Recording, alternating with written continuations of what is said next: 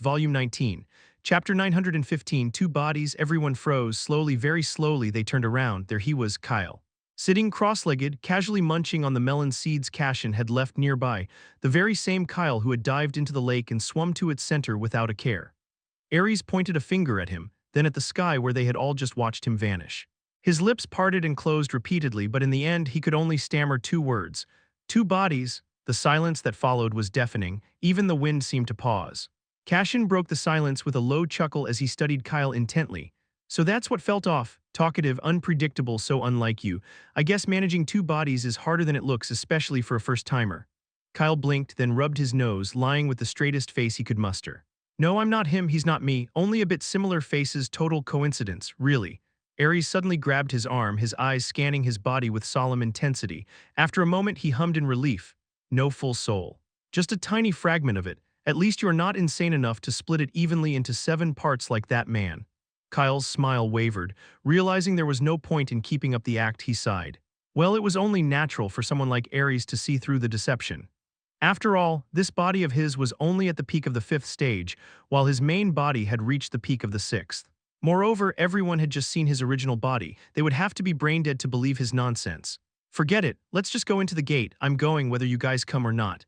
He turned to leave, but a firm grip yanked him back by the collar, holding him in place. Ares's low voice immediately followed. I recall you borrowed quite a few natural crystals from my clan. Now that you are stronger, how about returning them? Kyle blinked innocently. When did I? Ares raised a fist with an evil smile. How about I help you remember? Kyle's deep, glowing eyes widened. His entire attitude shifted in an instant. No need. I remember. He quickly rummaged through his shared mind space, the one linked to his original body, and pulled out a storage ring. With both hands he respectfully handed it over. What I borrowed. With interest, Ares squinted but accepted the ring. Upon checking, he found it packed with natural crystals. Pleased, he released Kyle's collar and patted his back like an old friend. Well, I didn't ask for interest, but since you're so eager, I'll graciously accept it. Everyone nearby visibly twitched. Some even turned away, second-hand embarrassment prickling their skin. How petty. 2 whole years had passed, and Ares still held a grudge over crystals. Cashin stood and quickly brushed off his clothes, striding toward the floating gate. Let's enter the lair of 3 ancients before the rulers return here. His crimson eyes flickered with something unreadable. Nathaniel was inside, he was sure of it, and he needed to catch up. He had to stop him from growing even stronger and make him die a death far worse than anything he could imagine. Silently, the rest followed after him. One by one, they leapt into the gate.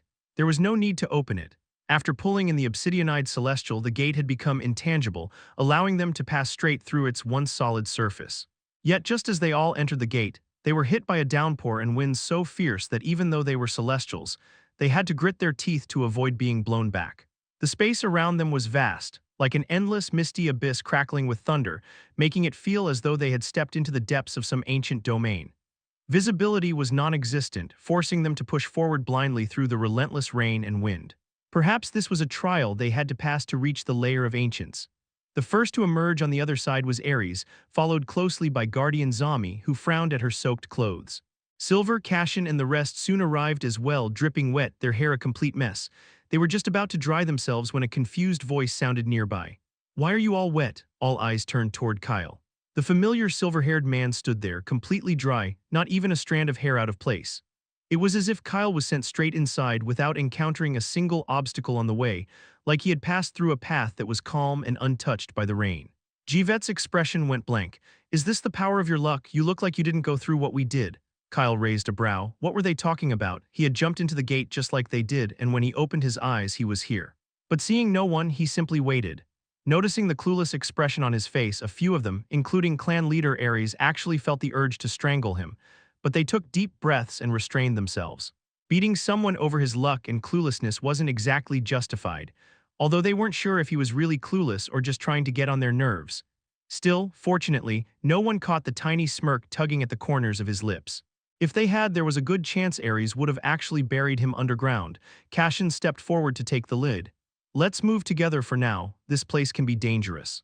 We'll split up after A. He had barely finished speaking and taken a step onto the mist-filled, dry terrain they had arrived in when a thick, vein-like tendril shot out from the ground, wrapped around his leg, and then yanked him underground.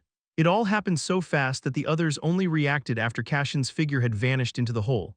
Kyle squinted his eyes to spot the man, but when he couldn't, he shrugged. He's strong, Don't worry, he'll manage. Let's move on and check out the area. Chapter 916, Too much luck isn't healthy either. Jolie, Ty, and Owen snapped out of their daze, their shouts echoing through the air.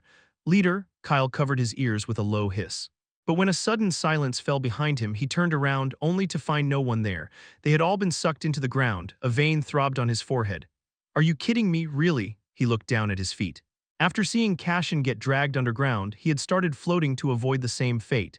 Why would they stay on the ground after seeing what just happened? Do they have no brain cells? He cursed under his breath in frustration.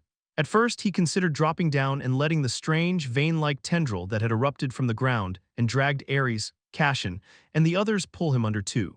After all, he had already tried to extend his senses in this place, only to find they could envelop just a few meters around him. Any farther, and they were immediately pushed back by a force that even sent chills down his spine, revealing just how strong it was. But realizing how powerful the group was, and that Ares and Guardian Zami were both at the 6th stage, he hummed and shrugged. They can take care of themselves, anyway, they are celestials. Besides, we were going to part ways soon, so this is for the best. Unbeknownst to Kyle, who couldn't see or even hear where or how deep underground the others had been dragged by the tendril, they who had been swallowed by a lake of magma after being dragged could see him as clearly as sky and hear him just as well. In their eyes, only a thin pane of glass separated them from him. But no matter how much they shouted or tried to extend their senses to reach him, everything was blocked by that clear, transparent barrier. Helpless, they could only curse and glare at the heartless, silver-haired man who floated away after merely shrugging his shoulders. In the end, all they could do was focus on survival, using their natural energy to keep their bodies from melting in the magma. The space around them was bizarre. It was like an endless ocean. The magma churned like a tsunami, fiery waves crashing into one another, trying to drag them somewhere far deeper. Worse still, it was composed of the natural law of fire and the natural essence of destruction, an ancient force that fueled the chaos, making it impossible to extinguish. Even Ares and Zami were powerless against it. So they had no choice but to cover their whole bodies with natural energy and let the waves of magma carry them away. At the same time, Kyle rose high into the sky, but no matter how sharply he focused, the mist around him swallowed everything beyond a short distance, leaving the layer of the ancients shrouded in uncertainty. Just how strong is this mist if even a powerful celestial can't see through it? Still, he drifted forward with a carefree expression. With his luck, even choosing a direction at random would surely lead him to the best spot in the layer of ancients, one overflowing with precious treasures. Over the past 2 years, although not entirely, he had come to trust his luck. He hummed a random tune as he floated forward, his pace neither rushed nor slow. And he had to admit, his SSS plus rank luck didn't disappoint him in the slightest.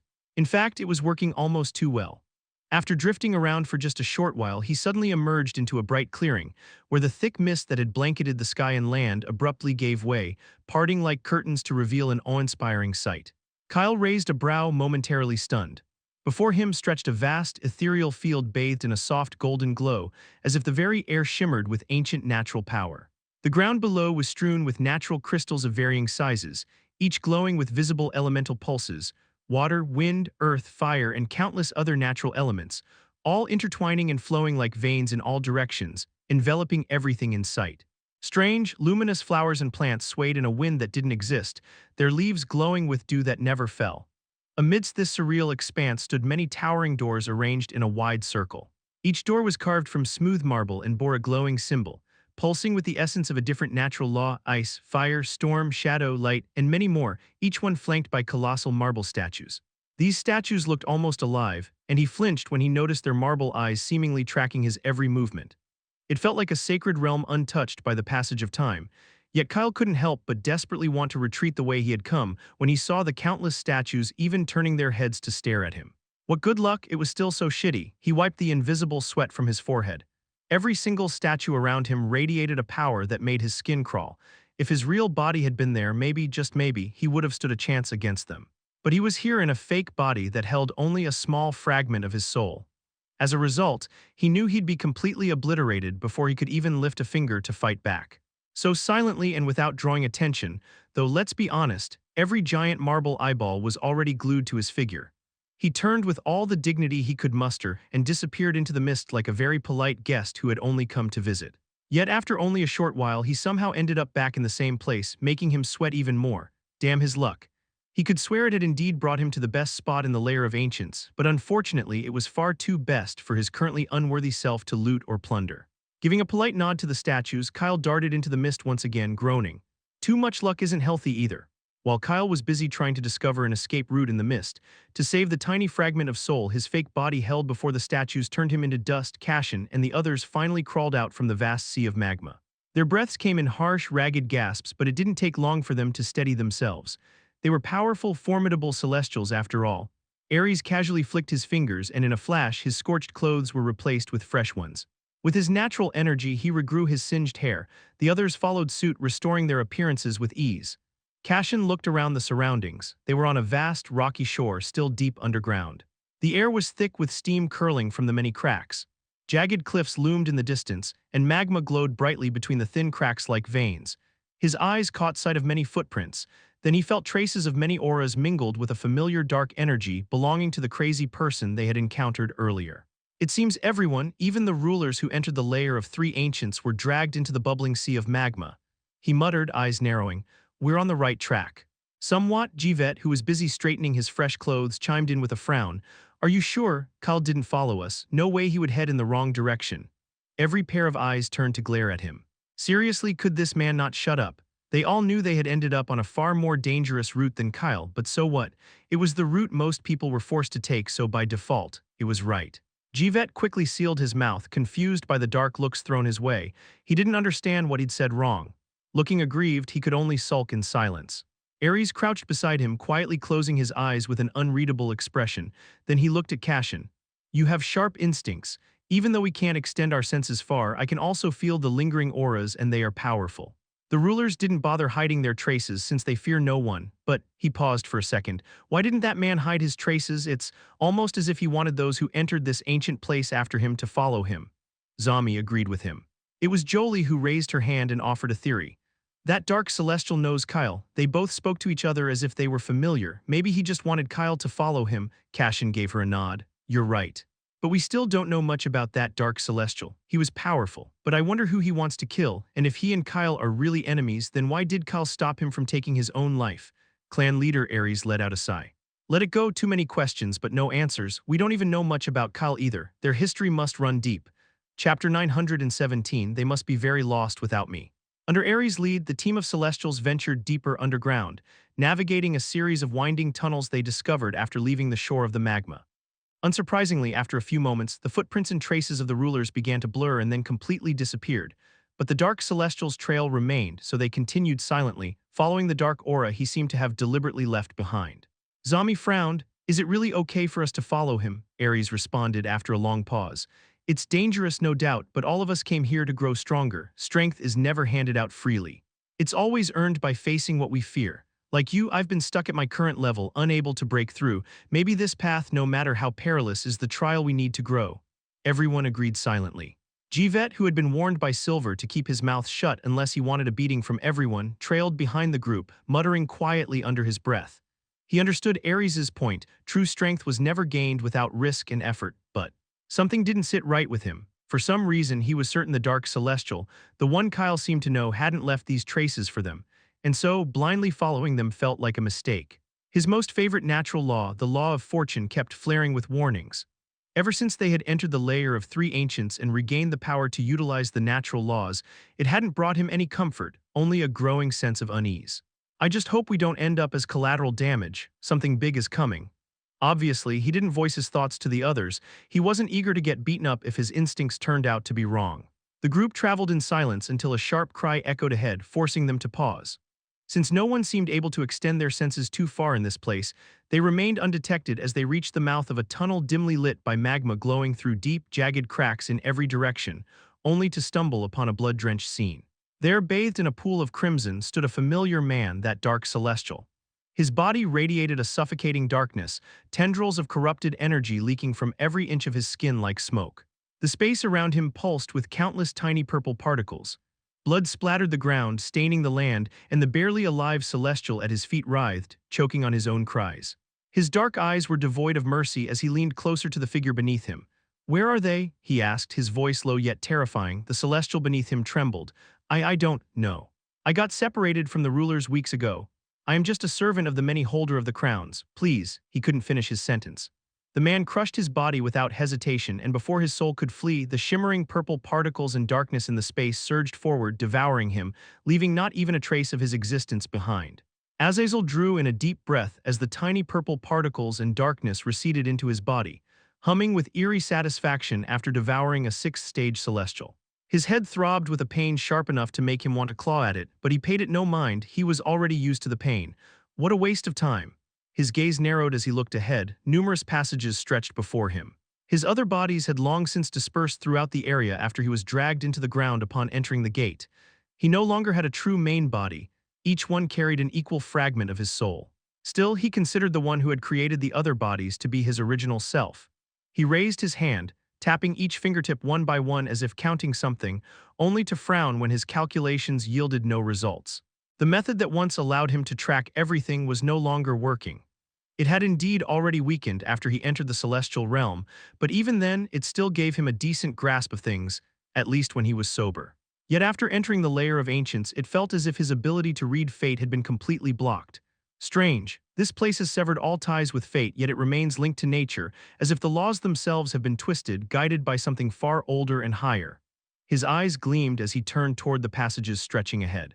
After a second, he chose the path none of his other bodies had taken.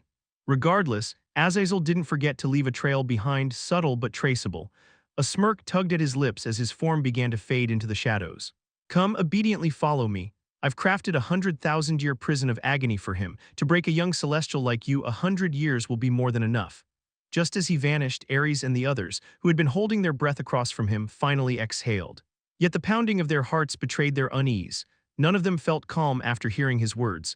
100,000-year prison of agony, what the hell was that? Just the name alone was chilling. Moreover, it was clear the final part of his last sentence had been directed at Kyle. This man was anything but sane. Cashin looked at the now empty, dimly lit space where a powerful celestial had been screaming just moments ago. But nothing remained of him. His lips stretched faintly as his mind raced with many possibilities. He's devouring flesh, blood, soul, even another's consciousness completely. Just how far is he willing to go to kill his enemy? No wonder his darkness runs so deep. Seeing the gleam in his crimson eyes, Ares immediately smacked Cashin on the head, snapping him out of his spiraling thoughts. Don't even dare to think about it. His eyes narrowed with a sharp glint, and Cashin instantly understood Ares already knew. He knew he was a dark celestial. The weight of that knowledge hung heavy for a moment. Then he gave a hurried nod, but inside his thoughts swirled like a storm. He was already dissecting what he had seen and trying to understand and grasp the ability, how Azazel had devoured another to grow stronger. It was brutal, merciless, but it worked. Power was power, no matter the means. Cashin clenched his fists. If someone like him could reach such terrifying heights, why couldn't he?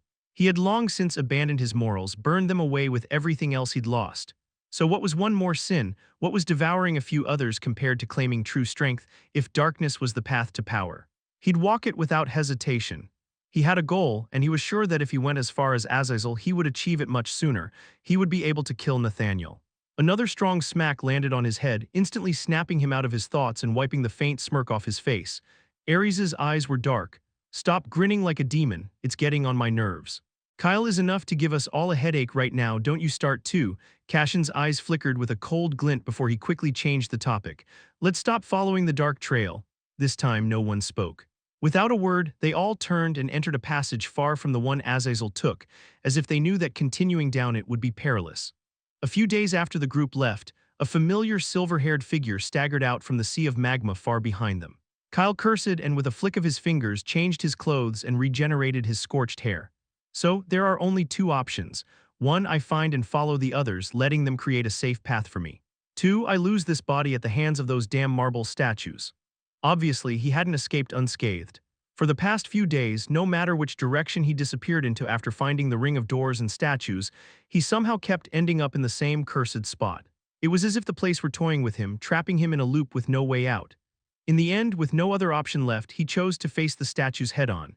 Cautiously, he stepped onto the land and first slowly bent down to gather the flowers and shimmering plants scattered around. But to his surprise, the statues didn't move, not even a twitch. Only their eyes moved. Encouraged, he grew confident. But who was he kidding? The moment he tried to approach the nearest sealed door, one of the statues sprang to life with such terrifying speed that, in the blink of an eye, Kyle was struck and sent hurtling through the air into the mist, coughing up blood. Lying there groaning, he muttered, Figures, guess I have no choice but to go back and help Cashin and the rest. They must be very lost without me. With a sigh, he pushed himself to his feet and dusted off his clothes, wearing a look of concern for his endangered friends. But he didn't forget to make one last dash toward the statues, carefully avoiding the sealed doors now that he knew what could trigger his end, and scooped up anything valuable in the area, tossing it all into his mind space like a seasoned scavenger. Then he began his search for a way back. It took a frustratingly long time to make sense of the twisted directions and realize the mist around him carried the power of the law of deception. But eventually, he managed to carve out a path and escape.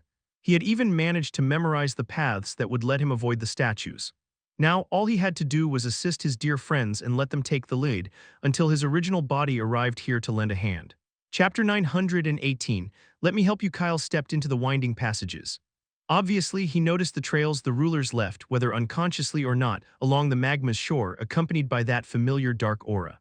But unlike Cashin and the others, he chose not to follow them.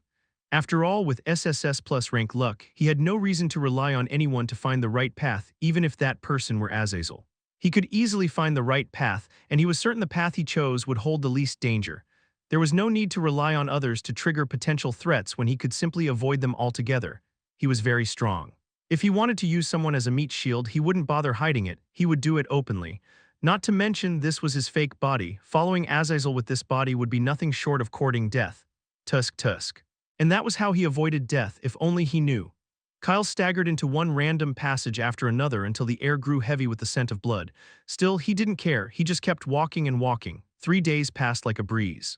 The passages seemed endless, and he almost believed he was trapped in a maze with no exit. So when he finally caught sight of light, he sighed in relief. It was golden in color, spilling from the end of the passage where he stood, but no matter how much he squinted, he couldn't discern what lay beyond the passage that gave off the light. Therefore, he rushed toward it, but just as he was about to step into the golden light, he paused, realizing he should take a look inside first. Taking a breath, he leaned his head forward instead of stepping into the light, narrowing his eyes. The moment his face crossed the threshold, a suffocating stench of blood struck him like a storm. It was followed by a chorus of screams, hoarse and ragged, as if the voices behind them had been crying out for many days. The golden glow fractured like an illusion, peeling away to reveal an abyss so vast it felt capable of devouring an entire planet. In the abyss, with no visible walls or end, countless powerful figures, most clad in clothes resembling those worn by guards who served the rulers, were being hurled helplessly to the left and right alike by the howling winds raging from both sides. Their bodies were slick with blood. Many even had their limbs torn off completely, scattering like shredded paper in a storm. They were clearly powerful celestials, yet they flailed like mortals, unable to fight off the crushing power of the raging currents. But the most horrifying and chilling part was what occupied their surroundings: dozens of crimson cracks, yawning open like monstrous maws, silently waiting to devour anything that came too close. And when something did, they tore it to shreds. Still, amidst the bloody chaos stretched a long, twisting golden bridge with no visible end, buckling at the center as if alive. Some celestials clung to it, their fingers bloodied as the bridge itself tried to hurl them off. The bridge seemed merciless. Yet those clinging to it continued crawling forward, searching for an end that might not even exist. After all, the moment any of them was thrown off, they joined those hurled through the raging winds like ragdolls. Kyle hissed at the sight. His gaze flicked across some familiar faces clinging to the bridge: Ares, Zami, and Cashin. The rest of their team had already been thrown off. He soon spotted the others, all flailing as they tried to climb back onto the bridge, the only solid foothold in the abyss, while avoiding the crimson cracks. Their bodies were bloodied, but they were all still alive. Suddenly, his solemn eyes sharpened, freezing on a distant sight. Far ahead of everyone, even Ares, Zami, and Cashin, 11 powerful figures advanced steadily, not on the bridge, but by jumping across massive cyan-purple petals that bloomed and dissolved in midair with each step. They didn't need the bridge, they didn't even acknowledge the storm. Each jump carried a grace born of strength, their movements fluid as they all advanced forward effortlessly, as though the howling winds themselves parted to clear their path. Leading them was Nathaniel, and beside him a strikingly beautiful woman in silver and brown embroidered robes, her face so cold and blank it seemed carved from ice. Kyle had never seen her before.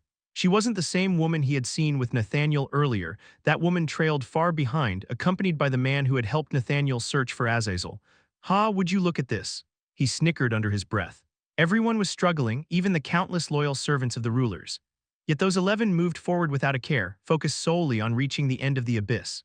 What made his expression turn cold and emotionless were the cyan-purple petals blooming beneath their feet, effortlessly supporting the ruler's weight and repelling the raging winds that tried to hurl them off. Those petals gave off an otherworldly aura. They weren't tainted but pure, yet he only needed one glance to tell they belonged to the essence that was stolen from Azazel. How disgusting, Kyle's brows furrowed. He tried to pull his head back but blinked in surprise when it wouldn't move. He froze, then tried again, only to realize that his head was stuck in the light. He could step in but not back. A speechless look crossed his face. Now he understood why all those powerful idiots had ended up in the abyss. The ones who stepped in and saw the chaos couldn't retreat to warn the others, so those behind charged in blindly. He tried using his hands to push his head back, but they passed into the light and got stuck as well, making him laugh soundlessly at his own foolishness. Good, very damn good job. How dare he call anyone else an idiot? He himself was one. While Kyle was busy cursing himself and debating whether to just step in, he failed to notice the darkness and familiar tiny purple particles gathering in the space behind him. A pair of familiar obsidian eyes emerged from the hissing darkness, settling on his stuck body with visible amusement. Their owner lifted a hand as if to twist his neck but paused midway, chuckling instead. You never take the path I expect, like a pesky bug, as if you know the one I want you on would lead straight to your death. He tusked and then hummed lightly, the obsidian eyes flashing with rare mischief. Let me help you. With that, he raised his long leg and kicked Kyle into the abyss before vanishing back into the darkness, taking a different path, the one guided by the voice calling him. I will see you soon. The voice had begun ringing in the ears of all his bodies 2 days ago, whispering in a delighted tone. It spoke of the darkness his body carried, not with fear, disgust, or any hint of apprehension, but with fascination. So twisted, so beautifully ruined. It purred, telling him that he reeked of perfection. He alone was worthy of inheriting its power, a force once infinite, now decaying, searching for a vessel before time erased it entirely. In return, he just had to swallow the entire celestial realm when he reached the end, because it had failed to fulfill that wish. Chapter 919, I'm Not Welcome. Kyle panicked as he felt the kick, his eyes widening as he plunged toward the abyss. He didn't even have time to figure out who the hell dared to kick him when he was so vulnerable. He could only manage a curse. The hex, but before the raging wind currents could sweep him away, he twisted his body in the air and grabbed hold of the golden bridge. His sudden grip jolted the bridge violently, causing a man and a woman clinging to it with all their strength to be swept away by the air like scraps of paper. Furiously, they cursed whoever had disturbed the bridge. Kyle hurriedly clung tightly to the bridge, crossing his legs and wrapping his arms around it to secure himself. He blinked at the shouts and curses of the two people, then shouted back, feigning innocence. Not my fault, someone kicked me. His words should have been drowned out by the chaos around him, but his voice was deeper and more commanding than most. It carried an undeniable authority, and the instant he spoke, numerous eyes snapped toward him, searching for the source. Ares was the first to notice him and shout, You bastard, how dare you show yourself after abandoning us like we were nothing? The powerful clan leader panted heavily. No matter what he tried, his injuries didn't heal in this place. It held a powerful, eerie force that suppressed all forms of recovery. Just let me get my hands on you, I'm going to strangle you this time. Kyle sealed his lips. He didn't even dare to breathe. What had he even done? It's true he left, but he has suffered too. Countless massive, powerful statues had tried to crush him with their weapons, yet he survived and came back to help them. Who would have thought his goodwill would land him in such a terrible spot? But the desire to strangle him after seeing him shrug and walk away unscathed when they were all dragged into a sea of magma wasn't limited to Ares alone. Cashin was quick to stare at his clinging figure as well. The man's lips twisted into a sneer. No, strangling's way too boring. Let's skin him alive, break his tendons, and toss him into the sea of magma. Then we can shrug it off and walk away just like this jerk did. Ares's eyes gleamed with delight as if he genuinely relished the idea. Ahead of them, Guardian Zami sighed in speechlessness. She wanted to kindly remind them that they were teetering between life and death. How could they be plotting to torture Kyle when they themselves were barely hanging on? But before she could voice her warning, Kyle looked at them with aggrieved eyes. I came to help, but I'm not welcome. His voice carried just enough sincerity to almost make her believe him, if not for the amused smirk tugging at the corner of his lips, which made Zami's eyebrow twitch. This man had a natural talent for getting under people's skin. She could almost see the fury brewing in Ares and Cashin's eyes, itching to go back and teach him a lesson. But unfortunately, they had advanced too far along the bridge. Retreating now would be a foolish risk none of them could afford. Zami could only console the two men. Stop looking at him and move. We need to find a way out of here, so we can save the others who are all struggling to stay alive. Her voice was ragged but steady as she dragged herself across the bridge, blood dripping from her hands. Still, her grip on the bridge didn't waver. Ares and Cashin exchanged grim looks and followed her. The two fell silent. However, the commotion they had caused had already caught the attention of a few pairs of deep eyes far ahead of the chaos.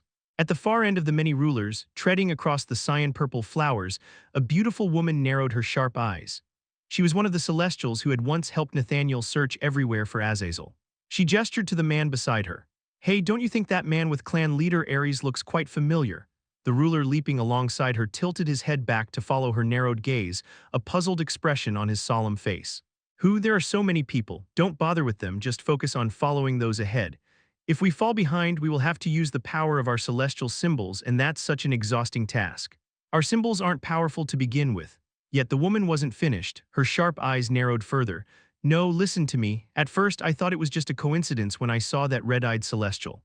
But how could two people look so alike? Doesn't he resemble one of the two men Nathaniel sentenced to Hell's Lair?" Obviously, she wasn't talking about Kyle. His current appearance was nothing like it had been when he was mercilessly thrown into Hell's Lair. Silver hair and green eyes. She had never seen him before. After all, even if the rulers had heard of a mysterious, silver-haired celestial who was rising to fame in the celestial realm for his ability to control both the laws of death and life, along with something cold and deadly, the rulers had never seen him in person. Moreover, most rulers have been lingering around the lair of the ancients since the place was discovered. It took them a lot of time and effort to unlock the Golden Gate, and they have no time to spare for him. Her whisper made several ears twitch. Sighing, the man beside her smiled. "Louis, he couldn't have survived after being thrown into Hell's Lair. It must really be a coincidence, or perhaps that Celestial is a relative of that young man. We can't sense his soul or presence here, so who knows?" The woman called Louis pouted. "Why do you never listen to me, Bastion? You know my intuition is razor sharp." The man just simply laughed it off. Initially, the ruler's eyes were on the front, but Nathaniel's gaze wandered back after overhearing the conversation, if only for a brief moment. His eyes darkened slightly when they fell on Cassion's familiar figure. He had overlooked him before. Who would have thought that this man was still alive? Chapter 920, The Abyss, Part 1. The cold beauty beside Nathaniel noticed the sudden shift in his mood. Her icy face curved into a wicked smirk, shattering her noble, impassive facade as she whispered, "Why get angry? Just dispose of the annoyance with a swipe of your hand." As she whispered, her robe fluttered. Nathaniel was momentarily stunned. He looked at the woman beside him, but she had already returned to her calm, cold, and noble demeanor. He, too, smiled softly like a noble saint, and with a wave of his hand, sent his power toward the Golden Bridge. Indeed, this woman was shrewd, just like him. Valence was one of the rare fortunate rulers, aside from him, to bear a complete celestial symbol between her collarbones, albeit without a defined essence, crafted from fragments stolen from weaker rulers who vanished before they could be known as crown holders in the celestial realm. And he knew she was the reason they disappeared and were never seen again. Although Valence and Nathaniel rarely interacted, each could feel the similarities between them, their cunning disposition, their patience, and their ability to skillfully cloak cruelty beneath a saintly exterior. And perhaps that was why they kept their distance. After all, when two devils share the same territory, one wrong move could turn an alliance into a bloody, deadly feud. They were both the most powerful in their territories and the most revered. Yet below their virtuous exteriors lay ruthlessness. This time, they had come together solely because of the lair of three ancients. The Golden Gate to this ancient place had not opened upon its appearance, and the rulers who found it could not decipher the strange language inscribed on it. So they were forced to call others and unite, as no amount of strength could break it open. It took an entire year before the gathered rulers found that only the blood of those who had a complete celestial symbol on their bodies could unlock the Golden Gate. When it finally opened, Nathaniel's and Valence's teams were the first to enter. No one protested, and the others willingly agreed to stand guard over the gate until their return, since Nathaniel and Valence were the ones who provided the blood that opened the gate. Only after they returned would the rest enter to seek the treasures. Anyway, it was better to let Nathaniel and Valence go in first to check for danger and create a map of the ancient place so they could avoid any unforeseen threats within. Who would have thought they could fail to guard the gate despite their vast numbers? Yet, they dare to call themselves rulers. Because of them, even many weaklings managed to enter the lair of ancients. Naturally, Nathaniel and his companions didn't know the full details. They were only angry that those outside couldn't manage even a simple task. Seeing Ares, the leader of one of the oldest clans in the celestial realm, suddenly appear in the abyss with his clan members had left them frowning. From the side, Valence observed the faint cyan golden light quickly flashing between Nathaniel's collarbones after he unleashed a wave of power toward the Golden Bridge. It was the power of his celestial symbol, a round, golden clock with a large chain that surged outward to form a protective zigzag pattern around his entire body. The emblem appeared between his collarbones just as the cyan-purple flower symbol there faded. Valence licked her lips at the sight of the symbol. "SHHH, No matter how many times she watched Nathaniel wield the power of multiple whole celestial symbols, a deep pang of jealousy always stirred within her. If only she could steal them, even one would suffice. But Nathaniel was like her, unyielding. He would never be seduced, let alone taken advantage of by anyone. She was also sure that, despite their outwardly equal strength, he was far more powerful. Still, she always wondered where he had obtained such powerful celestial symbols, for she knew they were not his. After all, in the past, while spying on him, she had seen his symbol. It was incomplete like hers. However, she could sense that it was stronger than all the other incomplete symbols. It carried an ominous charm, but he had never unleashed its power, so she had no idea how strong it truly was. It was a tailless symbol of a seven-headed snake, and he always hid it to conceal his true nature from those who observed him. Only after seeing the symbol did she stop spying on him and instantly abandon the idea of stealing from him. He had looked back with a dark gleam and a wide smile directly at the spot where she was hiding. It had been more than 1,000 years since that incident, yet she still felt a chill whenever she recalled that wicked smile. Valence had captured many weak rulers and absorbed their essence, yet she had never been fortunate enough to encounter one bearing a complete celestial symbol. Truly, it was such a disappointment. But she knew she was not the unlucky one. It was simply that no celestial after the first three, chosen by nature itself, was born with a complete celestial symbol. One could only obtain one after reaching the final stage of the celestial rank. Even then, those symbols were all incomplete, and she lacked the power to examine the bodies of the celestials stronger than her, especially the hidden ancient ones. Nathaniel having two complete ones showed just how fortunate he was. Even if he had stolen them, he had still managed to claim them. She was certain that, given another 1 or 2,000 years, he would become the strongest in the entire celestial realm, stronger even than the ancient rulers living in seclusion. Valence was jolted from her thoughts by the piercing cries of panic behind her. She suppressed a smirk when she noticed that the golden bridge, the only support in the vast dark abyss, had broken at the point where Nathaniel had struck and collapsed. The panicked cries of those clinging to it echoed as they plummeted into the abyss, only to be swept away by the cruel winds. Chapter 921, The Abyss, Part 2, Valence hissed inwardly at the noise. How damn loud and noisy. Yet her distant gaze stayed calm, revealing none of her inner thoughts, first resting on Nathaniel's leaping figure beside her before gliding toward the chaos unfolding behind. How did the bridge break? She murmured softly, her brows furrowing in concern. Her eyes swept over the guards they had brought with them, all struggling against the fierce winds far behind them. Even then, she didn't spare a glance for clan leader Ares and his clan members, who had also been caught in the turmoil. If only we could go back and help those floundering in the wind, but we can't. We have come too far and returning could be perilous. This place is too treacherous. Her lips pressed into a thin line, a shadow of guilt on her face for those trapped in the raging wind, their fate hanging by a thread. Nathaniel let out a sigh. It's not your fault, they are all powerful celestials, don't worry, they're capable of surviving, we'll help them later, just focus on moving forward and finding an exit. Valence's eyebrow twitched. When did she say it was her fault? This insolent man, how dare he subtly shift the blame onto her, yet she concealed her thoughts and nodded at him with a grim expression. Right, let's move forward, Louis chimed in from behind. Guys, stop talking and jump quickly, the pedals fade too fast. I don't want to be left behind and suffer in the abyss just because you are thinking about saving others. You two are just too good for your own good. Her words made several rulers' brows twitch, leaving them looking puzzled. They glanced around, thinking quietly to themselves, who among them was good. But seeing the pleased expressions on Nathaniel's and Valence's faces, they all shuddered inwardly. And who could blame them? After so many years together, some had realized that no one among them, not even the two ethereal and exalted figures leading them, was genuinely virtuous. Yet all of the rulers froze when they saw the shimmering cyan-golden clock symbol between Nathaniel's collarbones. No, they were not shocked by its appearance. They had seen him wield it a few times before, even though he preferred using the power of the cyan-purple flower celestial symbol. What startled them all was the menacing look on Nathaniel's face as he looked back.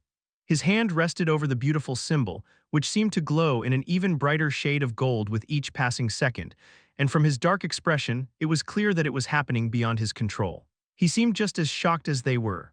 All the rulers around him could only watch and halt their jumps as the petals that had been guiding them forward, vanishing and reappearing, suddenly stopped in place. Nathaniel's sharp eyes darted frantically, searching for the reason why the power of time, which had never once misbehaved under his control, was suddenly growing agitated.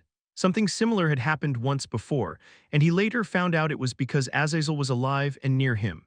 The celestial bones he had dug out of his body had shaken violently upon sensing his presence nearby.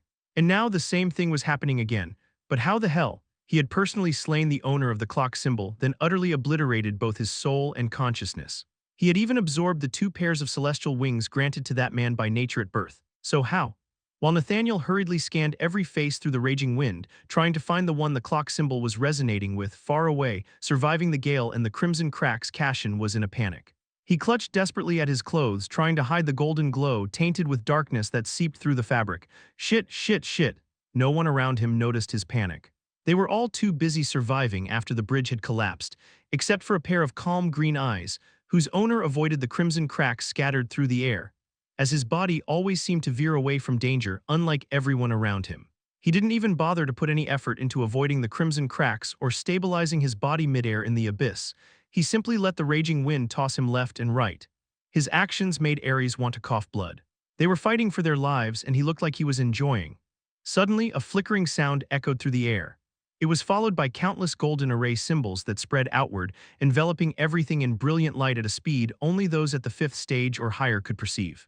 This astonished everyone, including the rulers. How could anyone create such a complex array so quickly? Even celestials needed time to form them in their minds. Naturally, an array required energy to stay active.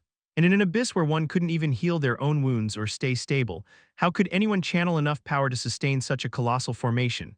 Yet everyone was left completely stunned as the space above the abyss shimmered suddenly with countless treasures, herbs and all kinds of rare plants, all dissipating to fuel the array's overwhelming power. The sheer sight left all the celestials dumbfounded. How could one possibly possess so many celestial treasures, and the freaking crazy scoundrel just wasted them all so easily on an array? Their hearts ached. Finding treasures in the celestial realm was difficult, especially those of celestial rank, and now they had to watch so many disappear right before their eyes. Even the celestials struggling to survive felt an urge to beat the person responsible. But it was clear their frustration had no effect on him. He hummed and grabbed several nearby symbols as if they were solid objects. The symbols immediately crawled around his arm, stabilizing him under his control and shielding his body from the winds. Immediately, all eyes turned to the tall, handsome man floating in the center. Sighing, Kyle slowly touched the space between his collarbones over his clothes. The golden glow from the surrounding symbols made the icy shimmer seeping from his garments appear golden as he murmured softly under his breath. Strange, it's agitated again. His voice was low, yet everyone who had fallen silent after seeing his wanton abuse of celestial treasures heard him clearly. Nathaniel's eyes zeroed in on him. Who was this man? Because he certainly wasn't the owner of the clock symbol. At the same time, Cassian blinked. The hand clutching his clothes loosened. His eyes were bloodshot, yet he burst into a laugh, the sound pleasant and genuine.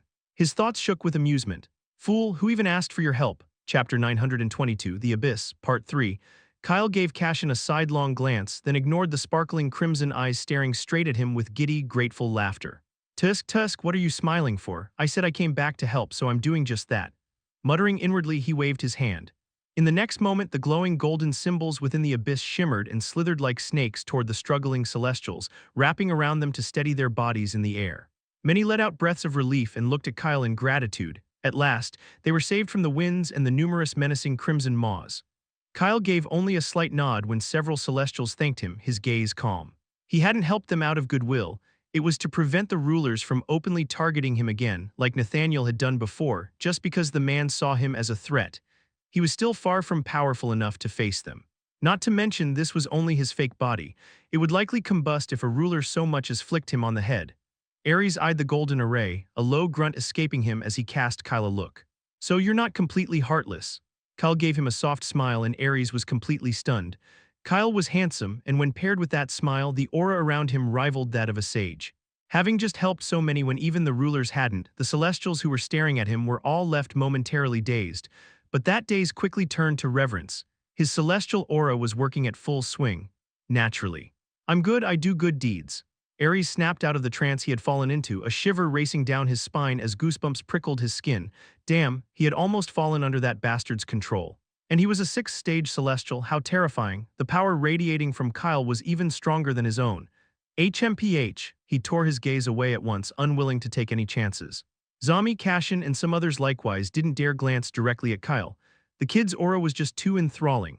As the chaos in the abyss subsided, Kyle's calm eyes met the piercing cyan gaze fixed on him, sharp enough to bore holes through him.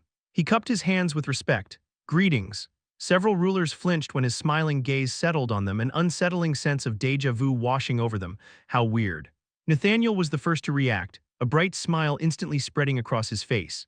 His smile, dazzling and confident, was far brighter than Kyle's smile, whose lips only curved slightly at the corners, as though he wasn't accustomed to smiling very often. Nathaniel rubbed the space between his collarbones where the clock symbol had finally eased. His voice rang out, loud and commanding, carrying vast authority, while a glint of superiority flickered in his gaze. "Who are you?" Kyle blinked and scratched his chin. "Is that really necessary? How about we focus on advancing instead? This place is quite dangerous. I created an array to help your people, but it won't last long. Once the energy runs out, the array will fade." He stressed the words "your people" with deliberate precision, making sure they all understood that he had just helped them.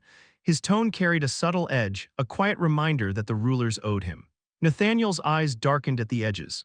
Was this person really implying that if he attacked him, his reputation would suffer? When in his life had anyone ever dared to so blatantly threaten him?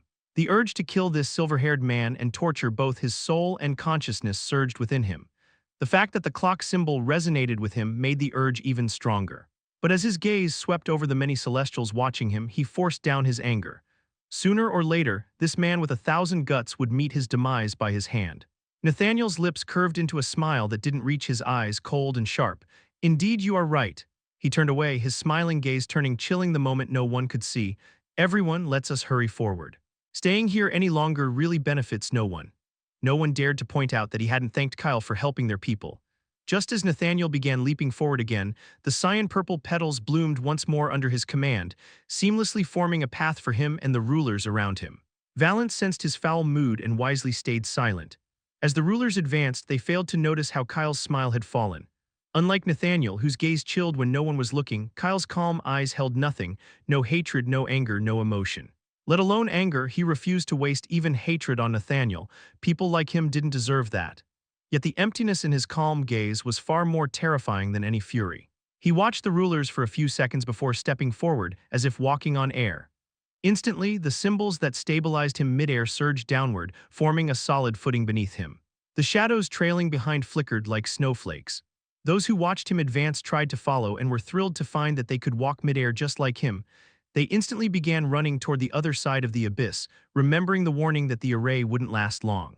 Clan leader Ares hurried to catch up with Kyle, still bewildered at how crossing the abyss now seemed like a casual stroll. He could see that a lot of Celestials were dazed by the turn of events, but their focus remained on finding an exit from the abyss. Ares patted Kyle on the back. "You were already powerful, and now you are a once-in-a-lifetime array genius too." Zami, Silver, Jivet, alongside Cashin and his teammates soon caught up to the duo. Kyle touched his nose with a chuckle. "Thanks for the compliment, clan leader. How about in recognition of all the good I have done today, you forgive me for past mistakes? After all, everyone deserves a little leniency now and then, don't they?" Ares' brow twitched, but he said nothing as they continued walking in silence. The rulers were already far ahead. Those with Kyle couldn't help but glance at him since he was moving so leisurely. Still, they didn't rush like the other Celestials and stayed close to him. Suddenly, Kyle veered to the left, forcing those around him to halt. Silver hesitated but spoke up. Wasn't the bridge leading straight? Why are you going in another direction?" Kyle's answer left them all speechless. "Because I want to." Unlike the others who froze in disbelief, Jivet hurriedly trailed after him, smiling.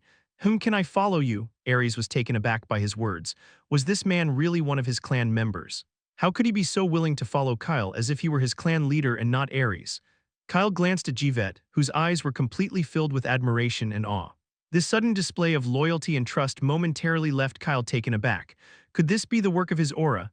No, that couldn't be. This wasn't his real body, so Kyle's celestial aura wasn't that strong. Also, Jivet wasn't weak either. Does that mean he willingly wanted to become his follower? That was a first. Kyle's brows furrowed slightly. He had never faced such an unusual situation before and wasn't sure how to respond. Still, he didn't mind it too much. He noticed Jivet was injured and waved his hand, healing him, then nodded calmly. "Sure you can." Jivet's eyes brightened even more as he followed after him. Behind the two, Ares' face was completely blank. It was hard to tell whether it was from disbelief or shock. One of his clan members had switched sides, without even glancing back. When Cashin and his teammates followed Kyle, Ares trailed after them with his clanmates, silently vowing that Jivet would receive a beating once they returned to the clan. Chapter 923, The Abyss, Part 4.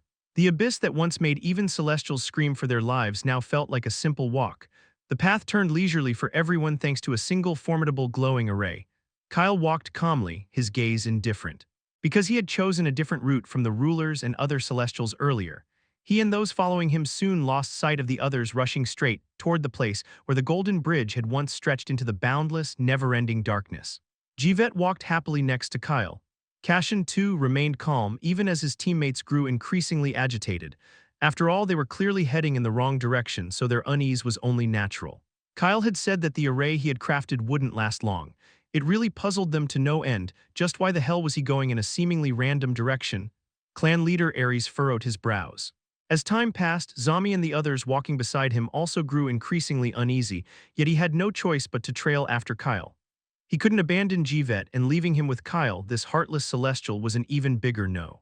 No matter how useless that fawning fool might be, Jivet was still a member of his clan. Ares also wanted to know exactly what Kyle was up to. He was certain the man had his reasons. Kyle was powerful, that was indisputable, and Ares couldn't help but wonder if he possessed some ability to find the exit of this abyss. If only he knew Kyle had no such powerful ability. He was as powerless as the rest of them, relying entirely on his luck. He might have just coughed up blood in sheer anger. But fortunately he didn't. Silence enveloped the space. Kyle wasn't a talker, much less Cashin. Clan leader Ares, on the other hand, only liked to speak at length when boasting of his hidden strength to new celestials with potential he wanted to recruit to his clan, pretending to be a weakling and revealing his power in times of distress to earn their reverence. So he remained silent as well.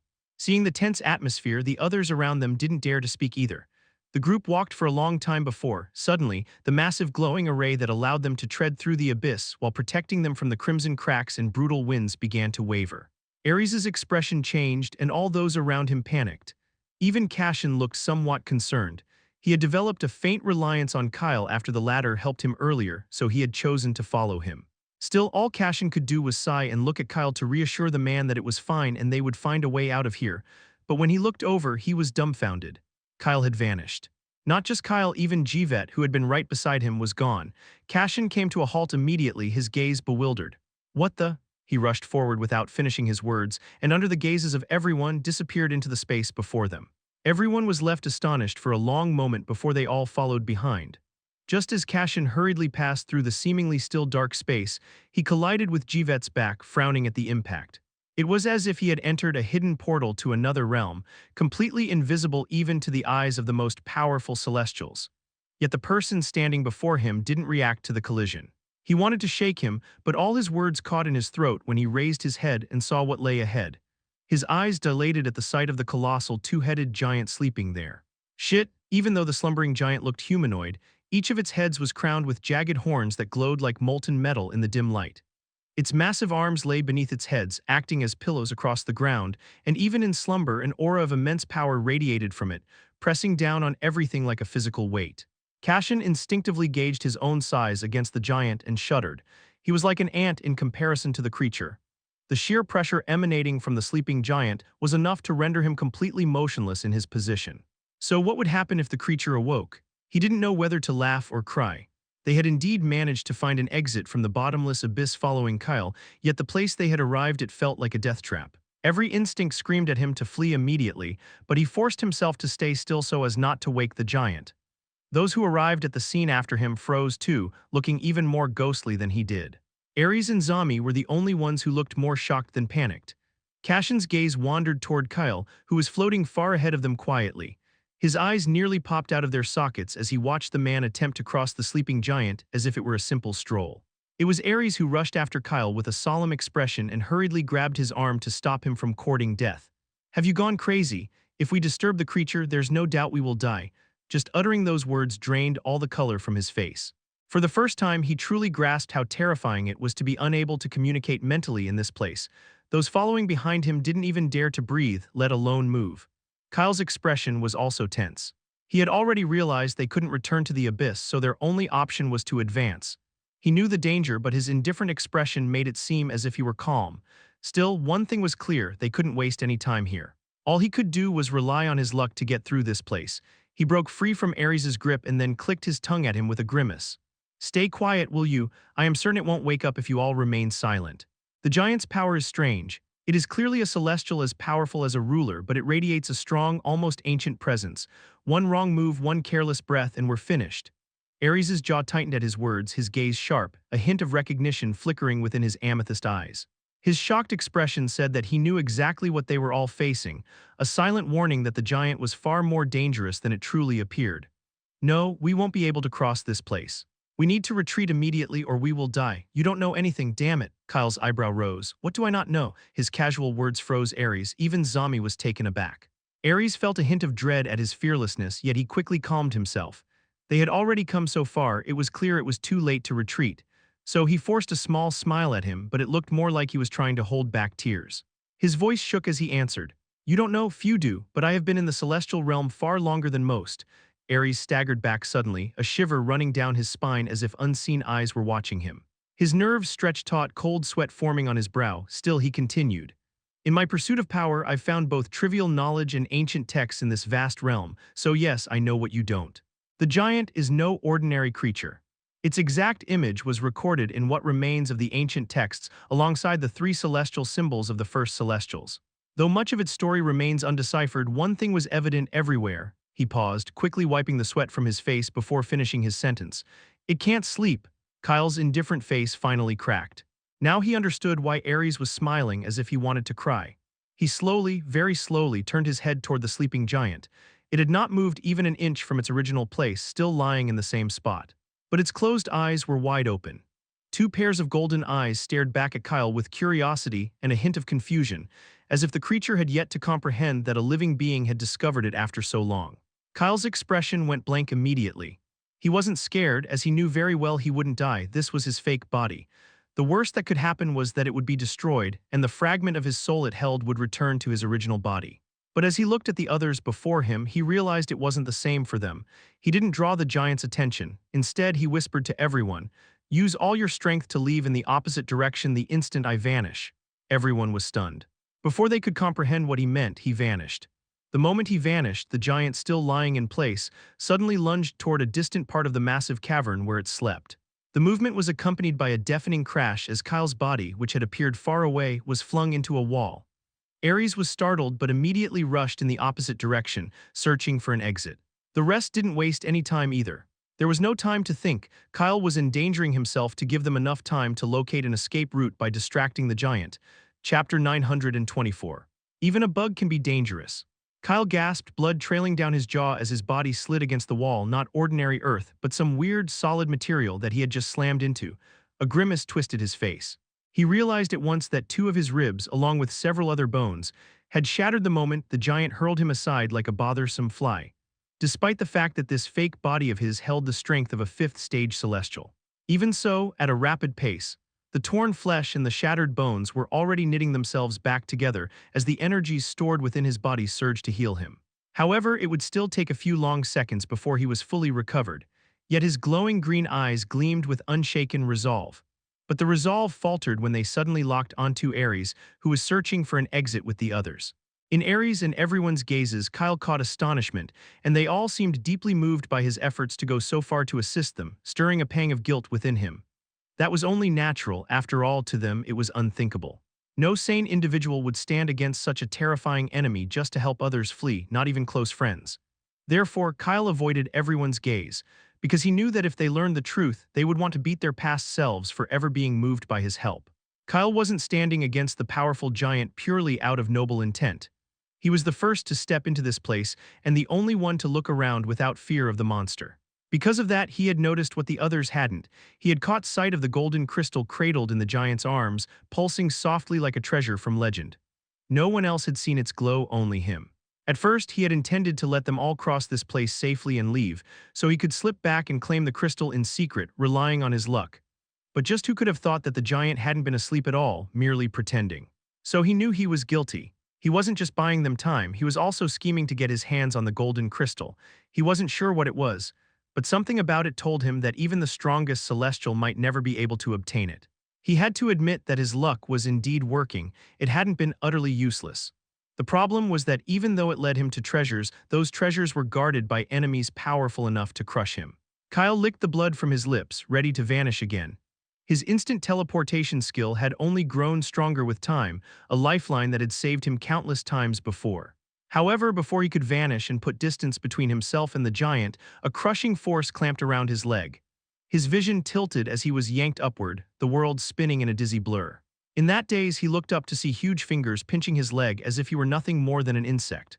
Finally, his gaze met those familiar glowing golden eyes, burning with a mix of terrifying power and a spark of excitement. The giant's earlier confusion had vanished, replaced by a gleeful gaze that studied him as if it had found a toy. At that gaze, a chill ran down Kyle's spine as he swallowed. He tried to move, but his body refused to obey. A powerful natural force had enveloped his body, holding him firmly in place. He let out a low chuckle despite the pressure, droplets of sweat trickling down his forehead as the glowing golden eyes quietly scanned him. It had only been a few small seconds, but Kyle couldn't take it any longer. The power of those golden eyes rattled his mind, as if they were trying to read and manipulate his thoughts. Kyle's deep, raspy, resonant voice echoed through the silent cavern, filling the space where no one dared make a sound. "Hi, how about you let my leg go? Even a bug can be dangerous when cornered by a life-threatening situation, you know him." His words made those searching for an escape route shudder against their will. Indeed, only Kyle was audacious and bold enough to still have the guts to speak out. Seeing his resolve, for a fleeting moment, they felt the strong urge to fight the giant alongside him, but they knew that it was impossible to defeat such a powerful foe. The best they could do right now was remain composed and use the time Kyle was buying them to quickly find an exit. And if they succeeded, they trusted that with his teleportation ability, he would be able to escape as well. So they poured all their focus into searching for a way out. The giant looking at Kyle understood what the human was saying, and for a second it felt the urge to laugh at him, but it couldn't. Kyle blinked and a few symbols flared to life around him, instantly drawing all the natural and divine energy within him and surging toward the giant's eyes under his command. The giant hurriedly shook its two heads but couldn't evade all of them. The symbols were tiny yet blindingly fast, as if their controller were unleashing every ounce of his mental power to move them. Two small symbols successfully slipped into one of the giant's eyes. It froze for a moment, yet nothing seemed to happen. The giant blinked, then sneered at Kyle, its lips curling in mockery, only to falter when it heard the human whisper a single word. Boom! The soft word that reverberated within the whole cavern was instantly followed by the roar of an actual explosion, as the symbols that had slipped into one of the giant's eyes detonated, forcing the towering creature to unleash a loud, blood-curdling scream. Kyle, whose leg was pinched in the giant's grip, was once again hurled through the air. But this time the furious strength behind the throw left him dizzy, his head spinning. A harsh groan escaped him as he crashed down, his body battered and barely able to move. Yet at that very moment, Cashin's clear voice rang out from the distance. "We found the exit this way." Chapter 925. Funds over, wiping the blood from his lips and chin, Kyle let out a laugh, loud and filled with mischief. While the giant screamed and clutched its bleeding eye, he promptly pushed himself up from the ground. If he could simply tear through this place with his strength or bypass its restrictions through instant teleportation to vanish, he wouldn't have to endure so much trouble. Unfortunately, a shame. His power wasn't enough to break the restrictions set within this powerful old realm, restrictions that even the rulers had failed to overcome. But finally, Kyle's eyes glinted as they locked onto the golden crystal that lay where the giant had been lying earlier, the same crystal he had been coveting. Then he simply vanished. What happened next stunned everyone present, because it happened so quickly that no one at the scene had time to react or even comprehend what just occurred.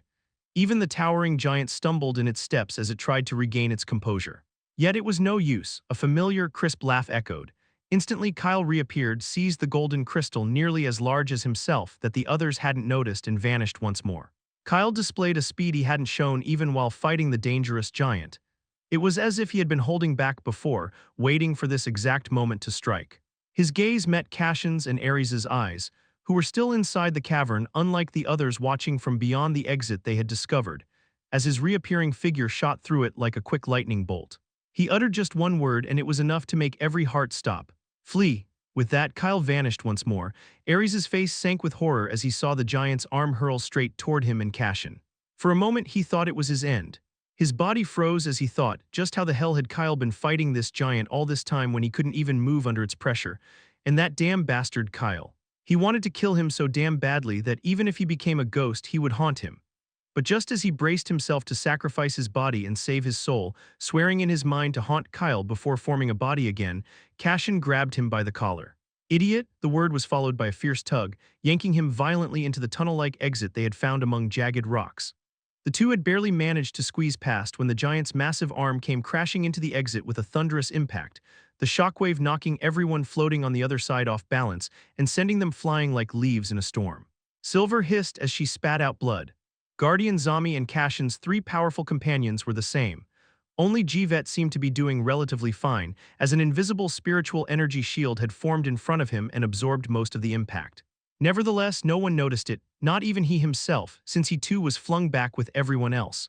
They crashed into the ground. The group had barely recovered from the earlier impact when the giant's angry roar thundered from the other side of the exit. It was so loud that their ears began to bleed. Cashin's furious red eyes fixed on Ares, who was still processing everything as he rushed in the opposite direction, shouting. He said, "Flee. You fish brain." Ares finally reacted and crawled to his feet, stumbling after him while shouting loudly, "Everyone run!" Silver, Zami, and the others followed. Immediately behind them, the giant began pounding on the narrow exit as if trying to break through and devour them alive. They didn't look back, their hearts racing as they ran into the space, enclosed by cold walls on all sides with only a single path ahead. Therefore, everyone failed to notice the familiar silver-haired celestial hiding in a corner, calmly holding the golden crystal. Kyle narrowed his eyes at the giant, which peered through the narrow exit with one of its remaining intact eyes locking onto him. His lips curled into a smirk. It seemed this giant was bound to that specific place and could not step beyond it. Though strong, it couldn't tear through the wall to reach him. He stared straight at the giant, resting the golden crystal beneath him as he sat atop it, slowly crossing one leg over the other. What can't pass through? A pity, the giant roared in anger and pounded on the exit again, but no matter what it tried, it simply couldn't reach this cunning human or wipe that infuriating smirk off his face. Kyle let out a chuckle. "Thanks a lot for the treasure, I'll make good use of it, don't worry." With that, he ignored the thrashing giant, which seemed intent on ending him, and turned his attention to the golden crystal. It was enormous, brimming with the pure power of nature, yet containing a strange presence that was uniquely extraordinary. He focused as he noticed something deep inside the crystal. It was an hourglass with sand perfectly balanced on either side as if still in time. The instant he sent his senses in to probe it, his heart skipped a beat as he felt a terrifying power contained within. Wow. What is this terrifying thing? It's actually radiating a power even stronger than my bloodline, which is at the peak of the 6th stage of the celestial rank. He paused mid-sentence as he suddenly recalled the engraved images of the 3 celestial symbols he had seen in the Hell's Lair and the narrative the old celestial he had defeated in Ares' clan had told him. "No way, it can't be what I think it is."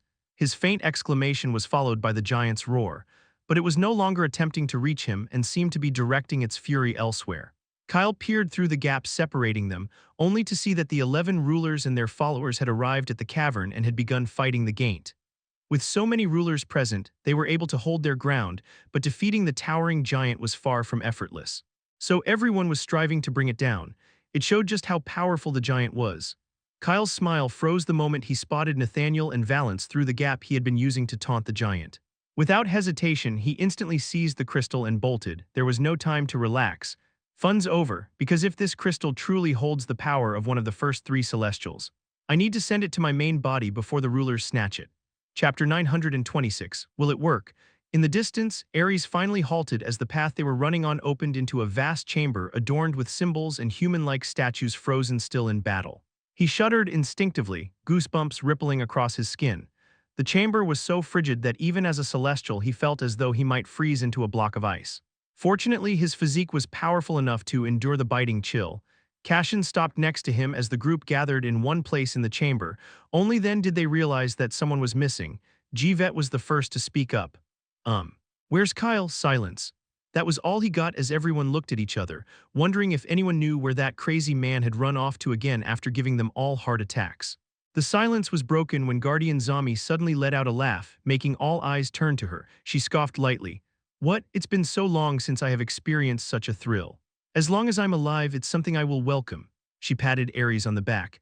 "Don't always be so quick to get angry. Think about it calmly. In a way, everyone here survived thanks to Kyle. Moreover, we are powerful celestials. If we don't face danger, will we ever truly grow stronger?" Clan leader Ares' body relaxed and a broad smile spread across his face. "You're right, absolutely right. It's just that Kyle is infuriating because he always gets away with everything he does. Sometimes I feel jealous, so I end up cursing. Tusk, why is he so damn annoying?" Cashin immediately nodded. "I agree." The others laughed at their words. After they calmed down, they finally began to examine the chamber. Ares and Cashin took the lead, with everyone else following behind as they moved through the chamber lined with statues. Jivet paused, his gaze settling on one frozen statue as tall as he was, locked in combat with several others. These look almost alive, he muttered under his breath. Suddenly, a weird thought struck him and blurted out.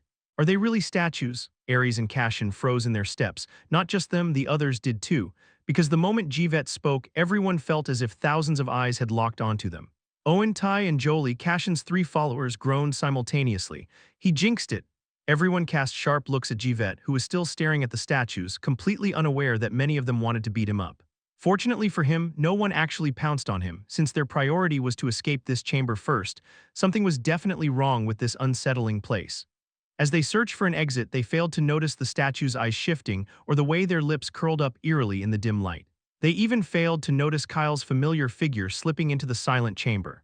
It was as if their already suppressed senses and detection skills, or even their laws, had been completely dulled in this area. Unlike them, Kyle spotted their figures up ahead, but with the crystal in his hand, he chose not to join them right away. He had already tried storing the crystal in his mind space linked to his main body but failed. Even storage rings couldn't hold it. In the end, he had no choice but to carry it openly, and to make matters more worse, the crystal was glowing and quite large. He searched around and found a hidden spot amidst the numerous statues where no one could see him from any direction. At that moment, he suddenly noticed a statue staring at him and he flinched. Hold on, wasn't it facing the other direction? No way, I mistook that. Kyle put the crystal down and stared straight at the statue with a frown. Should I destroy it? His words made the temperature in the area drop even further, but what he said next stilled the air with an eerie silence. Not even a powerful soul, just negative emotions and resentment gathered into a will by some law. And it thinks it can scare me, huh? Just how weak does this place think I am? Yes, I lost to the giant, but I am still someone who has mastered a number of natural laws that none can compare to. He patted the nearest statue. Stay still and quiet, or I really won't hesitate to smash everything here. And that was how Ares, Cashin, and their group, who had been on the verge of being dragged underground once again, survived the tragedy quietly. With a single threat, the will lurking in the cold chamber retreated. Having taken uncountable long years to form, it had no desire to be destroyed. Kyle felt a twinge of satisfaction as the eyes on him vanished. For the first time since entering the lair of ancients, he finally had a chance to boast about his strength and make someone tremble. After all, until now in this realm, he had been the one getting beaten at every turn. It really felt so damn exhilarating. He sat down with the crystal, sighing, I'm still not the strongest celestial I know, not as powerful as those who created this place. But as long as the enemy isn't a 7th stage celestial, they are easy to handle. Crossing his legs, he stared at the crystal, his mind searching for a way to send it to his main body. He couldn't teleport out of here, and there was no time to waste. The rulers could arrive at any moment. Then, the symbols he had comprehended at the entrance of the lair of 3 ancients flashed in his mind, and his eyes lit up. How about I create a teleportation portal using some of those symbols, combined with my own, to send it away? I can use the link between my fake bodies and my true one as the portal's reference point. He muttered under his breath. The crystal will drop near my main body, but will it work? And will my main body even notice a crystal falling from the sky? Kyle frowned. The risk was immense. There was even a chance his main body might ignore the crystal if it was moving. However, he had to make a decision. He couldn't carry the crystal and wander around this place filled with unknowns. After all, even if he managed to hide it for now, who knew how long that would last? Moreover, he had already found that this chamber had no exit, and who knew how long it would take for him to create one or meet the requirements to open a way out. He quickly ran the idea through his mind, first forming the teleportation portal in his mind in theory to check if it was feasible. Within seconds, he knew it could work. Casting a glance at the crystal, he poured his natural energy into forming the portal. All right, it's all up to my luck now. Hopefully I won't lose this treasure. With that, he placed the crystal into the portal, which vanished after swallowing it, then hurried after Cashin and the others, who would never believe their ears if they learned that, in just a short span, he had created a teleportation portal out of this realm solely to send away a treasure. They would probably think he was joking. After all, no one could imagine that he had mastered arrays to such an extent that he could do what even the rulers could not. Chapter 927, Outside the Ancient Realm. Simultaneously, outside the lair of 3 ancients, at the very heart of the celestial realm, near an ancient temple resembling 2 towering spires, a bloody battle raged as many rulers sought to kill a lone figure who wasn't even as formidable as them. The land surrounding the temple lay in ruins, the vast sky and earth drenched in blood, while mighty natural laws clashed and erupted in the air within moments. Amidst the ruins, a low chuckle echoed, laden with amusement and maybe even a trace of mirth. Hearing it, a ruler cursed, abandoning any pretense of dignity. His breath came in gasps, his garments torn. Why the hell won't he die? He's just one damned person who hasn't even reached the final stage of the celestial rank yet. His frustration and anger were shared by every ruler around him as they tried their best to capture the celestial who had just chuckled. Yet despite all their efforts, they could only watch helplessly as their target vanished every single time they drew near, convinced the man was finally cornered. One of them, an old man draped in dark, intricately styled robes, gritted his teeth. This seemingly sixth-stage celestial is too fast, too slippery. It must be due to the icy celestial symbol between his collarbones. His eyes secretly gleamed with a hint of greed as he proclaimed very righteously.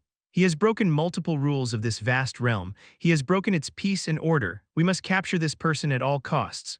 Almost all the rulers around him caught the true meaning behind his subtle words. After all, each one of them was itching to claim a share of the majestic, icy power of the celestial symbol this man possessed. They all echoed similar words. We must capture him. We must kill him. Use all your power. Don't hold back. Unlike them, the sole recipient of the threats appeared perfectly composed. Kyle wiped the blood from his lips. Although his clothes were torn in several places, he still stood tall, the familiar cold and majestic pressure radiating from him. His gaze fixed on the numerous rulers, both old and young, surrounding him, yet still unable to capture him. He brushed off his clothes, ridding them of the dust, blood, and sweat that had gathered from fighting and running around so long, and scoffed. So this is the power of the rulers. A playful smile tugged at his lips. After Azazel was abruptly pulled into the gate of the lair of ancients, Kyle became the sole outlet for the rulers' anger, those who had quietly stayed behind to guard it. Having failed to stop or kill Azazel, the one who had faced so many of them and still survived, they redirected all their rage and fury toward the only target left, Kyle. Moreover, they all pursued him to uncover the secret of how he, a sixth-stage celestial, had obtained a celestial symbol, or to see if they could snatch it from him. How could they possibly let go of such an opportunity? While following him, the number of rulers chasing him grew with each day as those drawn in by the commotion joined in. Now more than 20 rulers surrounded him. Yet even after so many days, they still couldn't capture him, let alone kill him. All the rulers managed to do was turn themselves into a spectacle across the celestial realm, spreading humiliating rumors that all its mighty figures were chasing a sole sixth-stage celestial, yet couldn't even manage to catch him. The weaker celestials had even begun whispering that a new force was rising, one that would soon become the sole supreme ruler of the celestial realm. And it was the formidable silver-haired celestial who had been leaving his mark across the lands for the past 2 years. Truly infuriating, Kyle noticed their powerful attacks. Yet his smile didn't fade. In truth, he knew that his fake body was near the gate of the lair of ancients with Ares and Cassion. So he deliberately lured the rulers guarding the gate away to give them a chance to enter the ancient realm. Originally, he had planned to shake off the rulers and enter the ancient realm too, but he had underestimated the rulers' greed. He never imagined these celestials would be so relentless, chasing him for this long. He continued fleeing, knowing that if he faced them all head-on, he was done for. So he kept escaping and evading while occasionally striking back. However, he couldn't completely shake them off. His instant teleportation skill was just enough to dodge their attacks, but not enough to fully lose them or erase his tracks. Like pesky flies, they always caught up. He still had plenty of natural energy left in his body, even after struggling for so many days. As a celestial capable of controlling numerous natural laws, he wasn't weak, but he knew he couldn't hold out forever. It was time to devise a plan to escape this pursuit. Otherwise, who knew when his body might give out from exhaustion? He had no desire to lose his body and create a new one. The resources required were immense. Also, his physique was on the verge of breaking the limits of the sixth-stage celestial rank and entering the boundary of the final stage. All his hard work would be wasted. Therefore, he decided to provoke them, drawing out his mocking, amused words. If yes, I must say I'm disappointed. His words successfully irked and provoked the already seething rulers. He intended to use their anger to his advantage and flee at the right moment. Yet the one who replied was not among those surrounding him. The cold, emotionless voice of a man echoed from the temple behind him, a place everyone had so far ignored. Indeed, but who gave you the courage to speak such arrogant words? Young man, Kyle's ears twitched. He wanted to snort in response, but the pressure that descended on him nearly forced him to his knees. The faint cracking of his bones under the strain echoed crisply in his ears. Still, he clenched his jaw and vanished just before the figure who had just spoken could grab his neck. Chapter 928. What the damn is this now? Appearing far away through his clouded vision, Kyle caught sight of a middle-aged man clad in a blue cloak draped over his shoulders and fastened with a clasp, who had just emerged from the old temple. The man was tall and looked genuinely taken aback that Kyle had evaded him. A few others, a pair of old men and a middle-aged woman, all wearing similar cloaks, followed him out of the temple. At their appearance, the surroundings immediately fell silent. All the rulers froze in their tracks, visibly shocked. The eldest among them quickly placed his hand over his chest in a gesture of deep respect. "Ruler Yij, please forgive us. We were chasing someone and momentarily forgot that this ancient temple is where you and your companions reside in seclusion." Kyle narrowed his eyes at the newcomers who were staring back at him. He frowned. Strange. What was this familiar feeling? He felt that the aura of this Yij person was oddly familiar, as if he had sensed it before, though he couldn't recall where. It would have been one thing if the aura were merely familiar, but he felt an immediate aversion toward this person, as if he had wronged him. His gut feeling had never been wrong. That was why instead of fleeing he couldn't help but blurt out, "Have we met before?" Yij raised an eyebrow, muttering, "Perhaps." He narrowed his eyes at Kyle. "Maybe you are one of those I guided or noticed during their trial to cross the final boundary to become a celestial. Not that I remember each and every one I helped." His disdain-filled voice faltered as a vivid old memory resurfaced at the back of his mind, and his eyes widened in shock. One of the two old men behind him also froze, recognition flashing across his face. The old man shouted in disbelief at Kyle. "It's you!" His old eyes bore into Kyle's body with unconcealed shock and astonishment. "But how?" he muttered, pausing for a moment. "Barely 3 fleeting years have passed since Yij and I saw you cross the final boundary to enter the celestial rank. How are you already at the peak of 6th stage?" His words sent shockwaves through everyone present. Even Yij flinched, recalling how he had meddled when Kyle was passing his final trial to become a celestial. He had even made the entire process far more difficult for this kid. He and those standing behind him had comprehended an ancient, unique natural law, which allowed them to take advantage of periods when nature was most lax in an area to subtly intervene or assist whenever those in the lower universes were crossing the final trial to enter the celestial rank. This earned them great respect because, although not very powerful, they held the formidable ability to prevent anyone from becoming a celestial if they chose to. Therefore, many celestials would often seek their help if they wanted their family members to ascend to the celestial rank more quickly. Even if no one asked, Yij had a bad habit of intervening whenever he sensed that a young person was crossing the final trial to enter the celestial rank. He would always cause them to fail their final trial to become a celestial, believing these youths were still too inexperienced. Yij recalled what he had said in displeasure when he first saw Kyle. "He is far too young. Does he even have enough experience to understand the responsibilities of a celestial? He has reached this place only because he was born with something special." The old words rang in his head. "Not even 40, just a young cub who has barely crawled out of his mother's womb." Yij finally shook off his daze as the middle-aged woman beside the old man spoke, her frown sharp with disbelief. "Impossible. How can someone reach the peak of the 6th stage of the celestial rank in just a few short years? Everyone present here is several thousand years old. Have you ever heard of anything so absurd?" Before anyone could respond to the woman, Kyle's voice cut through the air. "I see, we've indeed met before." He paused, his gaze sharp. "No, the correct way to put it is that you have seen me before, but I haven't." He wasn't an idiot. Just now, after hearing the newcomers, he connected the dots and finally understood what had happened. A laugh escaped his lips. Kyle finally knew why his final trial to become a celestial had been so difficult. Wasn't it very strange? Nature favored him, he was the luckiest. Thanks to his bloodline, his potential was immense. Yet, unlike how he had advanced through the lower ranks as if taking a walk, entering the first stage of the celestial rank had felt like scaling a towering mountain. Why had the difficulty increased so much? It was all because of these bastards, damn it. Now he got why he felt ill will toward Yij. They were meant to be enemies, if only he could beat him up. But for now, he needed to escape. He could settle his past grievances later, once he reached the peak of the 7th stage. With that thought, he blinked and tried to vanish in a random direction using instant teleportation. Yet before he could, a heavy pressure shattered the space around him. He cursed as he saw Yij, the one who had tried to grab his neck earlier, rushing straight at him with an excited gaze. The middle-aged man even cooed softly. "Don't run. I just want to know why the power you were born with has grown so much. It was clearly just a weak essence when I first saw it, but now it has evolved." Without hesitation, Kyle unleashed all his natural laws and fled once more, pushing his speed to the absolute limit. The man's smile was unsettling, eerie and terrifying enough to send chills down his spine. Many had sensed his icy power, but none had ever discovered its source. This man, however, was after its origin, his bloodline. He knew where Kyle's power came from. "The hell, I don't owe you guys anything. Stop following me like I've robbed you." He dodged a few attacks and fled without looking back.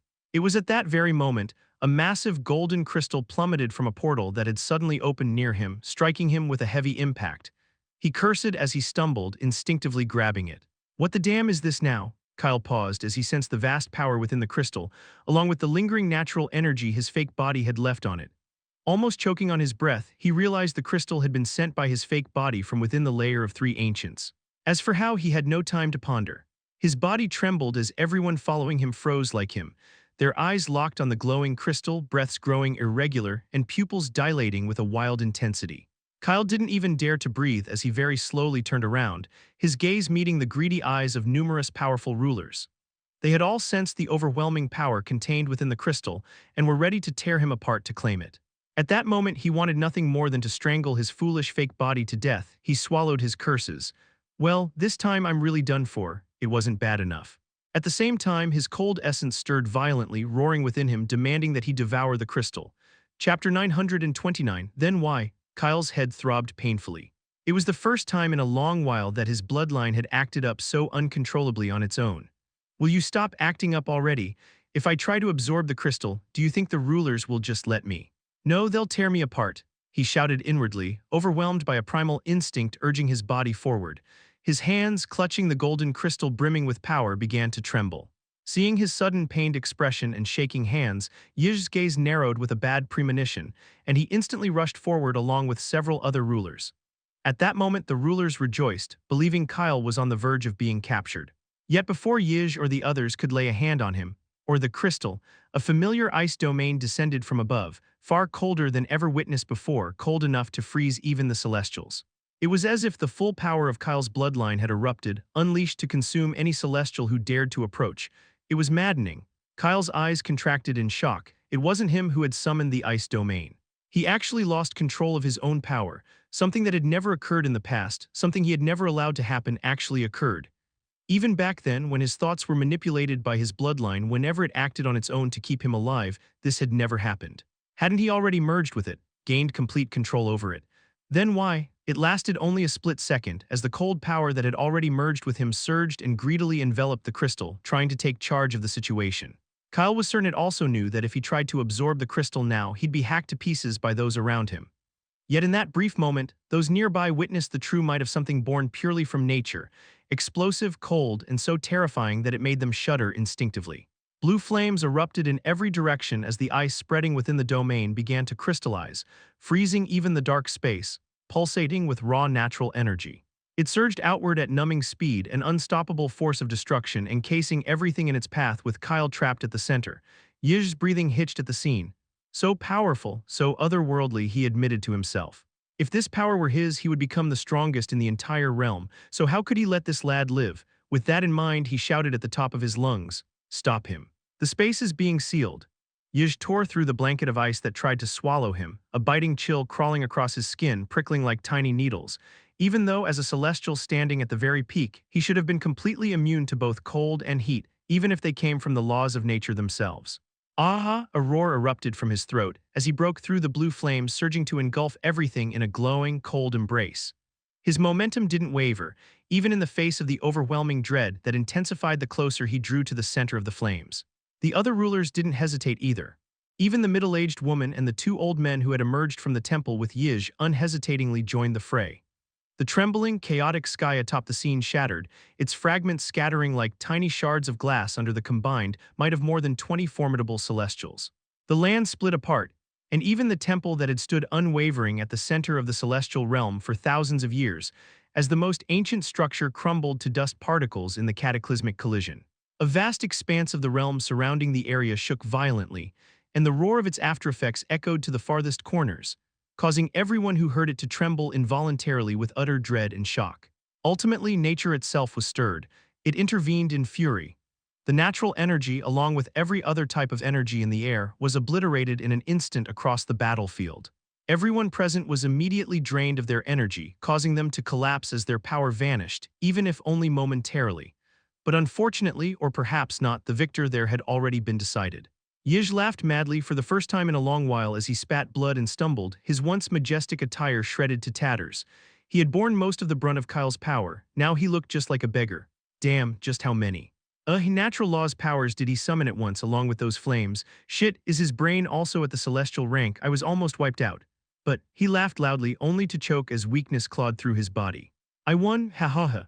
Yij quickly dragged himself toward the heart of the devastation, yet couldn't help but marvel at how surreal and ethereal the scene still looked. All because of Kyle, ice flakes danced down from the sky and tiny shards of crystallized ice shimmered like scattered stars across the shattered land. The remaining rulers in the area rose one after another, most missing a limb or two and bearing grievous injuries. Only Yij's body was still intact.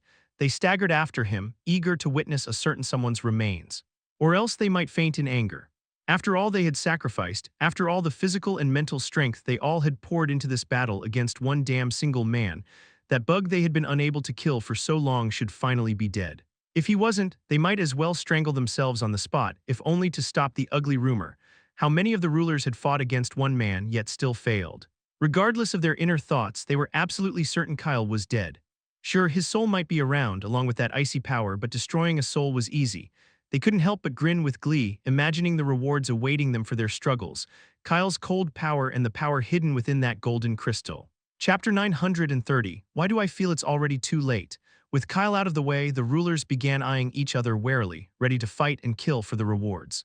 After all, each of them was absolutely unwilling to share anything. They were greedy and wanted everything for themselves. It was clear that another brutal battle was inevitable, and now, the rulers present had become each other's enemy. Yij was the first to reach the center, digging through the ice in search of the golden crystal and Kyle's soul. That kid's body should have disintegrated under the onslaught of so many natural laws, so he was searching for his soul and icy power. He hissed softly as the sharp ice cut into his skin, the pain intensified since he had no power left in his body to protect him. Nature was truly brutal. It hadn't left even a tiny drop of energy in him or in the surroundings. Yij knew it would take a long time for him to recover fully, still, it had been worthwhile.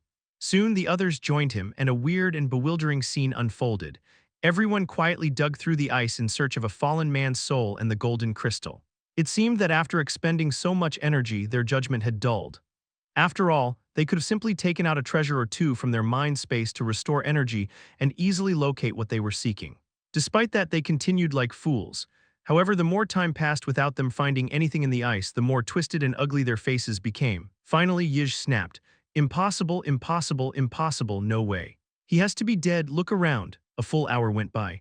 By now, every ruler was panting, their bodies trembling with utter exhaustion. Their minds were clouded. Beads of frost clung to their faces and hands, their eyes wild with desperation. It was at that moment that one of them suddenly stiffened as he sensed a familiar power lingering in the ice he was digging. He stuttered as he shouted mockingly, Stop, stop looking. He's gone, he's not here." Everyone snapped their heads toward him, their faces filled with rage, hands itching to stab him to death. Yet he could do nothing but laugh pitifully with a blank expression. "Ha ha ha, he created a teleportation portal to run away while we were fighting our way to him. You idiots, did you all forget that he was a master of arrays as well?" "Ha ha," his laugh rang with a wild, unhinged edge as he repeated the main point mockingly. "He's also a master of arrays." The other rulers froze, the realization hitting them like a physical blow. Their greed, their certainty that the battle was already won, all shattered in an instant. Some sank to their knees, while others clenched their fists so tightly that their knuckles whitened, teeth grinding in fury. But all they could do was curse. Yij slumped dazedly onto the ice. "We indeed won the battle, but he didn't even stay to fight that battle. Then, who did we actually defeat? How truly tragic." His words struck a deep nerve.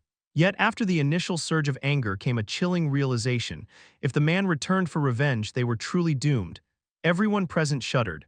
Kyle had already been a calamity in just the short 3 years since becoming a Celestial. How much stronger would he become once he absorbed the power in the golden crystal and returned? No, what if he began hunting them down one by one? With so many of them together, yet still unable to kill him, how could any of them hope to survive alone? One of the rulers suddenly grabbed his tattered robe and started running away. His parting words were rather shocking. "I'm leaving this realm. The tomes of my family back home need some offerings." Someone kindly reminded him, "You are a Celestial. You can't go to the lower realms, the balance will be stirred." Only to be met with a tearful laugh. "I don't care shit, I just love my life." As if sharing a tacit understanding, many rulers followed suit and quickly fled, each planning where to hide until Kyle was dealt with. Even the rulers who had followed Kyle from the moment they saw him outside the gate of the lair of ancients ran away. They didn't even dare return to guard the gate. As long as that man was alive, there was a chance they might die without even knowing how. Heck, he might even come back right now to wipe them out. After all, in their current state, that man's power was enough to kill them multiple times over. In the end, only Yij, the middle-aged woman, and the 2 old men who had emerged majestically from the temple alongside him remained at the scene. Yij cast a wary glance at the old man who had stood by his side the day he first met Kyle, and even interfered in Kyle's final trial so he couldn't become a celestial. Old man, why do I feel like I'm going to die soon and in an extremely terrible way? The old man coughed violently twice. It's okay, we can hide in the temple. It's fortified with an ancient power capable of withstanding even the peak celestials.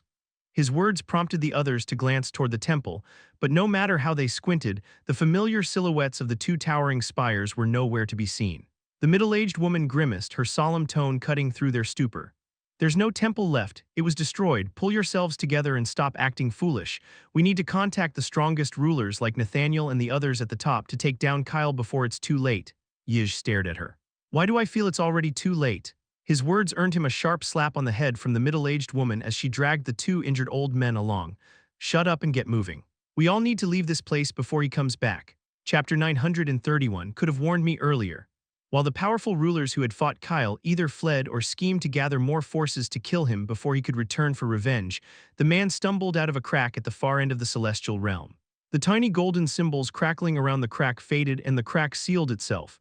His face was ashen, the left side of his body badly ravaged with nothing intact. The exposed white bones and red veins even revealed his slowly beating heart.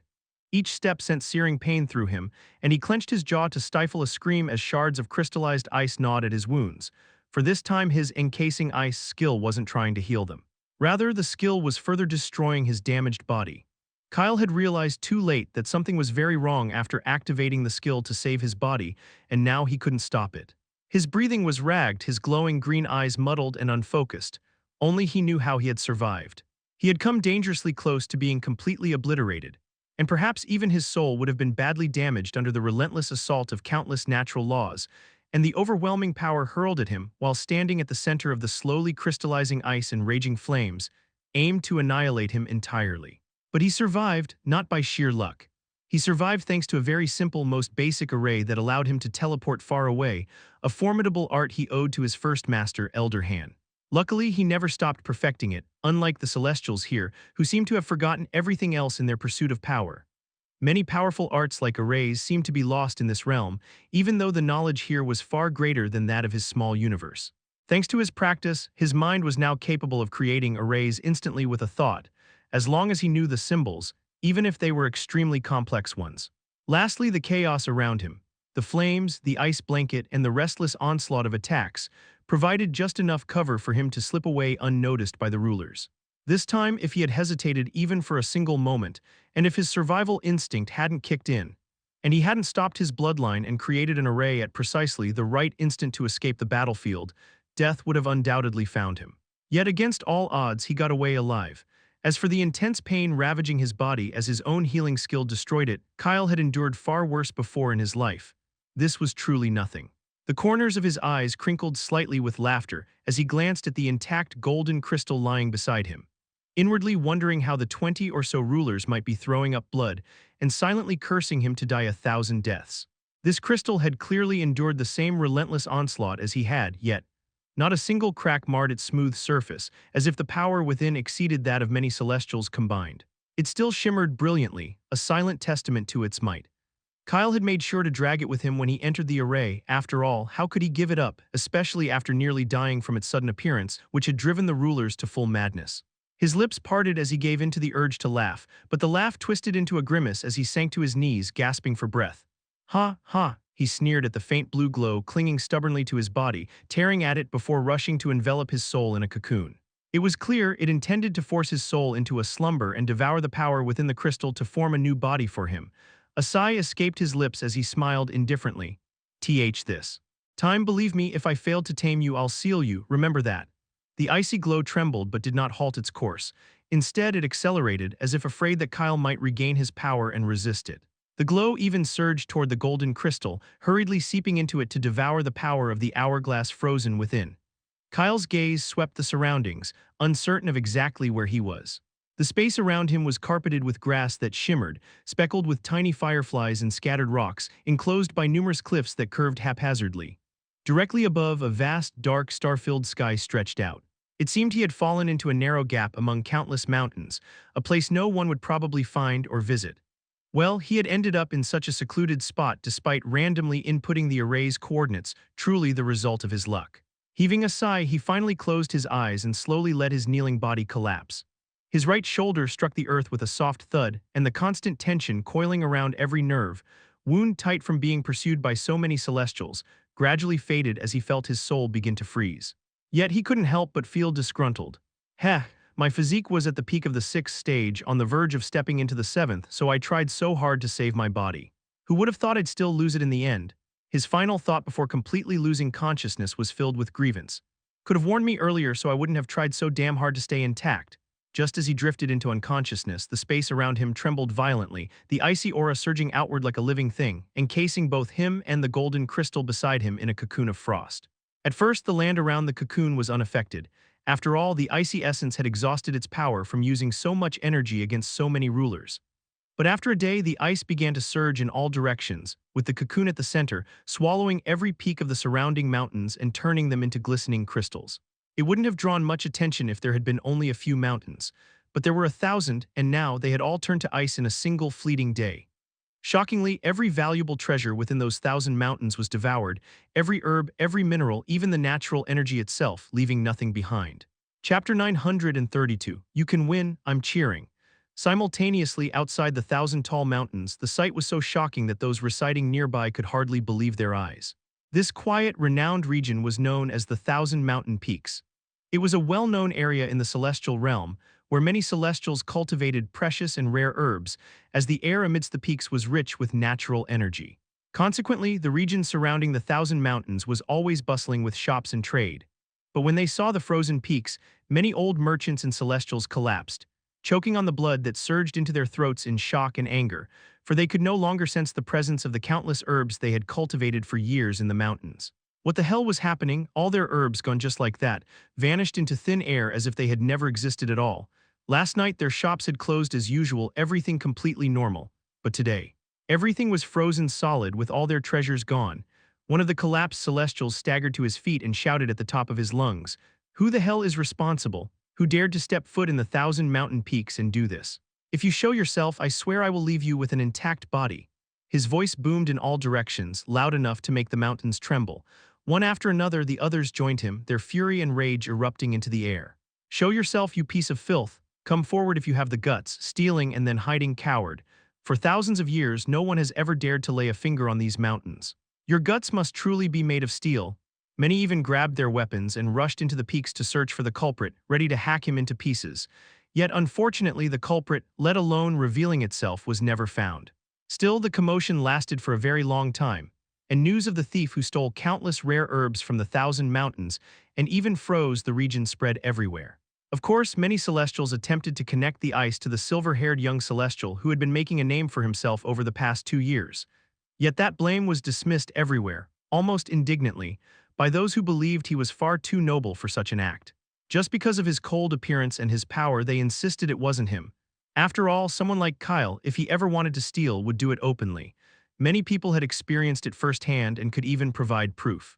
Well, it was clear that the celestial realm already had a good sense of what kind of person he was. If only they knew he didn't only steal openly, he did it secretly as well. It was just that when he did it secretly, no one ever found out. But this time, it had been completely accidental, or perhaps not. From Kyle's perspective, he could only say that while asleep, he subconsciously felt the natural energy around him had thinned. So he had unconsciously begun spreading his aura to get more from the surroundings. Who would have imagined that he would consume everything in the area? It was undoubtedly the work of his bloodline. Unfortunately, he'd soon realize that this time it wasn't his bloodline being greedy. It was entirely his own doing. When Kyle regained focus, he found his consciousness floating in a vast, familiar expanse, surrounded by cold flames, the very place where his celestial lake was. Below him lay the serene, colorful lake, teeming with many little fish that leapt toward his form to touch him, only to be scared away by the surging icy flames. He gazed around, heavy with lethargy, wondering why his consciousness was floating above the celestial lake. What about his body? According to what usually happened, his bloodline should have created a new body for him, right?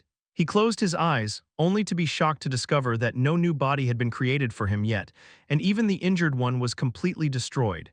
His soul was trapped inside the ice cocoon. What the actual hell? Kyle frowned as he tried to leap out of the blue flames, only to slam against a wall of transparent ice.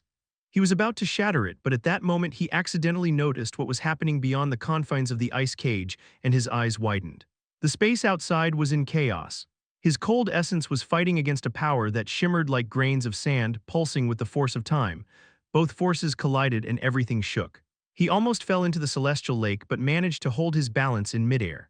The two forces, one cold, the other flowing with the pure essence of time, were equally matched, each trying its best to devour the other. Moreover, since this was his domain, he could feel that the power of all the other natural laws he had mastered so far was being driven into hiding within the tranquil lake, scared by the battle between the two forces fighting to devour each other. Wow, Kyle muttered in a daze, staring at the chaos before him. For a whole minute there was only silence as he watched. Then abruptly he felt the cold essence outside reaching out to him desperately, almost calling for his intervention. This was his space, since it was the place that connected him with nature and where his celestial lake existed. Naturally, he could control it. In every sense, he was the true master here. All other forces were merely powers that he had grasped from nature. Since that was the case, Kyle could effortlessly sense everything that had transpired while he was unconscious. His essence had attempted to devour the power of time within the golden crystal, but failed because it was too strong and had a will of its own. In that instant, sensing that Kyle was capable of wielding it and already had a profound understanding of time, the hourglass scattered into tiny particles and instantly rushed to enter his celestial lake, willingly seeking him as its new master. But his icy essence refused to share and fought back when those particles tried to claim the entire celestial lake. As a ruling force with a will to survive, the hourglass, which originally didn't originate from him unlike his bloodline, was already eroded with hints of darkness so they could not coexist. One had to consume the other. After all, one of them was pure while the other was not. Yet, as they were equally matched, the victor was still undecided. Understanding this, Kyle realized why the cold essence was calling to him for help.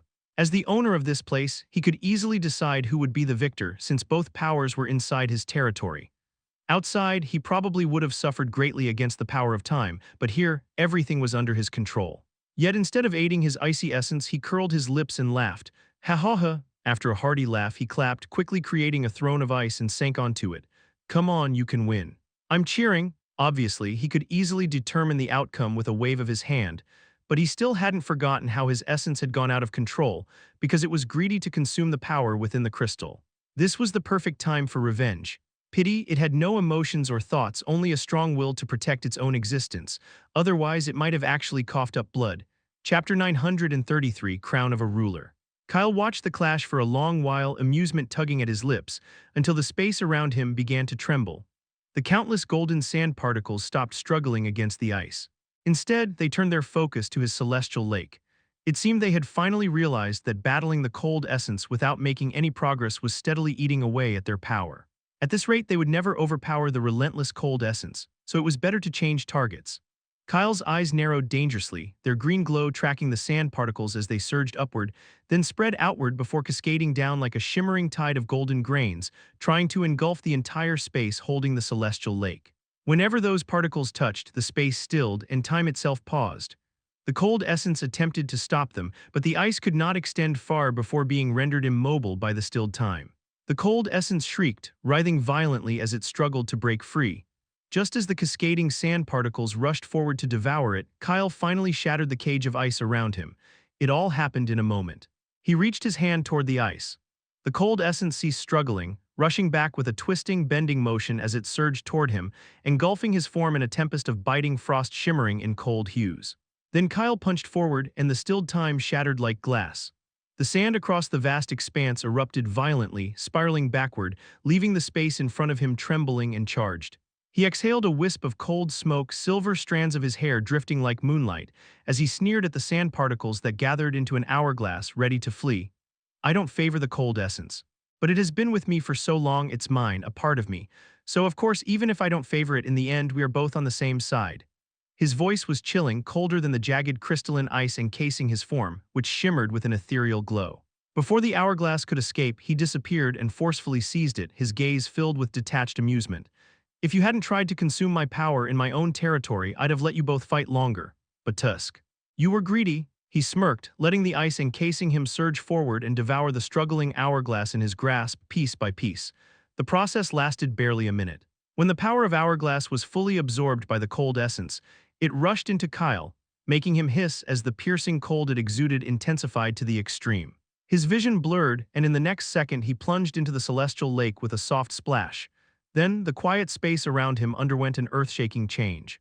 From a small place holding the celestial lake, it quickly turned into a vast, roaring sea surging outward to tear through the white boundaries that contained it, only halting when nature itself, startled by the sudden rise of overwhelming pure power, intervened to restrain it, fearing that the celestial balance would be shattered. Even then, it could do nothing but watch helplessly as the young celestial, who had become the first in ages to own such a vast and powerful celestial lake, grew stronger and stronger with every passing moment. There was even a bitter sort of indulgence in its actions, as it helped him absorb more natural energy, only to be left speechless when it realized that Kyle was an insatiable abyss. No matter how much natural energy it gave him, it was never enough to fill him. It watched as the edges of Kyle's golden soul turned a brilliant, icy silver, crystalline frost patterns weaving along those edges to form a cold, protective barrier. With that, his soul effortlessly shattered the towering boundary of the seventh stage of celestial rank and ascended straight to its peak. When a new body formed around Kyle's soul, it was crafted from pure, untainted natural energy, embodying and instantly ascending to the pinnacle of the seventh stage celestial rank. Nature sighed but also felt pleased. After all, Kyle was the first celestial to ascend to such heights with an essence so pure and untouched by darkness. Everyone who had reached the peak of the seventh stage before him had succumbed to it. But he did not. Everything was fine until that point. Nature even turned to leave. It had taken a long time, but after Kyle's new body was complete, he should have woken up. The ice cocoon surrounding his body even began to crack. However, just as it seemed he would wake up, just as the first sliver of light slipped through the shell, something utterly shocking happened. Something that made nature regret ever helping him even a bit. The roaring sea it had restrained once again began to expand. This time, even it couldn't stop it, and the balance was broken, leaving it bewildered. Why? Because the dormant power within Kyle's soul awakened the instant he reached the peak of celestial rank. From the beginning, his soul had been golden. It was just that the power within had lain wholly dormant, undetected by anyone, not by him, not by anyone else, and not even by nature itself. His bloodline, having reached the peak of celestial rank, thrummed with joy as the part of it that had remained dormant for so long surged forth from the golden soul and fused with it. Then Kyle's soul turned silver, radiating an ethereal, icy celestial aura, and the cold essence's powerful will to survive went dormant, feeling satisfied, knowing its owner no longer needed its protection. By the time nature snapped out of its stunned stupor, it was already too late. A cold celestial void opened within Kyle's soul. It completely absorbed the power of all the natural laws present in his celestial lake, causing the growing sea to fade into nothingness, ceasing to exist. Now no one would ever know how many natural laws he possessed, not even nature, because he no longer had a celestial lake. Everything he had learned and would learn would merge with him, becoming entirely his. In that very instant, Kyle finally earned the crown of a ruler as a majestic ice crown formed over his soul, the crown bestowed upon those who had reached the peak and received the celestial symbol from nature. He should have earned it long ago, but he hadn't. Perhaps that's why his crown was different from the others. It was the most exquisite ever seen, surpassing all others as if it had been formed for the supreme. If nature had a physical form, it would have coughed up a mouthful of blood right now, screaming that it had been cheated. So all this time, Kyle's bloodline had never fully awakened. What the actual hell? And to think, Kyle was born with this terrifying power. All this time, nature had aided him, never realizing that the one it favored had never truly needed its help. He only wanted to exploit it. Should it feel grateful that Kyle hadn't turned to darkness like so many others? Ha ha. When this man woke up, chaos was the last thing awaiting this realm because he had found the end. Although nature had favored him greatly his whole life, it still hadn't chosen him. Yet, against all odds, he had found the end himself. The end that no one had remembered or ever found after the first three celestials fell. Chapter 934. Let's begin the final war. At the same time, deep within the layer of ancients, shrouded in oppressive darkness, a familiar face emerged. Dark hair framed empty obsidian eyes, each etched with two purple slits, as they searched curiously for the voice that had dared to summon him. Azazel tilted his head as he took a step forward atop the colossal arena, his gaze sweeping over the vast expanse. At the far end, in the center of a circular, dark dome, a lone coffin rested, encircled by statues of dark creatures and crumbling old ruins. Eerie shadows danced across the broken stones, and the air seemed to hum with the weight of countless millennium, as if the dark arena itself were holding its breath. His lips curved into a perfect arch, yet the beautiful smile did not match the darkness that clung to him like a living shadow, nor the emotionless emptiness in his gaze. Why the silence now? The words reverberated in all directions, echoing throughout the entire cave, or should he call it a hidden ancient tomb? Every stone around him trembled at the sound, as if extremely afraid the sound would awaken the sleeping dark entity. Azazel continued forward, indifferent to how shadows stretched unnaturally along the walls around him, coiling and twisting as though alive, and how a chilling, almost tangible gaze fell upon his form, waiting, watching him with cold amusement. He didn't waver as he strode toward the coffin far away, muttering coldly under his breath, almost as if speaking to himself. I am here. Just as you called. With another determined step, his voice grew louder, sharper, more demanding. Now, complete your promise. The one you whispered to me, am I not alone worthy of inheriting your power? His lips curled further. Am I not, who reeks of perfection? The loud echo rattled through the entire place, carrying a frenzied desperation that seemed to claw at the very walls. His dark, empty eyes burned with a manic intensity, a hunger so raw it could consume everything. He was willing to barter anything, even his soul, having already been consumed by darkness. Nothing else was darker now. Now, give me power. A low tremor tore through his body as he remembered Nathaniel and clenched his fists hard enough for bone to creak. So I can tear him apart, pull him from his throne and drag him across this whole realm until he begs me for death. But he won't get even that, I swear, haha. His laughter died immediately as it came, as he realized how fractured it sounded to his own ears. How broken had he become? Now he didn't even know how to laugh. Hess, how tragic. He stopped in front of the coffin. It was enormous, twice the height of his frame. Atop the coffin rested a beautiful crimson ice crown shrouded in darkness. Intricate in design, it radiated a searing heat despite being made of ice. Its ever-shifting edges shimmered with colors barely perceptible, each tip unique and impossibly detailed. Finally, his gaze flickered with craziness at the immense power radiating from the crown, and he reached out without any hesitation, even as a sinister smile formed within the darkness surrounding it. The moment he touched the crimson crown, the familiar, ancient voice that had brought him here whispered in his mind one last time. Never forget our deal. In return, you have to swallow this entire realm when you are done. That's my only unfulfilled wish. With that, the voice vanished. After all, it was merely the lingering consciousness of someone long dead, lacking true existence, and it vanished the moment its obsession was passed to another, since it knew that even if this person it chose didn't realize it, that obsession had long since taken form. It was capable of realizing itself and just needed a living vessel to grow in secret. What followed as the voice faded was a heart-wrenching scream that tore through the cave. The crimson crown liquefied into a cold inferno capable of incinerating even the peak celestials, and it slithered across the hand that had dared to touch it. It was both cold and hot. And within moments, it quickly enveloped Azazel's entire body. He clawed at his body and writhed against the tide, but it was useless. Every fiber of him was consumed, melting into the blaze. His screams echoed endlessly, mingling with dark shadows that rushed to devour him completely. The power attempting to merge with him froze for a moment upon realizing his soul was incomplete, only to tremble with mirth when it learned how he had divided his soul into numerous equal pieces just to grow stronger. It grew even more pleased at the sight of the massive purple flower that bloomed above Azazel to battle it for supremacy, before opening its jaws wide and swallowing it entirely. The flower couldn't even resist. Its will to survive shattered effortlessly against something far stronger. Why so easily? Because it was already tainted, incomplete after Nathaniel had stolen a fragment of it. And unlike Kyle, its owner surrendered willingly, actually allowing its existence that had protected him for so long to be devoured by another power, a power that didn't even stem from him. At the same time, all of Azazel's other bodies scattered throughout the layer of ancients screamed simultaneously as the tainted yet still beautiful purple flower that had always remained concealed, unless he really needed it, suddenly materialized and bloomed eerily above them, losing the last trace of purity it had desperately clung to. It completely darkened into a deep black hue, and from its center, an eerily majestic crimson crown created from ice unfurled, radiating an ominous and terrifying aura. Nature, already sweating in another place because of a certain someone, was once again thrown into horror as it felt another celestial lake expanding, tearing through the white boundaries that contained it. Yet unlike Kyle's celestial lake, this one was pitch black like a bottomless, dark abyss. The void that opened in Azazel's soul to drain it dry radiated a ghostly presence, an eerie smile forming within, with a pair of dark eyes glinting through the shadows. At that moment, an entity forged entirely from darkness came into existence. It had its own consciousness, something living and capable of swallowing everything. Yet nature could only watch as it hid itself in the screaming soul shrouded in darkness. Nature cried, powerless to intervene, just like Kyle. Another person had found the end, but with the darkest crown of a ruler, a person who wasn't even the least bit favored, let alone chosen by nature.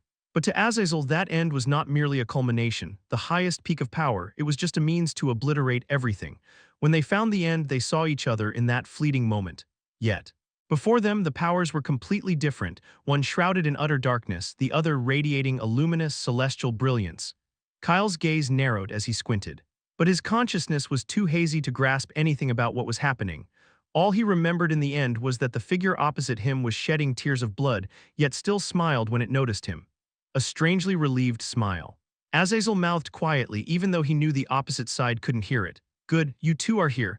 When we wake up, let's begin the final war where only one of us survives in the end. Or perhaps we both get devoured." Then he closed his eyes, embraced the power before him, and sank into slumber. Chapter 935. What, or rather who, is it? In another part of the layer of ancients, Nathaniel and Valence, who had entered the same statue-filled chamber as Cassian and Ares's group, and just like them had spent days searching in vain for an exit, suddenly came to an abrupt halt. They lifted their heads as the darkness in the chamber thickened suddenly, and the other rulers followed suit, imitating them. Valence turned toward Nathaniel. "Did you feel it?" He gave a slow, deliberate nod. "I did, it's not just you. The darkness in the air has thickened for some reason, maybe something big has happened somewhere." Nathaniel closed his eyes for a moment, letting himself feel the darkness around him. The sensation was dangerous, like someone willingly sinking into the abyss, even fully aware there was no escape. He could feel a soul-chilling agony within it, torment, dread, and anguish, yet also a strange undercurrent of joy and elation. He couldn't help but frown. What, or rather who, is it? His cyan eyes flickered with curiosity. After all, Nathaniel could not recall any celestial formidable enough to wield such pervasive darkness across the entire celestial realm. Moreover, all the rulers who had entered the layer of ancients were currently with him, leaving him with no idea from where, or from whom this darkness was coming, or why it was spreading so fiercely. Nathaniel sighed inwardly, then offered a faint, reassuring smile to the other rulers. "Fortunately, it doesn't feel too powerful. We should be able to handle whatever is releasing this darkness. Maybe it's just a dark creature of this realm, awakened by the presence of approaching outsiders." Valence clicked her tongue in her mind, disdainful of his fake, reassuring smile. The other 9 rulers exchanged quiet whispers, but all nodded in agreement. They too could sense that the darkness, which had begun spreading in the air, was not particularly strong. So after the initial surprise, the rulers resumed their search for an exit from the statue-filled chamber. Unlike the rulers, who paid the darkness little to no mind, a tall celestial hiding at a distance within a cloaking array broke into a cold sweat the moment he sensed it. Kyle rubbed his neck to shake off the chill, only to be startled when he looked back at the people sitting behind him, all of whom had gone rigid at the sight of his pale face. He had rejoined Ares and Cassian's group shortly after sending the golden crystal he had stolen from the humanoid giant to his main body through the teleportation array. Seeing him again, both Ares and Cassian had bristled, ready to roll up their sleeves and strangle him for almost getting them killed as collateral while fleeing the giant's cavern. But before the two could act, the rulers had arrived in the same chamber. Thus they had no choice but to swallow their anger and rush to find a place to hide with their people. After all, after what had happened at the abyss, it was far too risky for the rulers to discover they were there. Who knew what these rulers might really do when there was no crowd around and they no longer had to pretend to be good? Kyle didn't run. Instead, he had created an array to hide in. But when Ares noticed him fade into it, he had shamelessly squeezed in, even taking the others along. In the end, Kyle had no choice but to sigh and expand the array to accommodate them all. That's how, at present, they were all hidden within the array, secretly watching the rulers. Jivet was the first to break the silence that had settled within the array after Ares and the others saw Kyle's face go pale and noticed him break out in a cold sweat. "Kyle, don't scare us like that. What's going on? What is this darkness the rulers were talking about? I can feel it too, and it really doesn't seem powerful, but judging by your reaction, it's definitely very serious." Kyle rubbed his palms over his legs as he crossed them. His instincts were shouting at him to flee before it was too late, stirred by the eerily familiar darkness that seemed to want to devour everything around him. True, the darkness in the air doesn't feel very strong, but the rulers are mistaken. "It isn't weak, not in the slightest bit," he whispered as he glanced around, making Cassian, Ares, and the others, already on edge, even more restless. "It feels like death itself, don't you think? How else could it spread in this ancient realm where even the rulers can't expend their senses? And it belongs to someone I know. It's a lot darker than before. Still, I can mistake anything, but not this aura," Cassian suddenly spoke up. "I remember this aura too. It feels familiar. It's that dark celestial we all saw outside the gate of the lair of ancients, isn't it?" His 3 followers stared at him in shock, recalling the formidable dark celestial they had all seen outside the ancient realm. That tall, obsidian-eyed figure had faced multiple rulers alone, yet still couldn't be defeated. Zami and Silver exchanged glances, both women sensing the solemnity mirrored in each other's eyes. At that moment, Jivet opened his mouth to utter something, but Silver smacked his head, warning him to keep silent so he wouldn't jinx anything. Kyle nodded at Cashin, taking a deep breath to steady his restless nerves. It's him. I can tell that man has grown immensely powerful for some reason, so strong that his aura alone can now break through the restrictions in this place. Ares frowned. He must have found a powerful treasure and consumed it, but how strong can he really grow? There are 11 rulers here. We can wait until they deal with him. Before Ares could finish his words, and everyone could nod that he had a point, Kyle dropped a bombshell with a smile. No, he isn't allowed to die at someone else's hands. Definitely not Nathaniel. I have many scores to settle with him. For a moment, his voice was so cold and empty that it sent shivers down everyone's spines, but it was so fleeting that they all wondered if they had actually imagined it. Chapter 936, This Darkness, has awareness. Kyle barely acknowledged the stunned expressions around him and continued. Moreover, believe me when I say you all need to run. I don't know how to explain it, but if you don't leave this realm right now, you will all perish. That man has grown stronger, yet he hasn't shown himself, so he's either asleep or going through some kind of breakthrough. You have to leave. He paused for a moment. Something big is about to happen soon, big enough to shake the very core of the celestial realm like a bloody battle. Cashin clicked his tongue at his words. Tilting his head, he stared straight into Kyle's eyes with a displeased expression. We need to leave. Why? I'm not doing what you're saying. Also, you never said you'd be leaving, you only want us to go. He wasn't willing to leave. If a battle was about to erupt, he wanted to be part of it, and if possible, take his revenge even if it meant dying afterward. It didn't matter.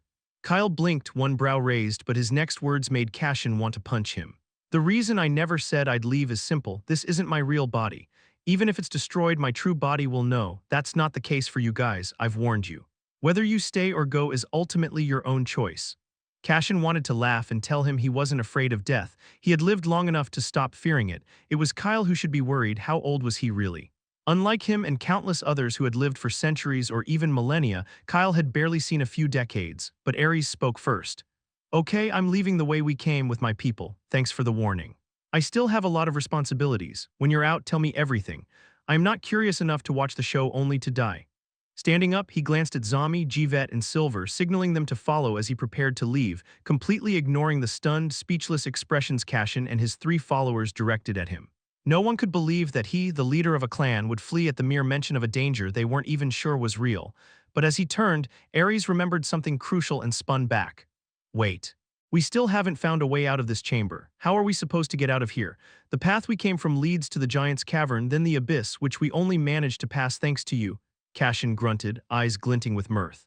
He knew Ares like the back of his hand, the foolish clan leader who was good at heart but always avoided danger, with a penchant for hiding his strength. He would pose as a weakling in front of newly ascended young Celestials, only to reveal his true power at crucial moments to save them, then draw those newcomers who had come to trust, respect, and admire him into his clan. He knew all this because he had spent countless years as part of his clan, back when he wasn't so broken, back when he first ascended to the celestial realm, still wide-eyed and full of eager anticipation. If only. If only his first friend hadn't been Nathaniel, everything might have actually worked out just fine. Maybe he would still be a loyal member of Ares' clan, training, growing stronger gradually, surrounded by friends and those he held dear. Those who had followed him with smiles when he told them he would follow Nathaniel, his dear friend who wanted to leave the clan, roam the realm, grow stronger, and become a ruler, only to die in front of his eyes. But there were no ifs in life. What had already happened could not be undone or rewritten. The past was a fixed path, one that could now only be met with repayment, retribution, or redemption. Every choice forward would have to carry the weight of what had already been lost. Cashin shook off the memories that had pulled him too far into the past, making his eyes go vacant for a fleeting moment, and quickly forced himself to focus on Ares. That means you're not going either. Stay here and watch the show. Don't always be so passive, clan leader. Sometimes you need to try being part of something bigger. At that moment, as Ares and Cashin both stared each other down, one with a scowl, the other with an amused gaze, an almost casual voice called out from behind them. Oh, that I can create a portal so those who want to leave can go through it. Everyone whipped their heads toward Kyle, half expecting a joke, but even if he wasn't joking, no one who had spent time with him was surprised. Honestly, they were already quite numb after seeing what he could do. Kyle could create an array in the abyss, a place even the rulers struggled to traverse, so was it really any surprise that he could forge an exit from an ancient realm where even their laws were completely useless? Silver let out a dry chuckle and shook her head, her eyes, revealed through the veil, curving beautifully in amusement. Is there anything you can't do? Ares leaned in toward her, his voice calm, but his gaze was sharp as he stared at her. Hey, he has a wife, don't stare at him with star-filled eyes, at least not in front of me. Silver pushed him back and he clicked his tongue at Kyle with a solemn expression. She's too old for you. This finally earned him a smack and he rubbed his shoulder in protest. At last, the tension in the air loosened at their casual banter. With that, Ares finally asked Kyle to create the portal they could leave through. Kyle nodded and paused for a moment, carefully weaving the symbols in his mind before crafting a portal, much like the one he had used to teleport the golden crystal to his original body in the outside world. But unfortunately, the moment the portal took shape, the darkness in the air surged forward and devoured it, leaving everyone ready to leave stunned and bewildered. Ares had a bad premonition, yet he still wanted to believe it was a false alarm. Kyle, don't play around. At that moment, a sinister, eerie smile bloomed within the shadows, stretching through the darkness and making the very air tremble with a cold, unnerving chill. Kyle moved away from the darkness, conjuring a shield around himself. His gaze narrowed as he studied the darkness and tried to create the portal again, only to fail.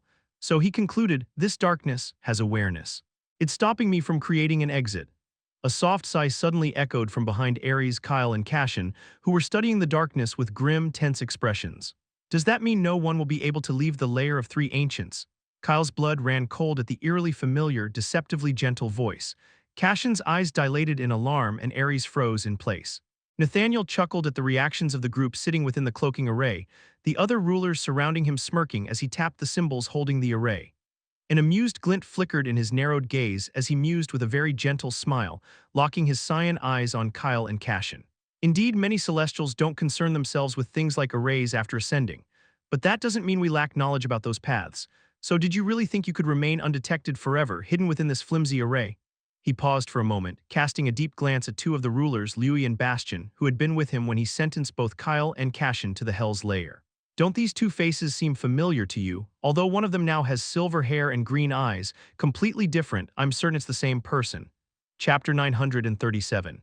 His sword is dangerous, Louis slapped Bastion's shoulder. I told you, it's him, the red-eyed Celestial, damn, he survived the Hell's Lair. And now that Nathaniel's pointed it out, I can see the other one is alive too. OMG, how shocking. Nathaniel's eyes returned to Cashin and Kyle. The golden clock celestial symbol in his possession had reacted in the abyss. It didn't matter who was responsible for that reaction. He wanted to eliminate these two pests, driven by a powerful hunch that they would become a huge nuisance later on. He watched as everyone around Kyle and Cashin rose with them, hastily retreating to a safe distance from the 11 rulers while taking defensive stances. Valance smiled at their tense, grim expressions. Nathaniel turned his gaze to Ares. Ares, you still have the chance to step away from this matter. I respect you as someone who once studied under you, so hand these two Celestials over. He pointed directly at Kyle and Cashin. To me, I won't harm anyone else. These two, as you know, are no good. That's why I punished them, but their luck was so good that they even survived the Hell's Lair. Ares scoffed at his words and laughed. Respect, you don't taint that word. It feels filthy coming from your mouth. His words were so provocative that Kyle was taken aback. He wouldn't have held it against him if Ares had stayed away from the matter, as Nathaniel suggested. After all, Kyle had the skill to vanish right under the ruler's eyes and emerge unscathed. Besides, Ares owed him nothing, so why would he expect the man to endanger his life and the lives of his people for him? Also, Kyle was certain Ares would have accepted Nathaniel's offer, given how he always avoided dangerous situations. Yet the man was doing the exact opposite. Unlike him, Cashin just sighed. Still the same as before. You haven't changed at all, clan leader. Cashin stepped forward, pushing Ares back with an emotionless expression. No need to interfere, this is my battle. Ares glared at him, unwilling to stay back. The group paid no attention to Nathaniel, whose face had turned ugly at his words. Kyle rubbed his forehead at the scene, muttering a curse under his breath as he noticed Nathaniel gesture for a ruler to attack Ares. He felt utterly helpless. Damn it, I was going to disappear, but now I have to change the plan, huh, really? Despite his complaints, a faint, almost imperceptible smile tugged at his lips. He cracked his knuckles, then snatched a rather old-looking sword from one of the nearby statues, quickly testing its weight and adjusting his grip until it felt natural. All right, you want to end me, don't you? Then come kill me, I'll face you head-on, let's see just how strong you rulers are. His sudden declaration silenced everyone. The rulers around Nathaniel looked at him mockingly and started laughing, thinking he had lost his mind. Clan leader Ares began to sweat, already envisioning his death, yet he still rushed to stand firmly beside him. Cashin hummed as he drew his sword. I agree with that, he muttered, his crimson eyes narrowing dangerously at Nathaniel, filled with cold hatred, screaming just a single word, kill. Let's see just how powerful, how strong the so-called mighty rulers really are. Are they even worthy of the title ruler? Nathaniel pressed his lips together, trying his best to hold back the urge to laugh at Kyle and Cashin's words. Ruler Louis shot Cashin a glare and stepped forward. I alone am enough to kill all of you. Don't take advantage of Nathaniel's good nature. You want to battle him because you know he would let you two live. Dream on, her words made her friend Bastion cringe, inwardly admitting she was a fool with not a single brain cell. It was clear from the way she still believed Nathaniel was a good guy. Maybe she was the only one among the rulers who was blind to his true nature. Nathaniel finally couldn't hold back and laughed, patting Louis on the shoulder. Okay, you handle them, Kyle interrupted with a click of his tongue, swinging his sword in a deadly, perfect arc. Stop talking, let the battle begin. His confident words were followed by a thunderous roar as he disappeared. In the layer of ancients, it was clear to everyone that they couldn't rely on their natural laws or extend their senses too far. Yet a single swing of the sword in his hand tore through the void with unimaginable force, sending a shiver down Louis's spine as she was caught off guard and instantly hurled backward. Nathaniel and the others nearby flew back, startled by the sheer intensity of the strike. Then boom, the floor of the statue-filled chamber exploded, fragments of stone and dust scattering like a violent storm. Cracks raced in all directions, statues toppled, and the air itself rippled under the weight of the seemingly ordinary attack, leaving nothing untouched by the devastation of the strike. Kyle tilted his head, noting that the old sword in his hand hadn't disintegrated. Haha, it's old but surprisingly sturdy. It's been a while since I wielded a sword, yet I see my skills haven't gone rusty at all. Ares clung to Zami, who had grabbed his and Cashin's collars just in time to pull the two out of the attack's range. He looked at the older woman, trembling, and asked, "What the fuck was that?" Cashin let out a chuckle. He already knew Kyle's sword skills were extraordinary, how could he not? He had faced Kyle head-on once before and had almost seen his end beneath his blade. Zami narrowed her eyes at Kyle. His sword is dangerous, or rather, him wielding a sword when the power of our natural laws is limited is dangerous. How many more abilities is this person hiding? He's so young, yet this young man has already surpassed even you and me. Ares wanted to cry. Then what was the point of him trying to help? Kyle could clearly handle everything on his own. That damn bastard didn't even warn his own allies that he was about to attack. Chapter 938, Because I Can't Die. Zami released Cashin and Ares, swiftly pulling the others floating in the distance away from the commotion. She could see the rulers were fuming, and even though Kyle's sword skills seemed powerful, the situation was far from their favor. There were 11 rulers after all. She would aid as much as she could, she wasn't weak. But for now, her first priority was to get the others to a safe location. Cashin's followers, Gvet and Silver, did not dare voice any desire to join the battle.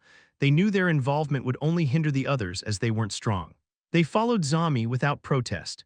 Kyle waved the dust away in front of him, dragging the sword in his hand across the shattered ground as he floated toward Louis, who had already stood up and was angrily brushing the dust off her pristine clothes. Is that all you got? He had wanted to rile her even more, but she struck before he could continue. The sudden attack came so swiftly that Kyle hadn't even seen it coming or recognized what it was. A hiss escaped his lips as he instinctively leapt back, but still couldn't evade the blur aimed at his stomach. Blood splattered from the corners of his lips as he forcefully tried to kick her away. She evaded the kick and stared at him with a cold, unyielding expression. Louis snickered, wiping her bloody hand on a handkerchief. You bug, how dare you embarrass me in front of my friends, so weak yet so bold. If I hadn't been caught off guard, do you think you could have even touched my hair? Of course, she had been shaken when Kyle had attacked earlier, but she would never admit it, not in front of the other rulers. That would have been utterly humiliating. The shattered ground around them still smoked from Kyle's earlier strike, dust drifting in the air as it tried to settle. The tension of their standoff crackled, every glance charged with unspoken threats. In the distance, Nathaniel observed Kyle, his eyes calm as he came to a conclusion. He's dangerous. He shifted his gaze to Bastion. Finish him off the moment he's distracted. I'm sure he still has tricks up his sleeve. He looks far too confident that he can survive. Before Bastion could nod, both Ares and Cashin launched their attacks as well. Nathaniel gestured for a ruler to handle them too. The battle erupted around him, yet his gaze remained fixed on Kyle. I can faintly sense something powerful within your body. What is it? He rubbed his chin thoughtfully. Something cold. But unfortunately, it's faint and I can't see through your body. Well, I'll find out soon enough, won't I? He mused, conjuring a throne in midair to sit upon. Days of fruitlessly searching for an exit from this chamber had bored him. Finally, there was some entertainment. Kyle wiped the blood from his mouth and glanced at the gaping hole in his stomach. He had hissed earlier from the suddenness of the attack, yet there wasn't even a hint of pain on his face as he prodded the wound. Ice surged from his fingers, enveloping the area and healing it completely in no time. He glanced at Louis, who looked shocked. Even rulers couldn't heal that fast. Kyle brushed off his torn clothes. Can't even touch your hair, then his whisper echoed behind her. Are you sure, he tusked as she attacked but failed. By the way, I was caught off guard just now too. You were fast after all, but do you want to see who's really faster? His voice echoed in all directions. Liu's gaze flickered, trying to track him. Although she could track his movements and pinpoint him each time he reappeared, he always managed to evade her attacks at the last possible moment. She blurted out, what kind of skill is this? And how does he still have enough natural energy to use it? Even I drained so much energy fighting the giant. It's not like we can replenish our energy here where the air has no energy. Valance laughed from a distance. He's toying with her, damn. She rose from the throne she had crafted for herself beside Nathaniel and gave his shoulder a pat, a smirk curling on her lips. That kid is fun, I'm going to play with him. Tell Liu to retreat, she's dragging it out. Her words were followed by a scream that did not come from the battles raging before their eyes, but from among the other rulers hovering behind them. Both Valance and Nathaniel whipped their heads back simultaneously, only to meet a familiar pair of chilling, unyielding eyes. Kyle kicked the ruler whose arm he had severed and met their stunned gaze. What? You think I can't play dirty? Valance's eyes glittered with thrill. Haha, well played, truly well played, but I believe that's enough, don't you agree? In the next instant, she disappeared from her place, reappearing to effortlessly drag Kyle from the space he was vanishing into. He clenched his jaw as the interruption in his instant teleportation skill sent jolts of sharp pain ripping through his entire body. He kicked at the woman grabbing his leg, but she was far stronger than Liu. With a hum, she slammed him to the ground, the impact sending shockwaves through his body and rattling everything below him. Dust and debris erupted into the air, his vision spinning. However, when Valance finally appeared beside him, he met her gaze with a defiant, provoking smirk. Go on, kill me, you want to, don't you? Then do it. But believe me, if you do, you'll regret it as the biggest mistake of your life. I'll come back and tear you to pieces. She tilted her head. And how will you do that when you are dead and your soul no longer exists? Kyle chuckled amusedly at her words. For the first time, he felt he should go and thank that bastard Azazel for creating the ability to craft many decoy bodies, and for teaching it to one of his shadow generals. Otherwise, how could he have learned it? He leaned toward her and whispered, obviously because I can't die. Chapter 939, why are we back here? Valance hadn't even processed his words when Kyle continued, his gaze turning icy. I wonder. Will it be me or him who kills you all? Anyway, see you soon. The moment the words left his mouth, the entire chamber trembled violently. Golden, intricate symbols burst from all directions, merging with the darkness, saturating the air, absorbing its power, before erupting with the intent to obliterate the chamber. Valance's eyes dilated. What the hell did you do? But the one responsible, who should have been right before her, had already vanished. Kyle's voice echoed from a distance as the rulers scrambled to avoid the destruction. Nathaniel was the only one who remained calm as he watched what was unfolding. The golden symbols, now darkened after absorbing the power of the darkness in the air, surged forward, forming a dark shield around Kyle. They even enveloped Cassian and Ares, who were fighting in the distance, before rushing toward Guardian Zami and the others farther away to protect them. Kyle shook his head at the rulers, a faint smile tugging at the corners of his lips as the symbols shielding him and the others carried them out of the chamber through the cracks of the collapsing structure. Well, I did give you all a chance to kill me, but you wasted it. Tusk, you even gave me time and let me freely teleport around despite knowing what I'm capable of. Remember my name, it's Kyle. This is the second grudge between us. Remember it. His chuckle echoed through the air as his figure faded into the cracks alongside Ares and the others, disappearing from sight. Nathaniel covered the lower half of his face, letting out a deep, resonant laugh once the silver-haired man had vanished. His laughter was eerie and unsettling, calm, controlled, and far more dangerous than Valance's display of outright anger. Indeed, it's our fault not killing the prey outright and wanting to play with them. He finally rose from the throne, his presence sharpening with cold intent. That's actually not my style. I prefer to snuff out a threat before it even begins to sprout, and congratulations, you have just placed yourself at the very top of that list. He waved his hand, and a massive flower burst into bloom above him, shielding both him and the rulers from the destruction. It's been a while since I killed someone myself. I suppose it's about time I do it. His voice was so chilling and dark that Valance, who had been cursing Kyle just moments before, fell silent at once. Liu lowered her head and immediately apologized after the rulers gathered. Please punish me, Nathaniel. I couldn't even handle a weak celestial, damn it. The ruler who had battled Cassian and Ares followed suit. Nathaniel smiled. It's fine, they were just too slippery. Don't blame yourselves. Kyle was it. We'll meet him again soon. After all, he has managed to make me want to tear him into countless pieces in such a short amount of time. He flicked his sleeves and slipped through the cracks of the collapsing space, leaving the chamber along with the other rulers. Only to regret it the next moment, for the instant the rulers stepped into the cracks, they were hurled into a storm of currents and distorted space. jagged edges slicing and tearing at their bodies with merciless force.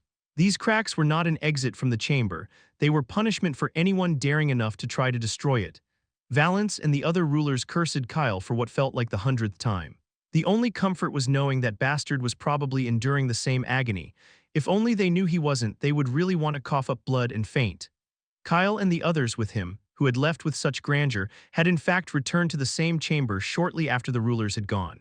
He was met with stunned gazes from the others, still struggling to process what had happened, as he formed an array to shield everyone from the falling debris. Ares was the first to snap out of his bewilderment and rolled up his sleeves. "What is the meaning of this? I thought we all escaped safely. Why are we back here?" Kyle chuckled wryly as he moved back. "Trust me, I can explain." Ares let out a sharp snort. "Then explain." "Don't know, you little prick, you even destroyed this place. We're all going to get buried alive." Before Ares could pounce, Kyle vanished and shouted at him from a safe distance. "The special symbols I integrated into the array to get us out safely collapsed under the currents when we entered the cracks. I had no choice but to bring us all back." Ares stopped chasing him and sighed. "Now what? Do you have a plan to get us out of here unscathed, or should I retrieve some artifacts from my mind space? They aren't very useful, but they can offer some protection. For some reason, even though we're strong enough to remain unfazed in situations like this, I can't shake the hunch that if we get buried here, we won't survive." Kyle paused and looked around. "We can find the exit. It's easier now that the structure is collapsing. Perhaps it will reveal itself on its own." No sooner had he spoken than a small, shimmering gate actually revealed itself. They had been searching for it for days, so they were all stunned to find that the gate was in the ceiling of the chamber, right at the center. It glowed gold with gray edges. Kyle curled his lips as he approached the gate amidst the falling structure. He eyed his luck stat and hummed in satisfaction. "It seems my luck is working just fine." Behind him, Ares didn't know whether to laugh or cry at his words as he followed after him quickly alongside the others. Cassian and Ares had been injured while fighting the ruler, but because the battle hadn't lasted long, all thanks to a certain someone, their injuries were fortunately not serious. They were merely superficial and were healing at a very rapid pace. Still, they worried that their bodies would soon run out of energy, having already spent so much. To make matters worse, the air in the ancient realm carried no energy at all, so they couldn't even replenish it. Without wasting a moment, Kyle kicked open the gate and dashed inside, only for his slight smile to freeze at the horrifying sight that greeted him on the other side.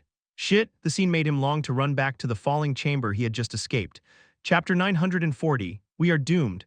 Kyle's curse reverberated through the still space, forcing him to swallow the rest of his words as a shiver ran down his spine. He moved back almost unconsciously. The place in front of him was completely engulfed in eerie pitch-black darkness, a colossal arena holding the murky gloom. His figure had arrived directly behind an enormous coffin resting in a dome-like structure, surrounded by many massive statues of twisted, monstrous creatures and the remnants of cold, ancient ruins. The thing that had startled him was the oppressive, eerie darkness saturating the colossal arena facing the coffin, shifting slowly as if it were aware of his presence. Eerie shadows slithered in all directions, twisting and surrounding the large lump of darkness, covering the whole arena, which seemed to be concealing something within, something slumbering yet brimming with menace. The shadows around it seemed to tremble in fear, with a hint of ecstasy, as if waiting for whatever lay inside the lump to awaken and dominate the entire world. Kyle staggered backward, wiping the cold sweat that had gathered on his brow after seeing the place, and shouted inwardly, "We are doomed!" He turned to run back to the collapsing chamber he had left, only to collide with Ares, who had entered the gate after him along with the others, almost losing his footing and falling atop the large coffin. Ares hissed at the sudden collision and opened his mouth to utter a few curses, but shut it when Kyle's eyes warned him to stay completely silent if he wanted to live. Only then did Ares and the others take in the scene before them and freeze in horror. Unlike Kyle, who could still withstand the oppressive darkness, everyone else felt it brushing against their necks, as if wanting to snap them clean off. Fear gripped them so completely that they stood utterly stiff, not daring to move even a single finger. Kyle wanted to quickly push them all back through the gate they had come from, but to his shock he failed. A powerful, invisible force bounced them back, as if signaling that the gate was a one-way passage. They could only enter and not leave. He glanced around, wetting his dry lips before gazing at the still group of people. "I tried just now and failed to use instant teleportation. We have to find an exit." He paused for a second, forcing his voice even lower, yet even then it echoed in all directions through the air like a dark omen, carrying a sense of urgency and dread that pressed heavily on everyone before him. "And as quickly as possible." Ares raised a trembling finger, pointing toward the massive lump of darkness. "Here, the darkness in front of us seemed to be waiting to devour us." As he argued with Kyle in a low voice, the other's attention stayed fixed on the two, completely unaware of Cashin stepping toward the darkness, lost in a trance-like daze with his heart jumping in his chest. His steps were slow and deliberate as he moved away from the space surrounding the coffin, unhesitatingly heading straight toward the pulsating lump of darkness. He could feel it. The darkness was strong, an irresistible pull that resonated deep within his core. It was very similar to the darkness he had surrendered to, the same power that had turned him into a powerful dark celestial, but this felt far, far stronger. And that aura within it, it belonged to the dark celestial they had seen outside the layer of ancients. He was in there, feeding on the darkness, growing stronger with every heartbeat. Cashin's arms stretched out instinctively. He wanted to embrace it. This darkness, it was empowering another who seemed to have sold his soul to it. And if he did the same, wouldn't it make him stronger too? He was so dazed, almost as if he had lost his mind, that he failed to notice the huge mouth opening in the darkness before him, ready to swallow him whole. And he didn't resist, willing, oblivious to the fact that he was nothing more than a source of energy for the man currently slumbering within. The Crimson Crown had already chosen a person to inhabit. The rest could serve only as nourishment, feeding the person it had chosen and making them even stronger. Just as the gaping mouth loomed an inch from devouring him, his collar was yanked from behind, swiftly dragging him to safety. Cashin thrashed violently, trying to rush toward the darkness again, his eyes filled with fury, forcing the person trying to save him to stagger and lose their balance. Kyle muttered a curse as he fell onto his back. Gritting his teeth, he quickly pushed himself upright while keeping a powerful grip on the thrashing man. With a furious, swift motion, he smacked him squarely on the head, hard enough that a trail of blood dripped from it, finally halting his struggle. Cashin blinked, his dazed eyes finally showing a hint of clarity, only to shudder when a familiar yet dark voice sounded behind him as Kyle dragged him away. "Dare to move again, and I swear I will break all your bones without hesitation." Kyle tossed the stupefied man to Ares before whispering through gritted teeth. "Bind him to you and keep an eye on him. The rest of you spread out and search for an exit. The darkness in the space is slowly corroding our bodies to reach our souls, so staying here too long is not good. And that mass of darkness in the arena, avoid it." He looked back before continuing. "After all, it doesn't seem like it will act on its own as long as no one approaches it. At least not before the one inside wakes up." Rubbing his temples, he hurriedly drew protective symbols on everyone's palms, ensuring they wouldn't fall into the same daze that had overcome Cashin. When it came to Cashin, he threw more than 10 symbols directly on the man's forehead, where the blood was still trickling down. Cashin was speechless. Unlike the others, he looked like a fool with symbols glowing on his head. But he was too embarrassed to argue after what had happened earlier. When Kyle finished, he muttered, "Thanks for earlier, I lost control for a moment there." Chapter 941. But now we are even. Kyle's deep gaze cut through Cashin like shards of ice, his expression unreadable. "That was the last time," he said, voice low and sharp. "I helped you." Then he turned to look for an exit with the others. He didn't forget to once again lock eyes with Ares, silently reminding the clan leader to keep a watchful eye on Cashin. Cashin didn't notice this exchange, so he sighed helplessly, convinced that Kyle was really serious this time. They could barely be called friends, and now even that little connection seemed to be weakening. But even if their connection grew strained, he would stay grateful. After all, Kyle had helped him far too many times to forget. It was Kyle who made him realize that not everyone was the same. Some people had their own ways of expressing compassion. He had simply met the wrong one at first. But his thoughts that Kyle would distance himself from him because of his greed for power were quickly proven wrong when he turned toward the mass of darkness, and Kyle's hand shot out from behind, gripping his collar the instant he noticed his action. Cashin let out a soft laugh at Kyle's furrowed brow as he hastily explained, "I'm okay, I'm just following Ares, he's heading that way to look for an exit." He straightened his clothes as Kyle released him, mirth dancing in his eyes. "I remember someone just said, they weren't going to help me again." Kyle scoffed coldly, muttering about how annoying he was before hurriedly striding off to the opposite side, leaving behind the red-eyed man who couldn't stop smiling. While searching for an exit, Kyle ended up opening the large coffin, thinking perhaps the way out might be hidden inside. After all, the last chamber's exit had been in the ceiling. But inside, there was nothing but some jewelry and trinkets gathering dust, completely useless for the group escape. He waved away the swirling dust as he examined the collection of old items. They were arranged with meticulous care, lined up in perfect order as if their owner had cherished them deeply, even until death. He examined a few of the items, but they were all ordinary, holding no special energy or significance. Jivet, who was standing behind him, decided to store everything in his mind space, even if it looked useless. As Jivet began to swipe the coffin clean, Kyle's eyes suddenly caught sight of 3 pairs of rings, beautifully patterned, resting at the very bottom in a box, accompanied by a small gray plaque with faded writing. Kyle picked up the small box and studied the plaque. Most of the writing had worn away, leaving only fragments.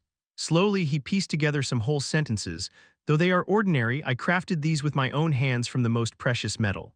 For the three of us, let us gift these to our dear partners when we find them. He murmured softly as he examined the rings. They were silver in color, with small golden specks scattered delicately across the patterns carved into the round band. Despite their age, the three pairs of rings appeared quite new and untouched, as if they had never been worn. Kyle placed the rings back into the box and glanced around the chamber once again, almost imagining the pride and joy their creator must have felt in presenting them to their friends. So the very first three Celestials weren't able to find partners to share these rings with, or perhaps they were betrayed by the partners they found. There's no record of the history, so I can only speculate. He handed the box to Jivet. Seeing the rings reminded him that he still needed to give one to his wife, which brought a smile to his face, a smile that dazzled Jivet. He even hummed softly as he resumed searching for an exit, muttering to himself. Should I make one myself? I can find the finest materials in the celestial realm and craft it. I am certain she will love it. Thinking about Yue and his friends, his mind began to wander, and he decided to gather some gifts to give them once they arrived here. Lost in thought, he wandered into a dark corner around the arena and absent-mindedly discovered the exit. Everyone else, upon seeing him wave to signal that he had found the exit, was left deadpan. They had been frantically looking for it everywhere and couldn't find it, yet he found it by wandering absent-mindedly.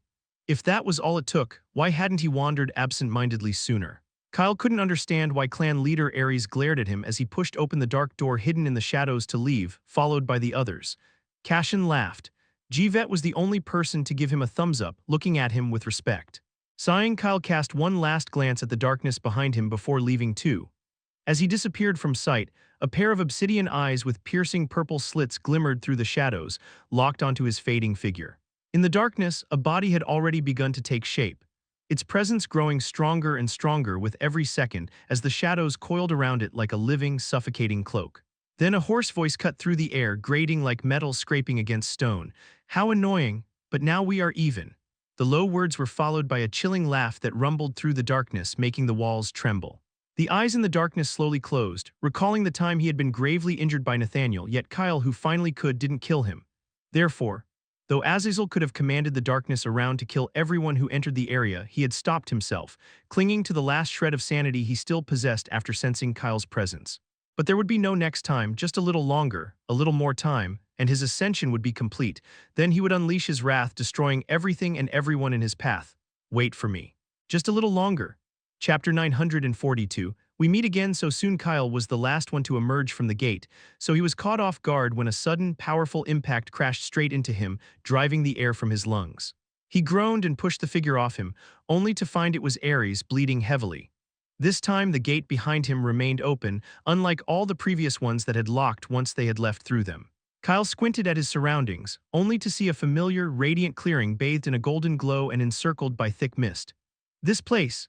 He eyed the numerous eerily familiar tall doors, each bearing a glowing symbol of a natural law and flanked by colossal statues scattered across the clearing and cursed. It was the very place he had discovered after Ares, Cashin, and the others were dragged into the ground, the exact spot where he had been beaten by statues.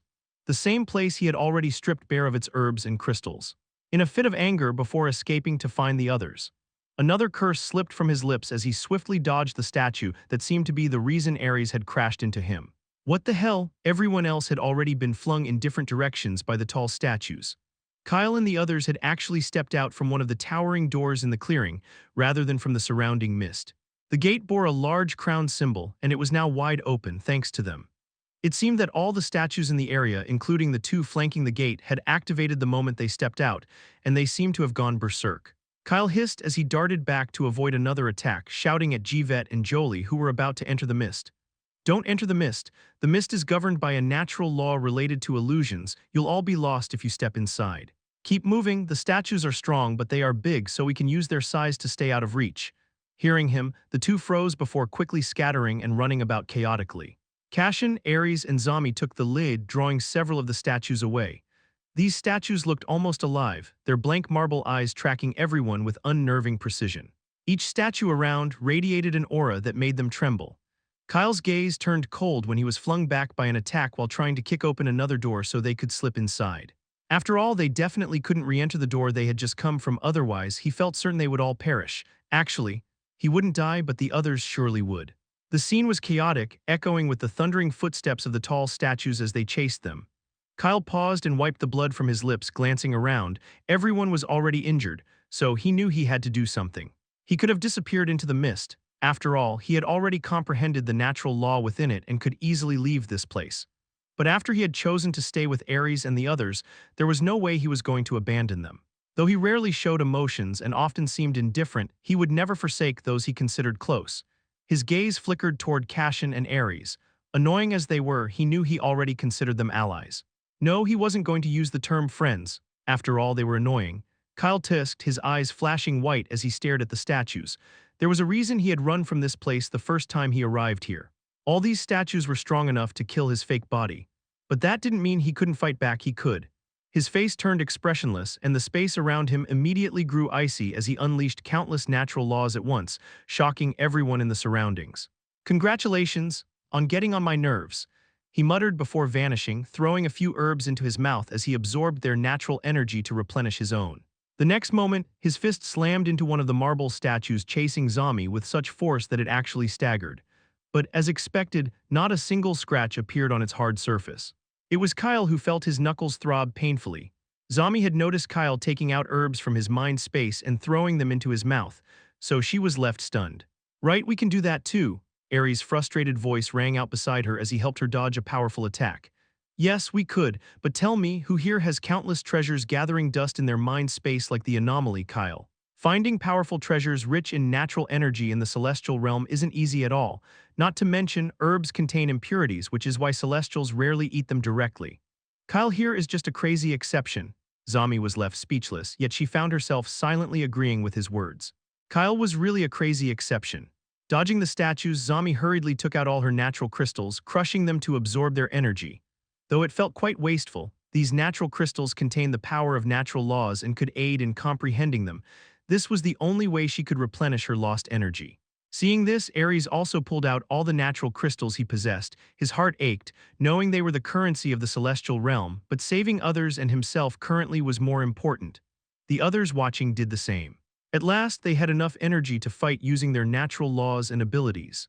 Meanwhile, Kyle had unleashed his ice domain, the power of countless natural laws he had activated, crashing into the statues. Seeing him fight, Ares and the others joined in instead of just running. Though injuries mounted on their bodies with each passing second, a surge of thrill and exhilaration coursed through them as Kyle managed to crack one of the statues. It shattered when everyone attacked the cracked area together with their abilities. Just as they rejoiced at having broken at least one of the damned statues, a familiar figure stumbled into the clearing from the mist, his clothes bloodied. At the sight of the group, Nathaniel's eyes curved darkly. He smiled unsettlingly, his gaze sharp. "Heh, we meet again so soon." Chapter 943, Kill Him for Me. After Nathaniel, the other rulers, including Valence, stepped into the clearing as well, still cursing Kyle with ugly expressions for destroying the chamber and making them all endure so much suffering. It had taken them a lot to leave the chaotic space and its violent currents and find a way out, only to end up appearing inside the thick mist. Luckily, many of them were well versed in the laws related to illusions, allowing them to easily discern what the mist was hiding. Valence's face twisted the moment she saw Kyle. Her calm voice turned shrill. "Kill him for me." Two rulers behind her lunged forward to carry out her command, eager to twist the neck of the tall, silver-haired celestial who had made them go through so much. Kyle clenched his jaw tightly. Fighting the statues had already drained everyone, including him, and they were all badly injured currently. Why did the rulers have to show up at this damn moment? "What great timing," he muttered darkly, swiftly dodging the statue's attack. However, his body went rigid as a massive flower bloomed directly above his ice domain, swallowing the ice effortlessly and leaving nothing behind. The flower's energy easily devoured the power of his countless natural laws as if they were nothing. Then, its purple petals unfolded in all directions in the sky like a radiant, living blanket, casting a shadow over the clearing bathed in a soft glow. The rulers who had lunged to kill Kyle all froze at the sight of the familiar flower. Startled, Kyle snapped his head back like the rulers, only to find Nathaniel there. Nathaniel's left hand was raised in the air before him as he snapped his fingers, and the blood and dust on his attire vanished, restoring his clean and saintly appearance as if he had never suffered any grievance. Serenity settled in his cyan eyes as he glanced at everyone around Kyle calmly. Then he opened his mouth to deliver his judgment, calm, yet dripping with malice. "Ah, don't blame me for taking matters into my own hands. Blame yourselves for..." He let out a long, hollow sigh as if the weight of their sins bore down on him. Being in the wrong, you were the one to defy the rules of the celestial realm, then even dared to disrespect the rulers. Every life that will be taken today lies on you. As his words faded, he closed his fingers, and the power of the purple flower in the sky wrapped around Kyle in a deadly grip. Yet Kyle only snorted in response, his icy flames spreading out to raise the flower. He felt repulsed when he saw Nathaniel wield the celestial symbol he had stolen. Still talking, are we? How long are you going to keep spouting nonsense, huh? Come kill me if you really have the guts. Let's see who ends up regretting. He couldn't finish his taunting words as an unbearable pressure suddenly descended on his body, making him choke. Only then did he realize the storm simmering within the calm celestial before him, provoked, yet still wearing a faint, nonchalant smile. This time Nathaniel didn't hesitate. He didn't even pause to consider the many eyes watching. That was simply how he was: cold, decisive, and utterly ruthless. Once he had marked someone as a threat, he would do anything to kill them. Whether those in the area, innocent or not, lived or perished was completely irrelevant to him. He unleashed the full power of the purple flower to crush both Kyle's body and soul, who tried to teleport away, only to discover the space around him completely sealed. Kyle's gaze blurred as he dropped from the air and knelt on the ground, every fiber of his being trembling under the force, while the world around him seemed to twist and wrap in response to the crushing pressure. While Zami protected Silver, Jivet, Jolie, Ty, and Owen, Ares and Cashin rushed to assist Kyle without hesitation, dodging the large statues they were battling. Nathaniel, however, just smiled at them, a calm and friendly smile. And that smile sent shivers down the spines of the rulers present. Valence, well acquainted with that smile from having seen it many times whenever Nathaniel wanted to kill, quickly retreated, signaling the other rulers not to interfere. This time the man seemed truly enraged. The rulers watched in tense silence. Liui was the most shocked, nervously swallowing as she took in the scene. Nathaniel spared neither clan leader Ares and Cashin, who had rushed to help Kyle, nor Zami and the others in the distance as the shadow of the flower engulfed them. Their hovering forms instantly fell to the ground under the pressure, writhing and screaming, yet his fury showed no mercy. Cashin clenched his teeth so hard that blood flowed, summoning every ounce of strength he had to lift himself upright. His eyes burned with fury and desperation as he stared at the ethereal man floating far away like a god. He didn't dare scream. No, he would never give him that satisfaction. Not again, not this bastard. Even if his body shattered under the pain, even if death itself came for him, he would endure every ounce of agony and activate the law of rebirth. He would survive, even if that meant starting over once again from scratch. He would return. And when he did, he would tear this man apart limb by limb until the world itself remembered his wrath. Yet the desperation in his hazy eyes was proof that deep down he was unsettled, and he wondered, could he ever truly defeat him? Just Nathaniel's mere gaze and all his hard work over hundreds of years to grow stronger, by any means necessary, crumbled in an instant. Was it all in vain, his struggle, his thirst for revenge? Would he ever find an outlet for his anger, his agony, his pain?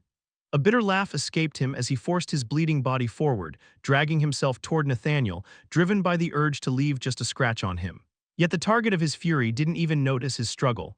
The more pitiful he appeared to himself, the more he lost his composure. The statues in the clearing froze under a flick of Nathaniel's fingers, struggling to break free from the powerful pressure. The massive flower vibrated, thrumming with lethal essence as it obeyed his every command. At last, the image Liui had held of Nathaniel as noble was a bit shaken. Kyle sealed his lips, stifling a scream, as blood seeped from every pore of his body.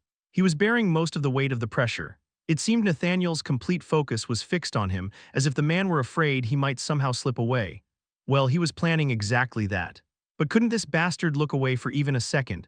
From the corners of his eyes, Kyle could see Ares and the others' bloodied forms, yet all he could do was watch. He had to escape the pressure first, only then could he help them. But why, he thought bitterly, hadn't clan leader Ares and Cashin fled this place instead of rushing to aid him? They knew this wasn't his real body and that he couldn't die even if 10 Nathaniels were present, yet instead of escaping with the others, what did they do? These fools, damn it, the thought of their reckless behavior stirred an urge to go and beat them, but it also hardened his resolve. He couldn't let anyone die today. In the past, he was weak and many died around him. He still remembered the time he fell into a slumber due to an injury to his soul, and the entire blue planet was at war. Many people had sacrificed themselves at that time, but now he was strong. So why should anyone around him have to die? Unlike the others, he could still withstand the pressure with his icy flames and laws, so he cast a defiant grin at the man trying to crush him. Even with blood soaking his entire body, his eyes gleamed brightly, and his aura radiated an unshakable majesty. Watching the scene, Nathaniel's forehead throbbed, and he waved his sleeve, a calm yet unnervingly kind smile on his face. I will admit you're the first in years to force me to unleash so much power. Instantly, an ethereal clock symbol glowed between his collarbones. Unlike the flower in the sky, it didn't appear before everyone's eyes, yet its aura was equally powerful. The clock's power was directed solely at Kyle. The rulers behind Nathaniel drew in sharp breaths as the marble statues surrounding Kyle crumbled to dust and faded away, their eyes fixed on Kyle, anticipating his screams for mercy. They wanted to see this celestial, who looked and radiated an aura far more majestic than theirs, cry and beg. To their shock, he didn't beg, instead he spat out. Are really, how amusing, do you even have a power of your own? Heh. Chapter 944, and he felt no remorse. Kyle's voice was crisp and sharp. Nathaniel's calm smile finally fell. In the next moment, he was already in front of Kyle's kneeling form, staring into his eyes, his fingers tightening around his neck. The other rulers mentally lit a candle for Kyle. This arrogant man still had the gall to continue running his damn mouth despite his grim state. It was as if he felt no fear. Nathaniel's voice was hoarse as he finally revealed his true nature, hidden behind the calm smile. Every word he uttered dripped with venom, sending a chill through the air as if even the very atmosphere feared him. You really know how to run your mouth. But he didn't snap Kyle's neck. After all, that would have been far too merciful a death. It also wouldn't extinguish the flames burning in his heart. Instead, he grabbed him by the hair, slamming the head that had dared to stay held high all this time into the ground. The impact reverberated through the air with a loud bang as the land splintered. Dust and debris erupted, mingling with crimson blood. Kyle's gaze chilled as he caught the metallic tang on his tongue. Under the immense pressure on his body, he had to focus on not being crushed. On top of that, he was also secretly forming a massive array beneath the ground. Utilizing the power of the few small particles of cold essence his fake body contained to bypass Nathaniel's power, aiming to send Ares and the rest to a safer place in the surroundings while keeping Nathaniel's focus on himself, leaving him very powerless to fight back. But he counted each blow, feeling them reverberate through his whole body. Hess. When was the last time someone struck him so brutally and he couldn't retaliate? It had been a while. The last time was when he had faced Azazel head-on. His fists clenched, coiling with restrained fury. Just one opening, just a tiny one, and he would unleash everything he had, showing this person the true meaning of regret. Not noticing the glowing green eyes that were growing emptier with each moment, Nathaniel moved. With a swift motion, he raised his foot and kicked, sending Kyle's body across the clearing until he crashed into a distant tall door, bursting it open. Nathaniel aimed to shatter his majestic aura and crush the confidence radiating from him, forcing him to beg for mercy. He repeated each word he had spoken earlier. His voice was sharper and colder, every syllable cutting, as his swift figure appeared beside Kyle's bloodied form. Really know how to run your mouth? Yet the celestial, far weaker than him and already on death's door, still dared to meet his gaze. His eyes held an emptiness that shook Nathaniel to the core. Kyle's voice trembled, yet it held a stubborn firmness. What does the truth taste bitter? Nathaniel staggered. The truth, of course, it burned bitterly.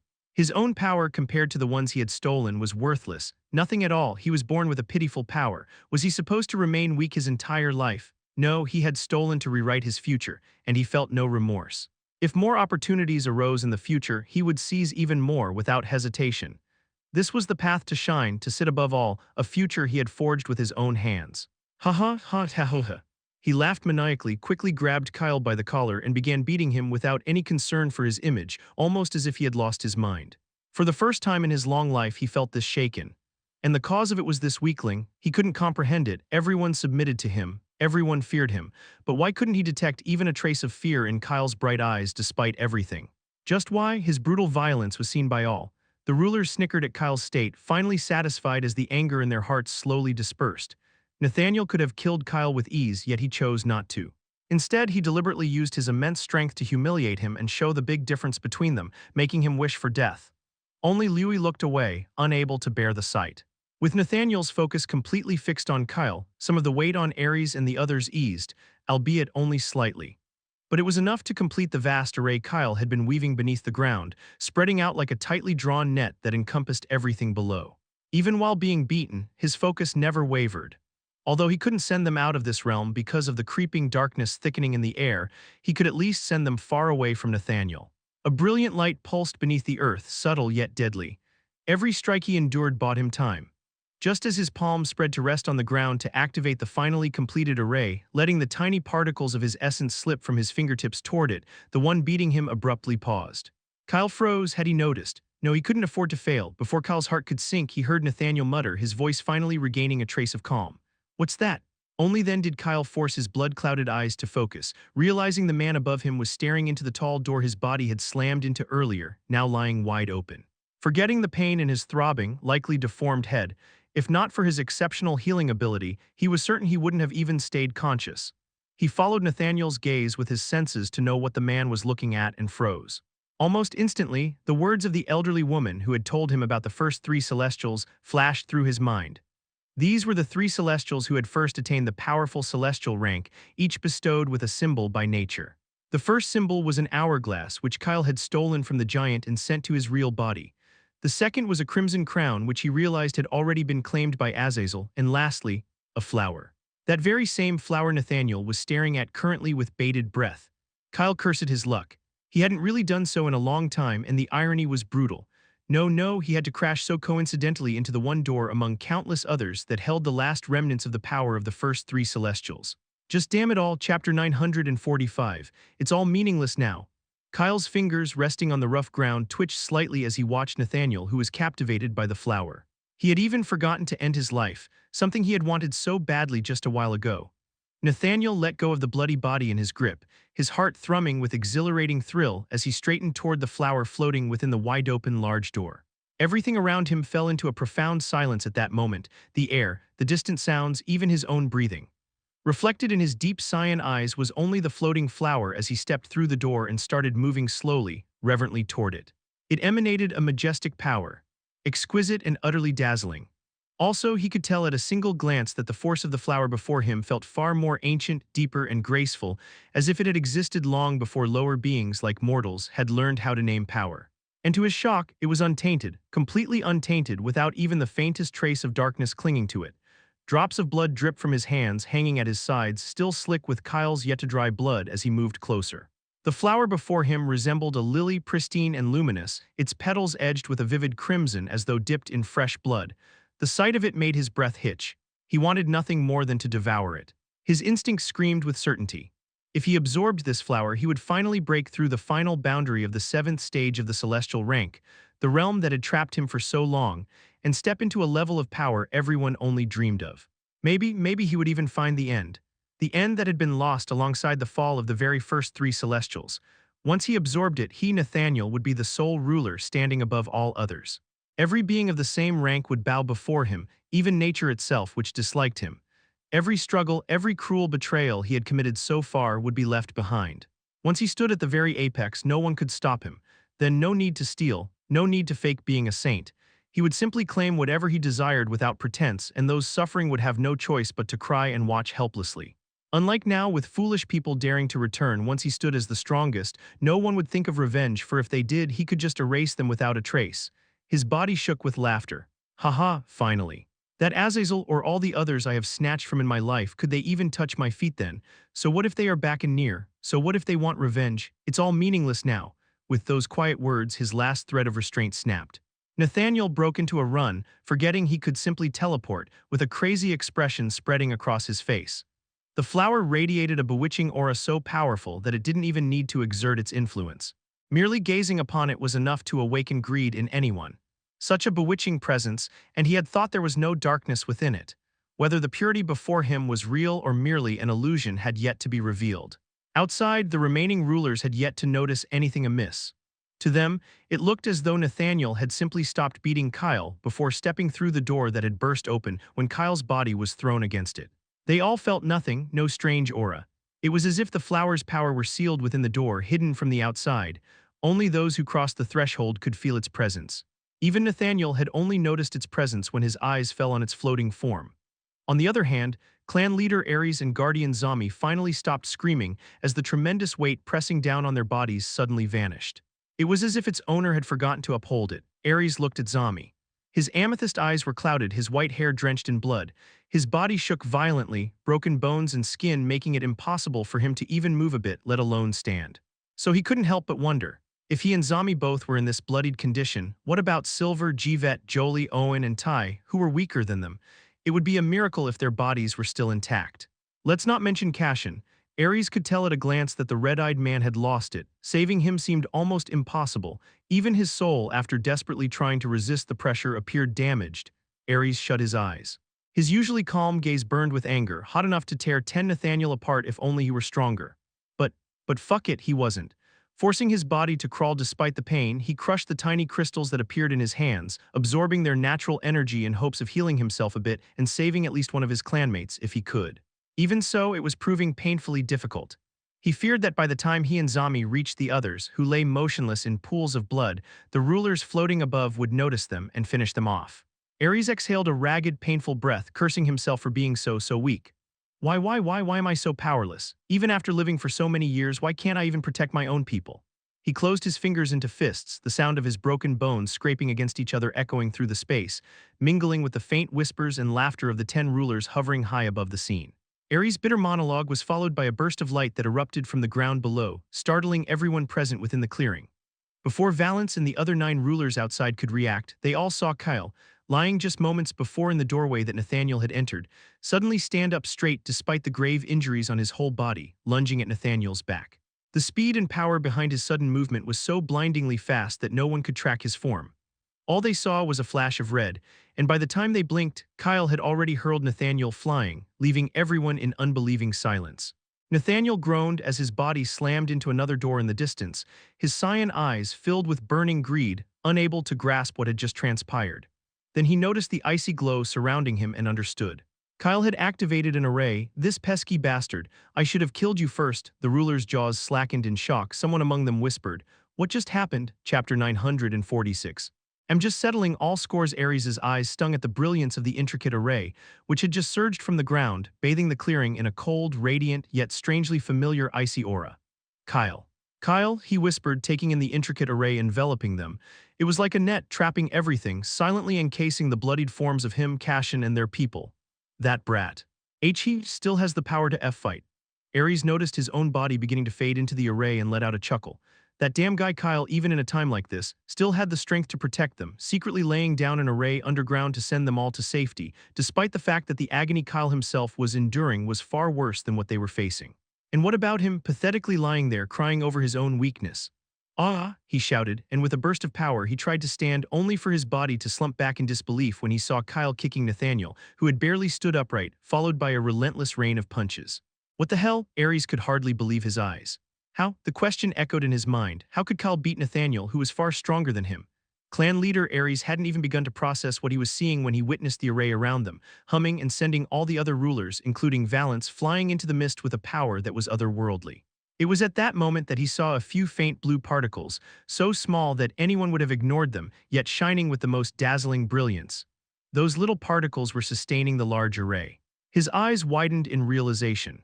Finally, he understood how Kyle could suddenly stand against Nathaniel, fight back when just moments ago he couldn't even lift a finger against him. He had long known that Kyle possessed something strong within him, but he had never imagined it was this formidable. And yet, Ares' eyes grew moist as he watched those tiny particles vanish into nothingness as their energy was spent.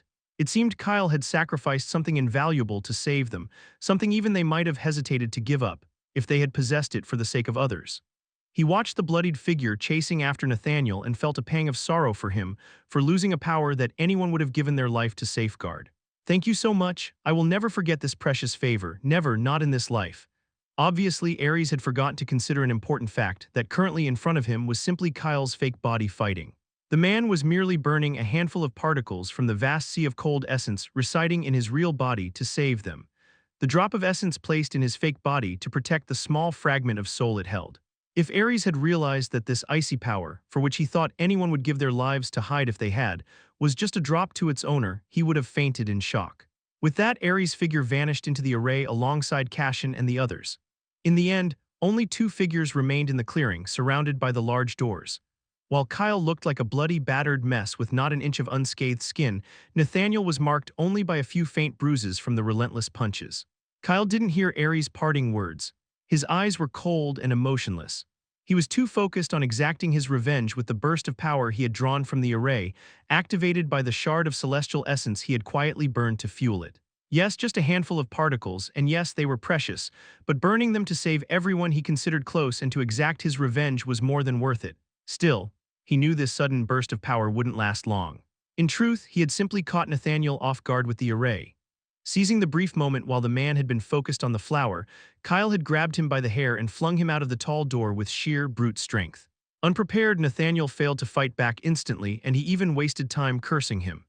That was all Kyle needed to seize the upper hand, even if only for a moment, and send him tumbling like a rag doll.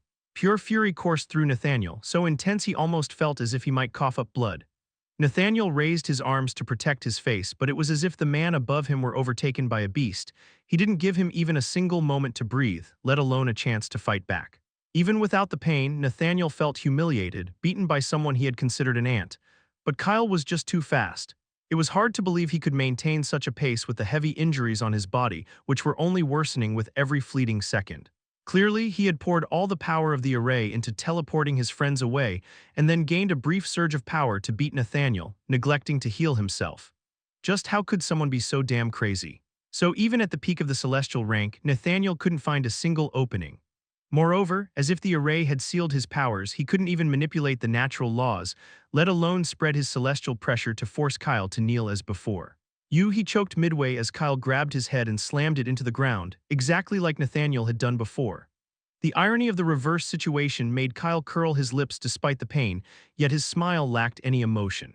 Blood dripped from the gleaming silver strands framing his forehead as Kyle watched Nathaniel's hair be dyed a similar shade of crimson, whispering with a voice void of feeling. "I'm just settling all scores." Dust and debris exploded into the air, mingling with his harsh voice and the crimson scent swirling around them. Another powerful punch, this time icy shards formed along Kyle's knuckles. Nathaniel's eyes dilated, and in the next instant his head was smashed into the ground with a sickening crack, followed immediately by another crushing blow. The chilling scene lasted only another 2 seconds, before Kyle's body began to lose its remaining strength. The power within his broken form completely faded, along with the array which scattered into snowflakes. Nathaniel screamed as he finally found an opening to move. He didn't waste a second and sent Kyle flying. The move felt so easy that his earlier humiliation almost seemed like a mere fragment of his imagination. It actually caused him to momentarily freeze. Therefore, he caught the mocking snicker echoing across from him, crystal clear. Chapter 947. I'd rather vanish myself. Nathaniel slowly lifted his bloodshot cyan eyes to stare at the battered figure he had just hurled away effortlessly, struggling to rise and face him with his head held high. A defiant smile lingered on Kyle's lips despite the fact that he was on the brink of death. He watched as Kyle tilted his head. Then Kyle let out a low chuckle, one that looked painfully out of place considering his condition, before speaking hoarsely. What? Want to tear me apart?" Nathaniel's eyes contracted with madness when he saw Kyle's body begin to fade into snowflakes, blending with the remnants of the array drifting through the air. Even until the end, Kyle had a smile on his face as he met Nathaniel's eyes, quietly watching him rush forward with an expression so crazy it screamed that the man had lost all reason. Kyle whispered with cold eyes. "Dream on, I'd rather vanish myself." In the end, the only thing Nathaniel could grasp were wisps of cold snowflakes that pricked coldly and sharply against his skin. He quickly searched for Kyle's soul, intent on tearing it apart, but there was nothing left, no trace, no sign of life whatsoever. Amidst the frenzy, he failed to notice the small wisp of golden energy, disappearing into the thick mist surrounding the clearing at blinding speed, drifting straight toward the exit of the lair of three ancients. Nathaniel stood rooted to the spot for a long time before bursting into laughter. Did he really sacrifice his body, his soul, his very life, just to create an array to save his friends and defeat me? Ha ha ha, that's it.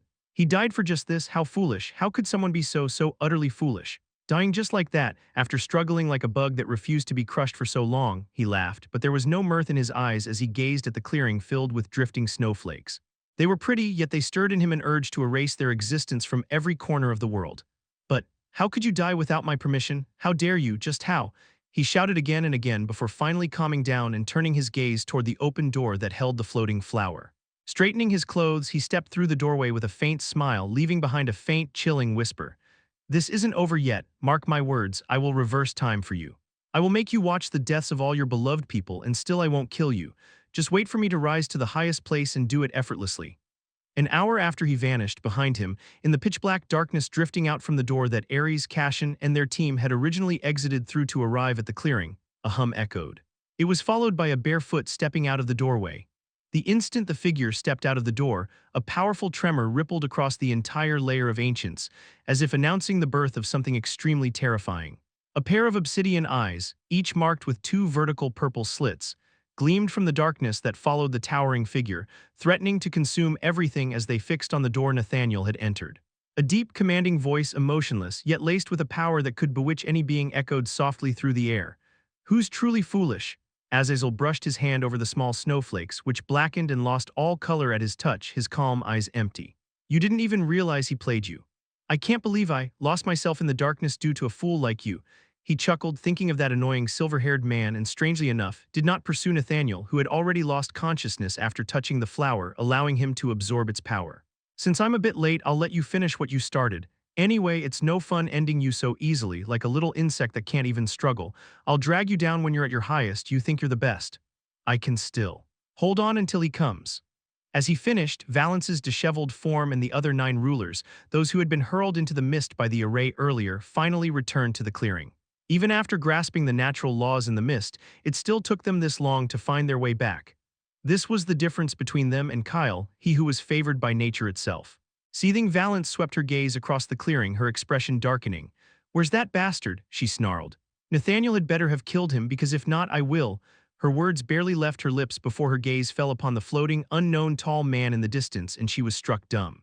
The darkness swirling around his dark robes moved like a living entity, yet it was so mesmerizing that awe seized her completely. She had already fallen to her knees without her knowledge, her head bowed deeply in reverent submission. And it was the reaction when she hadn't even seen his face, only his tall, floating figure and the broadness of his back. One by one, the other rulers behind her followed suit, dropping to their knees. The few rulers who still retained clarity couldn't understand what was going on. Why were they bowing before an unknown figure just after feeling his celestial aura? However, they received their answer when the natural fear emanating from someone far stronger, hidden beneath the calm aura, finally revealed itself, raw and undeniable, shaking them to their core. The darkness surrounding the tall man seemed to thrum with life, pressing against their minds. Azazel opened his mouth, and a deep, resonant voice cut through the air, not a question nor a request but a command. "Be my servants." His tone carried absolute authority. "I lack a few ever since Kyle killed the Shadow Generals. This incessant voice screaming in the back of my mind to destroy the world of the Celestials is tiresome. Destroy your world for me. All of it, destroy it. Kill all living beings. Continue until I am done here and leave this realm. Naturally, you can gather servants of your own by enslaving their souls in the same way." The ruler's knees sank deeper into the ground as the weight of his power bore down on their very souls. They could only shiver as the eerie darkness seeped into their bodies, completely enveloping their souls without even seeking their consent. With the foreign knowledge flooding their minds, it became clear to them that if they dared to disobey the man before them, or even tried to escape, their souls would be crushed into dust. He could see their every action and even control them if he wanted. Ultimately, even their consciousness was completely eroded, turning them into living puppets who knew nothing but to kill under his command without anything in return. This was the power of a true ruler with a crown, a ruler who had reached the end. All others beneath him, no matter how strong, were insignificant in comparison. Chapter 948, Make Me Stronger, Part 1. Azazel didn't even glance at them. They were nothing more than expendable tools to be discarded the moment they ceased to be useful. Even the Shadow Generals were remembered only by their numbers by him, let alone the rulers he so much despised. There was no need to even assign them numbers, they really didn't deserve that, he questioned coldly. "Understood," Valence nodded, followed by the others, their eyes completely blank with nothing. None dared even to think of resisting, let alone fighting back. This was the power of absolute supremacy. Trembling, they all scrambled out of the clearing, vanishing into the mist to leave the realm and carry out his order to destroy their own world. Azazel spoke again after they were all gone, his voice deep, low, and merciless. "As a reward, I will grant you a death that's less painful only, if I remember you." A cold, empty laugh followed, soft, mirthless, and utterly cruel. His obsidian eyes narrowed as he slowly glanced to the left, finally tearing his gaze away from the door Nathaniel faded into. One by one, all his remaining bodies were waking up. Yes, every single one of them. All were real.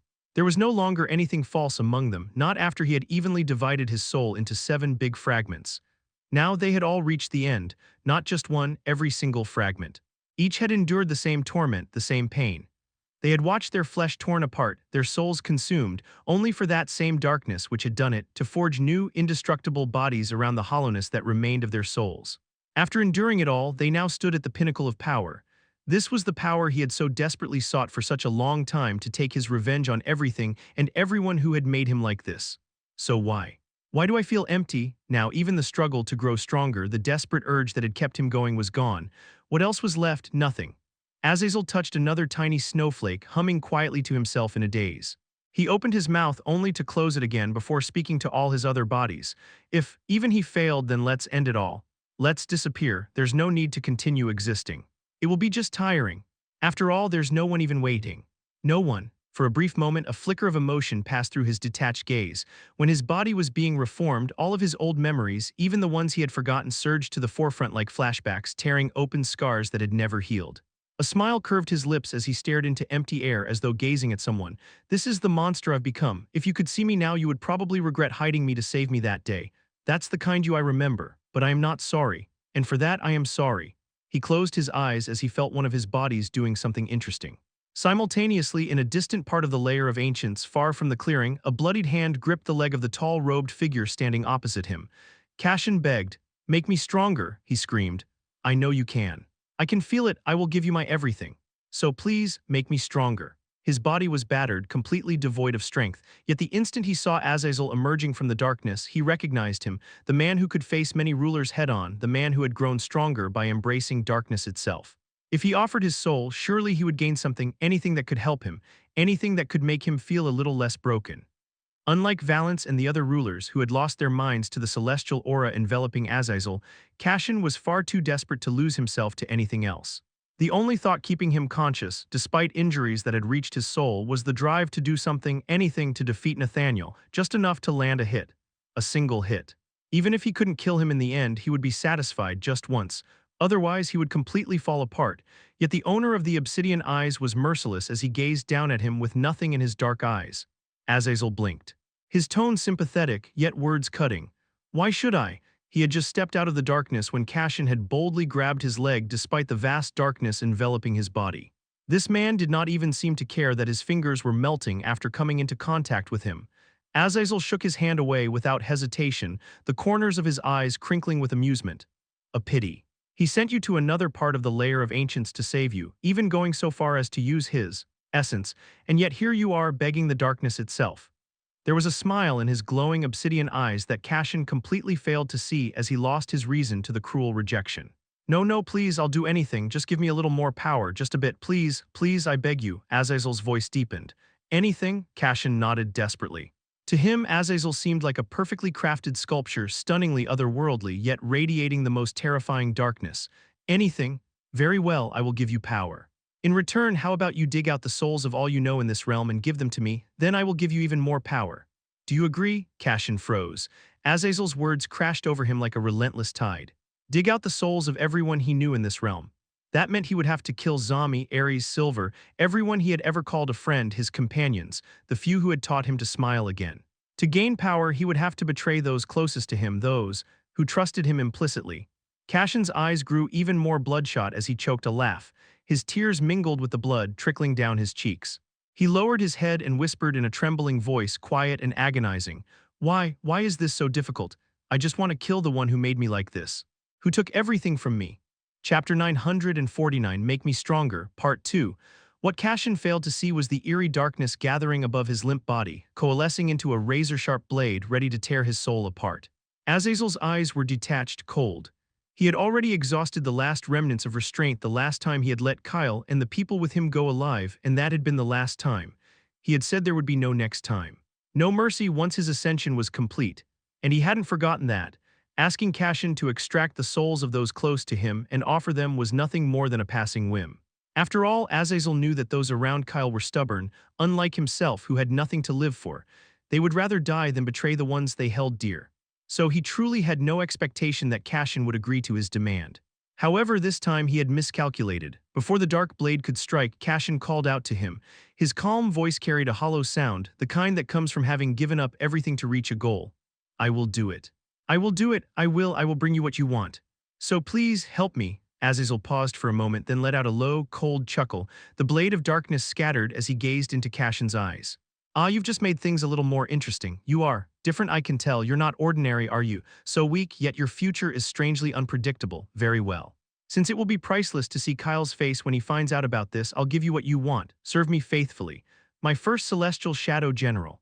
Azazel didn't even need to move a finger, and the darkness surrounding him surged forward, slipping into Cashin's body and enveloping his soul. But it wasn't enough. Simply controlling him wouldn't satisfy Azazel. He wanted to erase Cashin's consciousness entirely, to turn him into a puppet like Valance and the other rulers. After all, he despised surprises. What if Cashin changed his mind later and Kyle helped him find a way to betray him? That was a no-no. Everything should be in his grasp. Nothing should get out of control, until he killed everyone and everything. Unlike the rulers, however, who couldn't resist the darkness that consumed their minds, several symbols flared to life on Cashin's forehead, shielding his mind. They were the same protective symbols Kyle had crafted for everyone after they entered the chamber where Azazel had discovered the Crimson Crown, designed specifically to protect them from being bewitched by the darkness. And in that moment, they protected Cashin again. Azazel eyed the symbols glowing on Cashin's forehead and laughed heartily. How amusing. He stopped what he was doing. Well, he had already enslaved Cashin's soul. Consuming his consciousness was just a precaution, but it seemed that if he tried, the symbols on Cashin's forehead would send his soul and consciousness away. Well, he's really infuriating. And by the looks of it, he has reached a level in array mastery that no one else has. He hummed and turned to leave. I have given you power, do as I asked earlier and I'll grant you even more. Just like him, Cashin also noticed the glowing symbols illuminating the dark. Obviously, he sensed it clearly how the symbols protected his consciousness. A familiar voice echoed in his ears as he dazedly stared at Azazel's figure, which quickly disappeared into the distance. Dare to move again, and I swear I will break all your bones without hesitation. Bind him to you and keep an eye on him. That was the last time. I helped you, Cashin laughed, then broke into tears. Kyle had said all those words. He had even said he wouldn't help him again, yet time and again he helped him. Even when he gave up on all of them for power, Kyle was still here to protect him. But now, no one could save him. Not even Kyle, that kind human. Ultimately, he could only whisper, I am sorry, for being impatient, for being greedy, I am sorry. His injuries healed with a speed visible to the naked eye. New flesh formed over his broken bones, knitting themselves together as the darkness coursing through his body pulsed. The remnants of the golden clock symbol between his collarbones trembled, struggling against the darkness even more powerful than the one that had turned him into a dark celestial, before finally fading into nothingness and returning to nature. Cashin pushed himself upright after his body was healed. The injuries on his soul were still recovering, giving a pricking pain whenever the darkness Azazel had given him touched them. His body broke through its limits and directly reached the boundary of the 7th stage of the celestial rank. For a long time, he stared into the dark sky in a daze, yet he only felt even more broken. Is this how you feel, Azazel? So painful. But I really don't pity you, because if I pitied you, then who would pity me? He stood up, countless old memories flashing through his mind like mirages.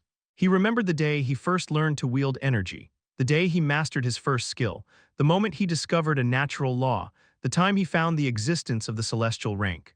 The day he decided to leave everything behind to pursue it, the day he succeeded and entered the celestial realm, the day he met Nathaniel, the moment he was betrayed. It was all still there like unhealed scars, even though he had already come so far. Cashin gathered the power of all his natural laws to scan his surroundings. This ancient realm held no energy of its own, but now he no longer needed it.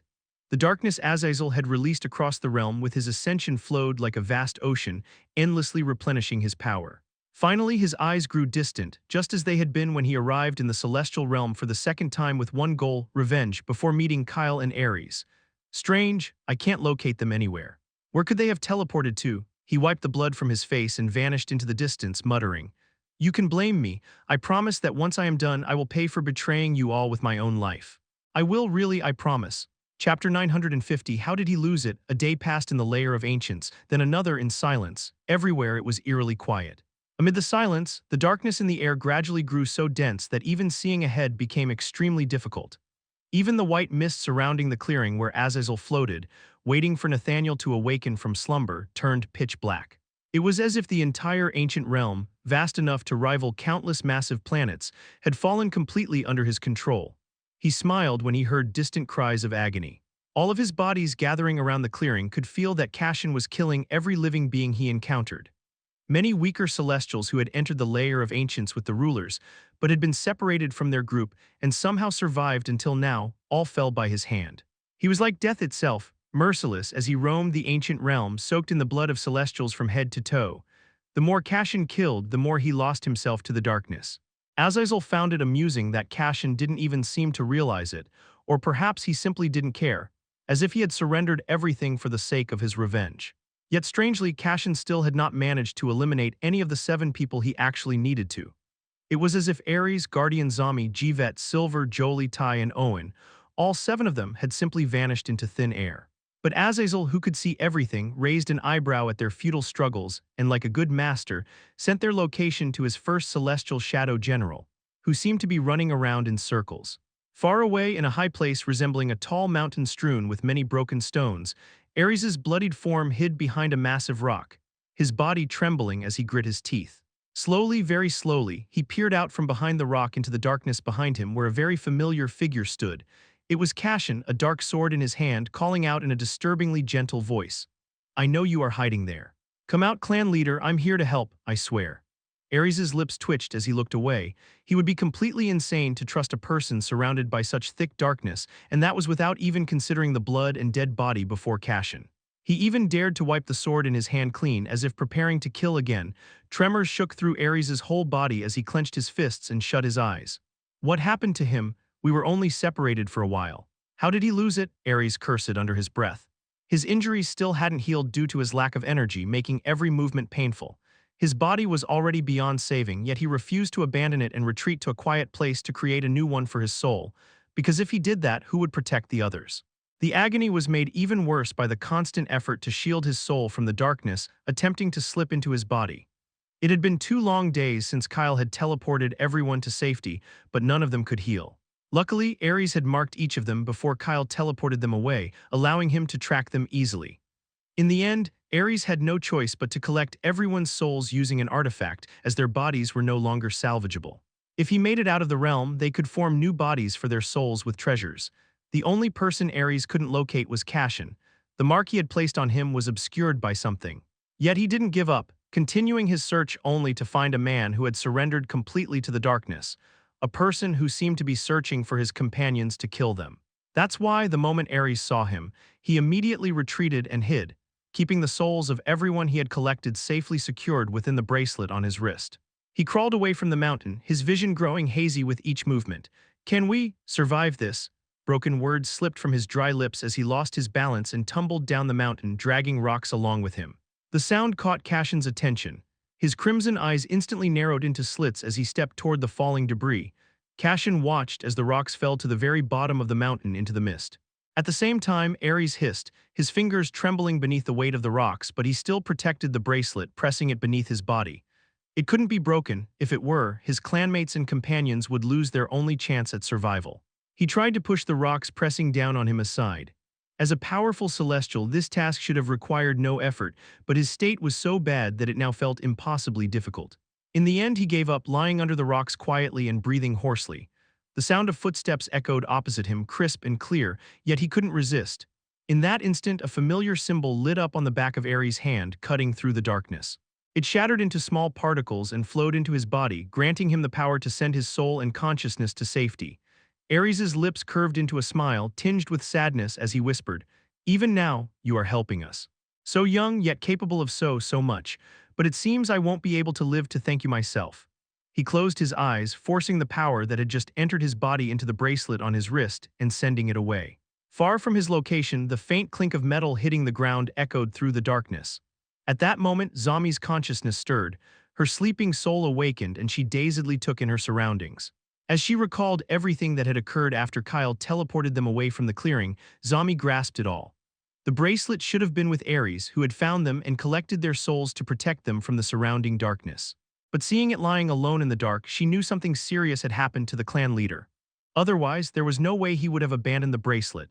Summoning the power within her soul, something few dared to do as it could endanger their existence, she took the bracelet and left to find a safe location. She didn't know how long they could stay hidden or how long they could survive with the darkness around. But as long as there was any hope, she would guard the younger ones with everything she had. Perhaps they would find a way out of this dire situation. If not, they would fight to the very end. Chapter 951, Why Didn't You Stop Him? As the rocks pressing down on him lifted into the air, Ares raised his head to look at the owner of the legs standing before him. He managed a smile, but his smile looked stiff and scary due to his battered form. Thanks, that was quite painful." Cashin slowly sank to his heels, locking eyes with him. He tried his best to return a smile but couldn't manage it, so he let it go. Gently, he grabbed Ares' shoulder and whispered softly near his ear, Then, let me end your suffering. A burst of shadows erupted from Cashin's hand, engulfing Ares' body. Ares screamed as his form began to melt. Before Ares lost consciousness completely, his eyes locked onto Cashin's and he questioned hoarsely, "Why?" But there was no answer, only a cold, crimson gaze staring down at him. Ultimately, all that remained in Cashin's hand was a faintly glowing core containing Ares' injured soul. He stared at the pool of blood before him for a while and stood up. "You ask why? Just because I am the one you met, the kind you never should have crossed paths with, the unkind me." Cashin had just taken a step to leave the area and continue searching for Zami and the others, so he could get their souls too, when the sky above him darkened further, suffused with a strange, nauseating aura. He lifted his head, only to see a massive, tailless symbol of a seven-headed snake. The symbol glowed brilliantly in a hazy blend of white and crimson, before a lily intertwined with it and the tailless snake formed a tail. Each of the snake's heads was crowned with a bewitching white lily completing the symbol. Cashin blinked. Is this also Azazel's power? He had barely spoken when a cold, disgusted voice echoed in his mind. How can you even consider that? Cashin flinched hearing Azazel's voice. Calming himself, he narrowed his eyes to focus on the snake symbol more deeply. He indeed felt a familiar darkness coming from the massive seven-headed snake, yet different from Azazel's power. It carried a nauseating presence, as if it were stitched together from the essences of others. The realization hit him when two more symbols bloomed on the snake's huge body. A purple flower appeared on its back, and a familiar clock symbol appeared above its stomach. Cashin's eyes dilated. Then he laughed wildly, a sound more terrifying than rage. "It's him, it's actually him, ha ha ha, he's grown even more stronger. Why didn't you stop him, just why?" "Ah!" he screamed, his voice cracking, clearly blaming Azazel. Dropping to his knees, he banged his fist against the ground, each loud thud echoing through the emptiness. "I'm doing what you asked." "Then why didn't you stop him?" "You know what I want." Despite his screams, the silence that followed felt like a physical weight.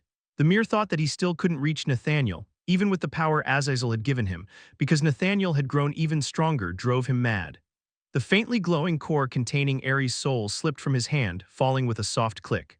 Instantly, cracks spiderwebbed across its fragile form as the surrounding darkness crept in, curling into tendrils that began devouring the glow of the soul.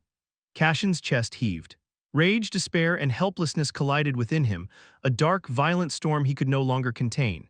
He growled dangerously as his power flared, forcefully consuming the darkness around him. Within minutes, his body broke through the boundary and entered the seventh stage of the celestial rank before instantly reaching its peak. He became as strong as Valence and the other rulers at the peak of the seventh stage. But at the peak, his aura stopped growing and the surrounding darkness dispersed. Azazel made no effort to stop him from absorbing the fragments of power he had scattered throughout the realm. He didn't even watch Cashin. After all, he knew this was as far as Cashin could go. This was Cashin's limit. Why? Because he lacked a celestial symbol. Without it, how could he ever claim the crown of a true ruler? Cashin didn't realize that. Feeling his newfound strength, he leapt into the sky and struck the snake symbol with all his might, aiming to obliterate the image.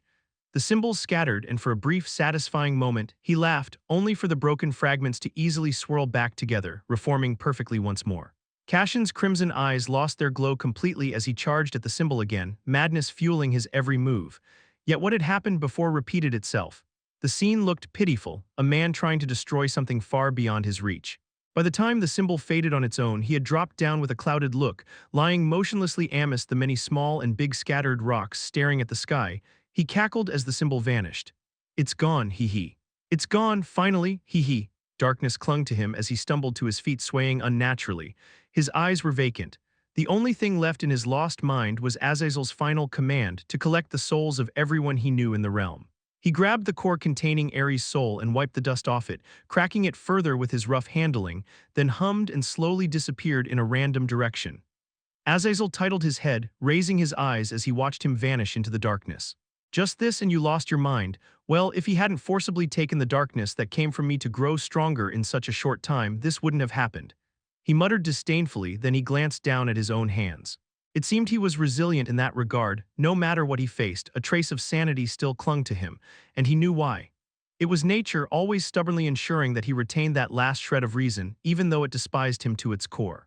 It seemed to know that if Azazel ever lost that final thread of reason, he would truly become uncontrollable, so much so that no force in existence could restrain him. With a sigh, Azazel turned his head to stare at the figure that had emerged after the snake symbol faded. His lips curved upward as he spoke, his voice imposing. "What a dramatic way to announce your ascension. You even drove someone mad." Chapter 952. So what? I still reached it. Azazel's sharp eyes dripped with hatred and exhilaration as they locked onto the familiar yet unfamiliar figure before him. The person he hated most was nearly unrecognizable, ethereal, otherworldly. He stood tall, rivaling his own height, with long, glowing blonde hair cascading over his shoulders and deep cyan eyes now flecked with red. Yet one thing was unmistakable. Despite the pure, almost divine appearance, there was nothing pure under it. The aura he radiated was dark, just like his own. Azazel landed on the ground, his gaze staring into the cyan eyes before him. Congratulations for reaching the end. Disdain flashed in his obsidian eyes. Who imagined he would be talking so casually when he finally stood before this bastard? Maybe this was the calm before hell. He tusked, a mocking glint in his eyes. Even after stealing from so many, you're still third in line to reach it. But you know what? You weren't even supposed to be among the three meant to reach it. Nathaniel's calm face twisted. The beautiful facade cracked the moment he spoke, his voice sharp and shrill, though still laced with a strong, bewitching charm. So what? I still reached it. His eyes narrowed as he studied Azazel from head to toe, sharp and calculating. It really is you. I didn't believe it when Kyle said it was you, but here you are like a stubborn bug that refuses to be crushed. Just as he spoke, the two vanished from their positions, colliding with a force like crashing meteors. The impact rattled the entire layer of three ancients, ripping the air apart into a dark void of chaos. There was no natural power in their attacks, yet even so, the shockwave didn't stop there. The tremor rippled outward, breaking the confines of the layer of ancients. They reached and shook the celestial realm. Simultaneously, as the layer of ancients sensed that all three ancient powers left behind by its creator had been discovered and consumed, ancient symbols ignited across the sky, displaying an old story. Yet the two figures tearing at each other beneath the sky paid it no mind. It was a pair of ethereal green eyes, filled with the power of nature, stepping into the layer of ancients at that moment, that lingered on the unfolding story in silent observation. Kyle narrowed his glowing eyes. He had taken the longest time to awaken after completing his ascension. At first, he didn't understand what was going on since he had long reached the end. Only later did he realize the reason. It was all because of his soul. It was special. So his ascension couldn't conclude until his soul was whole. Previously, Kyle had split two fragments from his soul to create two fake bodies. This enabled him to do far more than he could with just one body. It also made it much easier to hunt for more treasures. Those soul fragments couldn't perceive what the real body was experiencing, nor could they share their experiences with it, at least not until they returned to him. This had given Kyle a headache.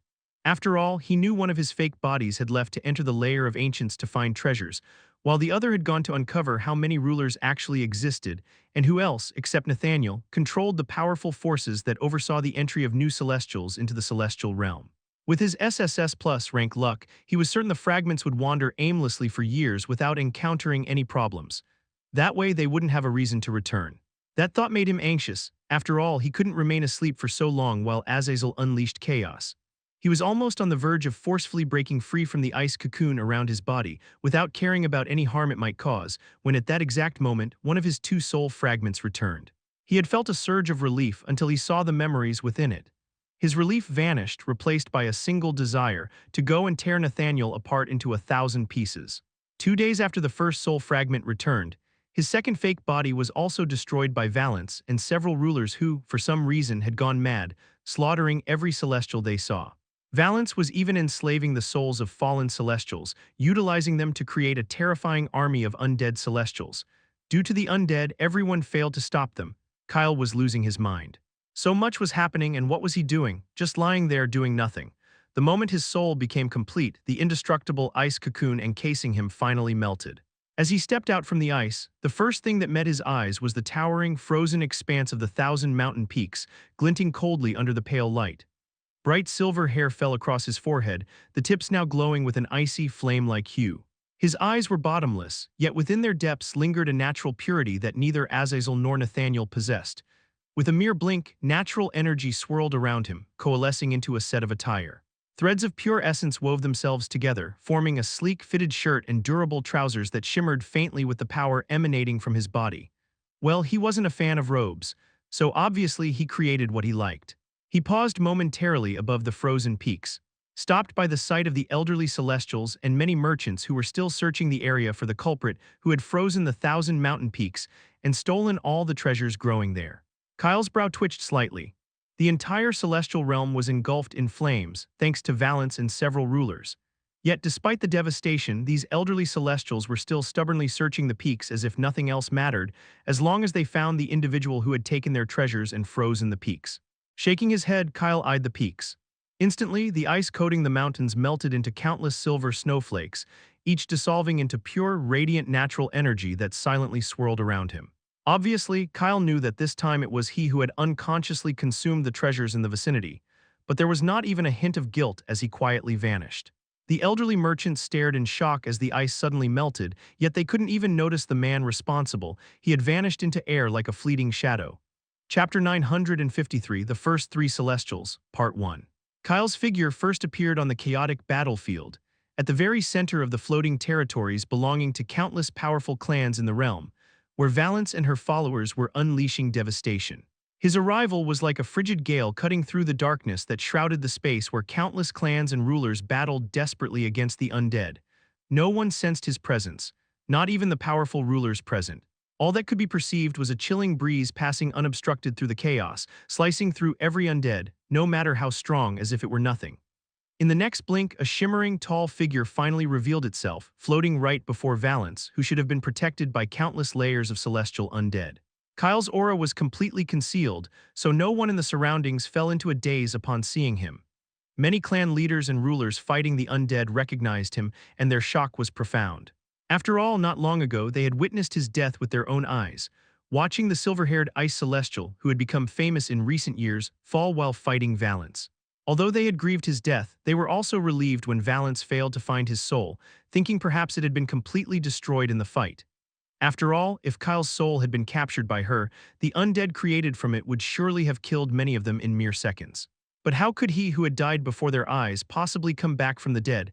Everyone who recognized the familiar silver-haired celestial was in disbelief. Then they saw Kyle move. His movements were very slow, so slow that even the weakest celestials fighting around could have easily evaded him. Yet what happened next before them nearly made the onlookers' eyes bulge in shock. The very air seemed to ripple with Kyle's movement.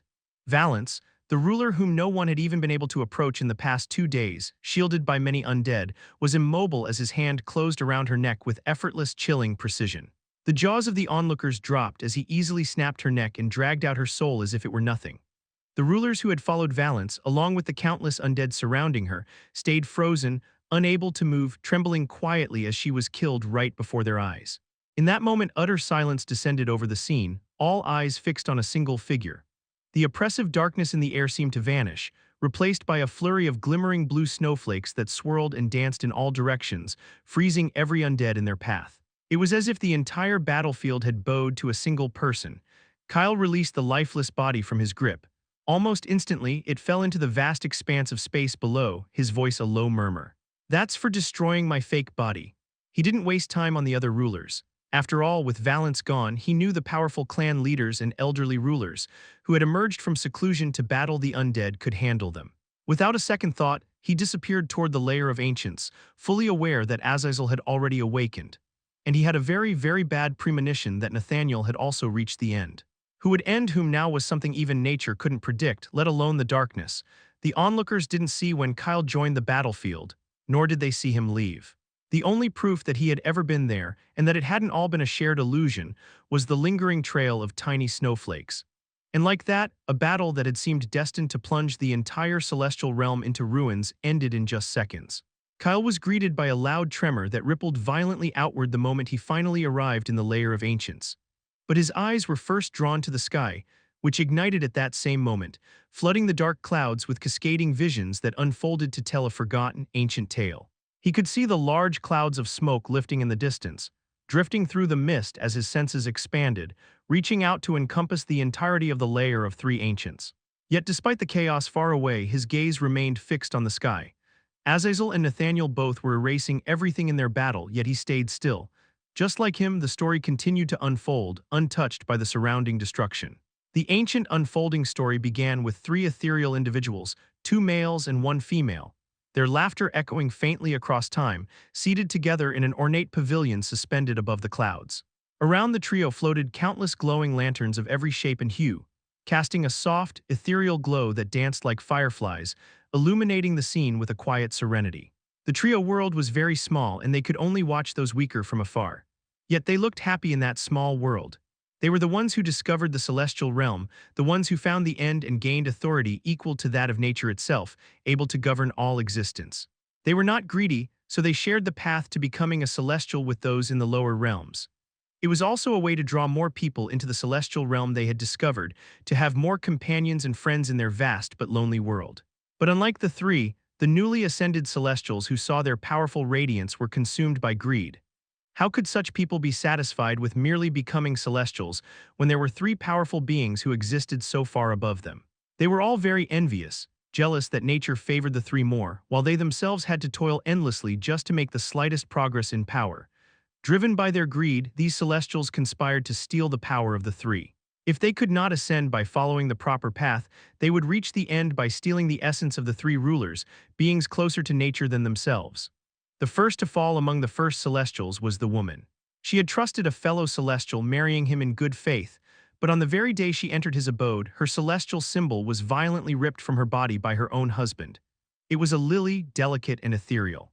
She had just smiled at the man she loved as her soul was torn apart by the other celestials around her. Following her, the second to fall was the celestial who bore the hourglass symbol. Sensing his dear friend's soul shatter, he immediately tried to reverse time to save her. But tampering with time for someone who had completely vanished was against nature. It instead left him gravely wounded, and at that moment he was swiftly struck down by those lying in ambush, who had anticipated that he would immediately try to reverse time when one of them died. When his essence was being mercilessly ripped from his body, he had gathered his power in his hands and could have struck down everyone around him, but he didn't. Instead, he endured, his gaze calm. Kyle followed the movements of his lips and understood the words he murmured. We swore to nature never to harm those weaker than ourselves. Even if all of you are ungrateful evil wretches, we are not. Chapter 954. The First Three Celestials, Part 2. After the owner of the hourglass symbol died, the last of the three celestials, who had been in seclusion for years, appeared. He was the strongest among them and the one who didn't like interacting with others, especially the newly ascended celestials. In his hands he held three very familiar pairs of rings, the same ones Kyle had discovered inside the large coffin where Azazel found the crimson ice crown. The rings had been crafted by him after multiple days of effort, despite knowing nothing of forging, intended for himself and his friends, made after learning that one of them had actually found a partner. But what greeted him when he finally returned were the lifeless bodies of his friends. The rings fell from his grasp. Kyle could almost hear something break deep within that silent man, even though the ancient story playing in the sky offered no sound, only blurry, fleeting visions as he gathered the remains of his friends. Strangely, the last of the first three celestials remained extremely calm. He left and buried his friends' remains quietly, his gaze devoid of anger or pain. He still hadn't lost all reason. Those who had killed his friends had long since hidden, consolidating their strength after consuming the ethereal powers they had stolen. But he did not pursue them. Instead, he created the lair of ancients and waited silently for those who had killed his friends to come to him. He knew they would come, to steal his power as well. Days turned into months, months stretched into hundreds of years, but he didn't move an inch during all that time. Amidst the endless passage of years, a sinister aura began to consume the light around his radiant figure. Then they finally came, not in groups of tens or hundreds, but in thousands, all seeking to kill him. A single man wearing a crown cut them down effortlessly. He started a massacre, killing every celestial. But in his killing, his hands were stained with too much blood.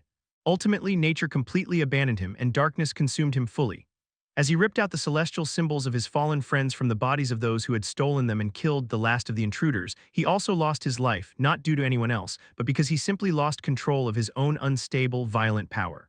At the moment of his death, he finally spoke again as his soul disintegrated. Pity, I could not erase every celestial alongside me, so no such rank exists. He vanished but left behind a powerful obsession, a desire to end the world of celestials completely. The layer of the three ancients reformed itself after his demise, silently awaiting someone who would inherit that sinister obsession. The only living being still left within the ancient realm was the two-headed giant. It had originally been an ordinary divine creature with little intelligence, but long ago, the owner of the hourglass symbol came across it being bullied by powerful beasts, and feeling pity decided to save it. As a result, the giant grew very powerful. However, although the giant had become powerful, the price of this vast power was that it could never sleep again. The giant always secretly trailed the three powerful beings, but when they tried to get close, it would show disdain and leave. Though not as powerful as they were, it stayed by their side for a time, observing them from afar. Yet, because it was unable to sleep, it constantly roamed here and there, only returning after several years each time. The giant didn't show attachment to the three powerful celestials. It had remained silent when it learned that two of the three had perished. Even as the last of the three created the layer of ancients, waited, and then unleashed a sea of blood, the giant had merely watched everything quietly. Only when nothing else remained did it show a flicker of grief, whimpering softly. The giant was the one who had gathered the three celestial symbols left behind in the vast realm and placed them in various locations within the layer of the ancients. It was also the one who had gathered the memories of the departed and created the ancient visions Kyle was seeing, so others could learn what had truly happened, how and why the very first celestials vanished. Then it sealed itself within the layer of ancients, taking on the role of a guard. Kyle watched as the visions in the sky dissolved into sparks and disappeared. He understood why the giant hadn't interfered. It was because, along with sleep, it also lacked, or perhaps didn't understand, certain human emotions. Only when the three people it cared for perished did it finally feel a hint of grief. If it had truly not cared for the powerful celestials it once watched, it would never have trapped itself alongside their powers, knowing it would have to stay alone in the ancient realm for an unknown span of time until an outsider found the place. Instead, it would have simply absorbed those powers to ascend, rather than guarding them for countless years like a devoted guardian. So, he felt guilty for laughing at the giant when it couldn't reach him, unaware that the giant had willingly trapped itself there. If it had wanted to, it could have broken those restrictions and captured him. But even when Kyle was laughing at it, it didn't break the barrier it had trapped itself in. Kyle raised one of his hands, as though trying to grasp the dying spark scattered across the distant sky. The corners of his lips flattened, and what he said next made the natural energy around him shudder. Honestly, he paused, letting his words drag. Why did the last of the three celestials wait for so long? It's foolish. If something took away the few things you cared about, you should go forth and just destroy it all. His words echoed softly, and nature felt relieved that this man had not embraced the dark side. Otherwise, Kyle would have caused far more destruction than the two currently fighting to tear each other apart. Kyle hummed, his gaze drifting into the distance. The fact that the last of the three first celestials hadn't shattered his existence, as everyone in the celestial realm had claimed, lingered in his mind. Yet he was unable to dwell on it for long. His eyes locked onto two lightning-fast streaks of light, one obsidian with a touch of red, the other gold mixed with dark and a powerful shade of green, blurring across the far distance in a deadly, furious clash. Narrowing his glowing eyes, he shifted his gaze in another direction, where his senses detected the presence of Cashin and Ares. I suppose I will let them fight first. As for who will win, it's quite obvious. He seems to be toying with the seven-headed snake. Chapter 955. Considerate punishment. The layer of ancients trembled violently. More than half of it was already reduced to rubble by the time the ancient story playing across the sky faded. The destruction only intensified with each passing second, and this was while Azazel and Nathaniel were relying solely on their physical strength. Far away, shrouded in dark mist, Cashin, who was walking aimlessly, stumbled and lost his footing due to the debris from the destruction raining down around him, nearly dragging him into the collapsing land below, which split apart under the pressure of the battle between Azazel and Nathaniel. But before he could be buried under the rubble, an extremely cold hand grasped his wrist. Cashin slowly lifted his dazed crimson eyes as he felt the prickling chill from the hand gripping his wrist, only to see a layer of ice creeping outward from the point of contact, spreading to cover his body. His gaze lifted further but froze as he met the familiar green eyes staring at him coldly. There was no celestial aura around the owner of those eyes, no overwhelming power or presence, as if the owner had carefully hidden his power so as not to harm his already muddled mind further. The small core holding Ares' soul slipped from Cashin's hand as a flicker of reason returned to him. In that instant, he opened his mouth subconsciously, as if to explain why he looked so pathetic to the majestic figure staring at him, but no sound left his lips. In the end, tears slipped from his eyes as he mouthed words without any sound. Please, kill me. It's okay if it's you. Cashin couldn't believe that a celestial could look so ethereal, so otherworldly. Even Azazel's tall figure, whom he had seen emerge from the void of darkness, now seemed quite pale in comparison. In that moment, his mind told him, this was a true celestial, one surrounded by nature, granted power by it to govern its laws, a being selected to rule and guard the world around them.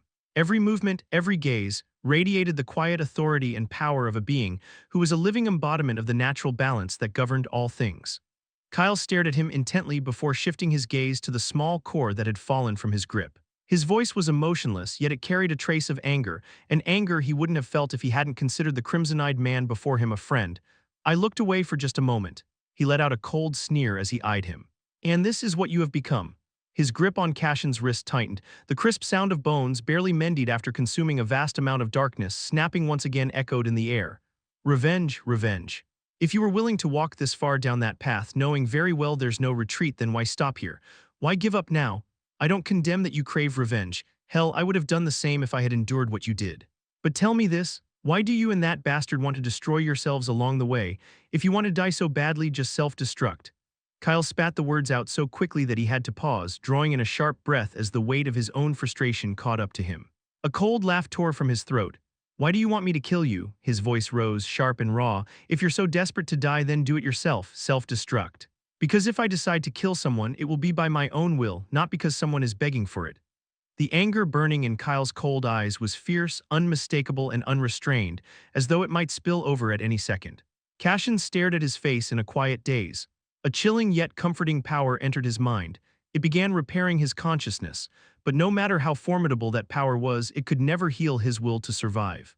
That was something he had to recover on his own, something he had lost amid the endless sea of hopelessness and despair. Cashin wanted to apologize, to say sorry for his earlier words when he felt the anger aimed at him, an anger so sharp it revealed he still mattered to someone, even after he had betrayed everyone. Why? Just because he had asked to be friends with this man, a friendship he had sought only because he thought Kyle was strong and he could use him, but the word got stuck in his throat. No matter how hard he tried, such a simple word felt like a mountain pressing down on him, heavy and impossible in that moment. Kyle calmed down after venting for a while and waved his hand. The small core holding Ares' soul floated toward him, settling in his palm. He glanced at it, and upon seeing the multiple cracks on its surface, he could tell the soul inside the core was already heavily damaged. Half of it had been consumed by darkness and was decaying. He closed his fingers around the small core and glanced at Cashin with a sharp look. The anger in his eyes faded, replaced by a distant stare. Cashin felt a sudden chill at that distant stare, and he understood why when the ice spreading from his wrist accelerated. In an instant, it covered his entire body, even his widening, puzzled crimson eyes. Then his body shattered into countless snowflakes. Kyle stared at the snowflakes. The next second he reached out and grasped the soul tainted by darkness drifting among them. A frown crossed his face when he realized the soul was already enslaved by Azazel's energy, bound by the darkness consuming it. With a sneer, he formed an ice cocoon and sealed the soul within it. This is for harming the people you never should have, even when you felt like giving up everything. Consider it punishment. The next time you regain consciousness, if you still seek revenge, then just come for me. He paused for a moment, then added, Idiot. Kyle formed another cocoon and carefully extracted Ares' soul from the core, sealing it within so his soul could recover. Though the ice couldn't remove the darkness since it was too late, it would at least restore their injured souls and damaged consciousness. Cashin was already a dark celestial. As for Ares, he hoped the man wouldn't react too strongly once he found he had become a dark celestial.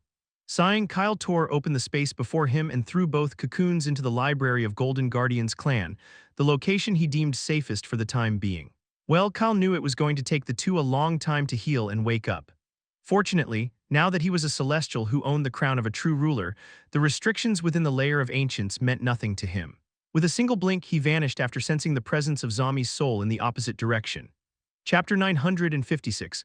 What surprised? Meanwhile, inside the Golden Guardian's clan, the familiar young-looking librarian engrossed in a book was shocked when two massive cocoons suddenly dropped amid the towering, hovering bookshelves. But the moment the young figure tried to get closer to the cocoons, he was thrown back by the icy energy surrounding them. The youth, who looked no more than 10 years old, groaned as he rubbed his wrist. What's going on? He stared at the cocoons for a long time, unable to comprehend how someone had managed to send the ice cocoons into his space pocket. The library was a domain he had created using the power of his natural law, and no matter how powerful the other party might be, throwing anything into his territory abruptly without his permission should not have been possible in any way. The ethereal energy in the surroundings gathered around the librarian's body as he probed the ice cocoons, only for him to be stunned to discover that even with his vast power, he could not sense what they held. Even his natural laws weren't working. His face looked bewildered as he circled the cocoons, wondering if they had been sent by an enemy of the clan to harm it. Within moments, he felt the temperature in the space pocket drop. It began as a slight chill around the two cocoons, but the cold quickly spread, engulfing the entire library. The young boy trembled. He didn't know whether to be shocked and investigate why the cold emanating from the two cocoons affected him despite being a celestial, or to contact Ares and report the abnormality. Ultimately, his curiosity won. He decided to study the cocoons first, but no matter how hard he tried, he couldn't get close to them without being thrown back. In the end, he settled nearby to understand the law used to create the cocoons, and within moments he entered a state of epiphany. The power surrounding the cocoons was overwhelming, so vast that it could grant insight to anyone, even though it normally took even the powerful celestials years to comprehend or find a single natural law. The librarian was absorbed in this state when the crisp sound of something solid dropping onto the ice echoed through the space, shattering his concentration. The moment he opened his eyes, rage surged through him. He wanted to immediately strike down whoever had disturbed him. Just moments ago, he had been seeing countless powerful natural laws in a vast space filled with crystalline ice capable of freezing anything. One more step, and he could have grasped at least one of those formidable laws.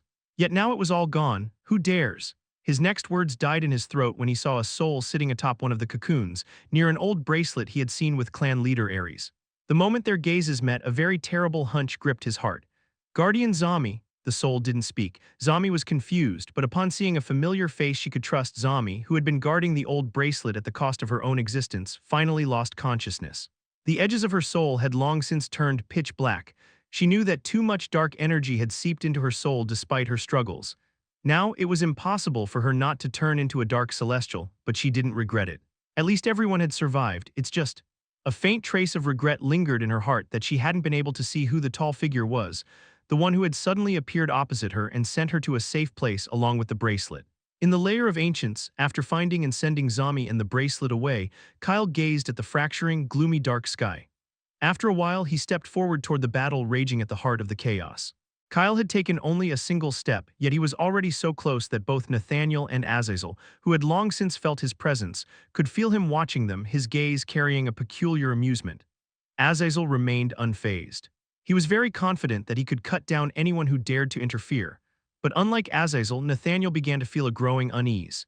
He had no idea who this powerful figure was, someone whose presence rivaled both his and Azazel's. Nor did he know whose side this individual was on. If they suddenly joined the battle to aid Azazel, the consequences would be disastrous. Therefore, Nathaniel secretly began to retreat to discover the identity of the mysterious figure watching their fight. That person's gaze was so piercing that Nathaniel felt as if they wanted to slowly tear him limb from limb. Every fiber of his being screamed caution. At that moment, he noticed Azazel's crazed obsidian eyes and heard him laugh, and his unease grew. The air between the two seemed to thrum with a silent, dangerous anticipation, but it was shattered by a cold, emotionless yet familiar voice that echoed through the air. "How long are you two going to play? It's getting kind of boring." Nathaniel's heart trembled at the sound of the familiar voice. His mind screamed that it was impossible. It couldn't be the person he thought it was. That person was dead. Yet, as he extended his power to survey his surroundings and beheld that familiar, now even more ethereal figure, he was shocked. The shock made Nathaniel freeze for a moment, and Azazel kicked him flying. Nathaniel vanished before his body could collide with anything. As he reappeared, his wide eyes landed on the man seated on an ice throne hovering in the distance. Glowing silver hair rested lazily on his forehead, and one of his legs was crossed over the other casually as he watched him and Azazel. "How?" Hearing Nathaniel, Kyle lifted his eyes. A cold sneer echoed through the air. "What surprised? You thought I killed myself?" He glanced toward Azazel. "Even he couldn't make me want to die. You must be dreaming if you think I killed myself just to escape dying in your hands." His green eyes flickered with disdain. "Anyway, when are you two finally going to unleash your full strength? Honestly, this little skirmish isn't even worth watching." Chapter 957. "Don't you dare interfere," hearing the indifferent, slightly amused voice, filled with mocking disdain, from the person he had believed had shattered his existence before his eyes. Nathaniel's earlier shocked face slowly morphed into something very terrifying, his dilated cyan pupils quivering with cold, seething anger. Kyle's words had already driven him to madness, his body trembling with fury.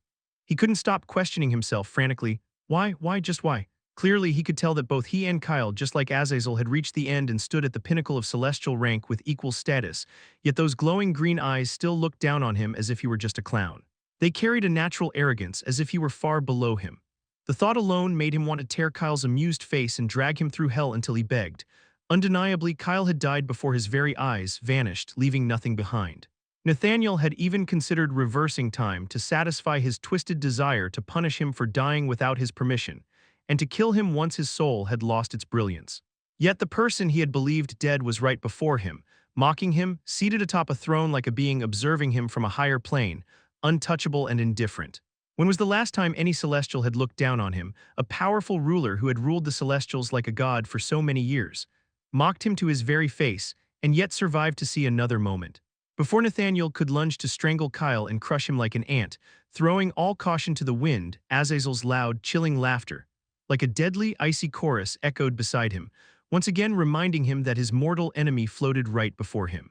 Azazel's shoulders shook as he fought hard to hold back his laughter, but Kyle's words were like a floodgate breaking. He couldn't contain himself. The darkness around him crackled as his laugh spilled out, dark and red veins snaking from his eyes to etch eerie cracks across his face. Fixing his glowing, sharp gaze on Kyle, he spoke in a voice laced with sinister mirth. This, all of this, he gestured to the exquisite hell around him, the destruction, the swirling darkness, is just a little skirmish to you. Nathaniel felt the power surging around Azazel and instinctively took a step back. Yet Kyle merely shrugged as he met those familiar obsidian eyes, as if his point had already been made unmistakably clear. If he claimed their battle wasn't worth watching, then it simply wasn't. Azazel laughed again, a storm of dark shadows twisting around his tall figure. His voice rang out, cold and commanding, carrying a chill that sank into the bones. Well, I admit, like you said, I wasn't serious, just playing around a little. He agreed with every arrogant word Kyle had said, so composed it almost seemed as if he were merely talking with a friend. Then he opened his arms wide, as if embracing the darkness around him. But now that you have pointed out that even the one I'm toying with isn't using his full strength, how could I still not grant you the honor of being entertained? Kyle burst into a chuckle. Nathaniel, in stark contrast, felt his face twist further with anger, watching the two celestial converse casually amidst a battle where only one side would live. He was so angry he felt as if he might cough up blood. His loud voice tore through the air as he pointed first toward Azazel, then at Kyle. You too, I get it now, you are in this together.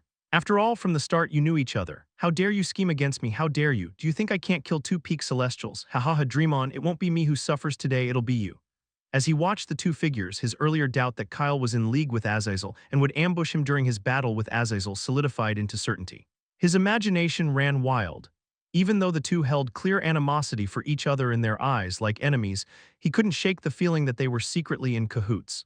Hearing him, Kyle simply let out a faint, mocking sneer, leaning back in his seat with one hand supporting his chin, as if savoring the spectacle about to unfold. Just as Nathaniel's words died on his lips, the air around him began to quake violently. The collapsing ground beneath seemed to sink further, scattering into nothingness in the darkness, greedily swallowing the land of the lair of ancients, as if sensing the immense power being quietly unleashed. The entire realm teetered on the edge of oblivion, yet none present seemed fazed. Only the restless tapping of Kyle's index finger on the armrest of the ice throne he sat upon, and the calm that radiated from the air around him, revealed the immense effort he was exerting to keep the chaos and destruction from spilling beyond the ancient realm and into the outside world. Amidst the violent trembling, Nathaniel charged toward Azazel, a familiar seven-headed snake symbol emerging between his collarbones. His crazed eyes, specked with red, burned with determination. But in that very moment, the corners of his eyes caught something, multiple pairs of dark eyes, with vertical purple slits eerily similar to the obsidian eyes before him, staring at him through the surrounding darkness. Immediately he came to a halt. His heart pounded as he counted the pairs of chilling eyes with mounting dread. 1, 2, 3, 4, 5, 6 pairs of eyes. They all gathered around Azazel's form, his figure no longer looking entirely human but fused with the surrounding shadows. The darkness seemed alive, bending and twisting as the owners of those beast-like eyes stepped forth from its depths. Each of their movements radiated a godlike power, causing the very air to tremble with fear. Nathaniel staggered back midair, nearly losing his balance in horror as he pointed at the numerous identical faces in front of him, his voice breaking as he screamed, "Impossible, impossible, impossible!" Including the 6 who had just appeared, 7 Azazels now hovered before him, eyes fixed on him like predators sizing up their prey, each one exuding a monstrous, terrifying presence and the aura of a peak celestial who had reached the end. Nathaniel's mind buzzed with disbelief. Obviously, he knew about fake bodies, but how could these mere copies reach the end alongside the original body?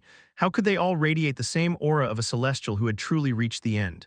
This was simply impossible. Only the main body could reach the pinnacle of strength. The rest, no matter how powerful, should have been far inferior to the original body, yet the reality before him sent chills down his spine.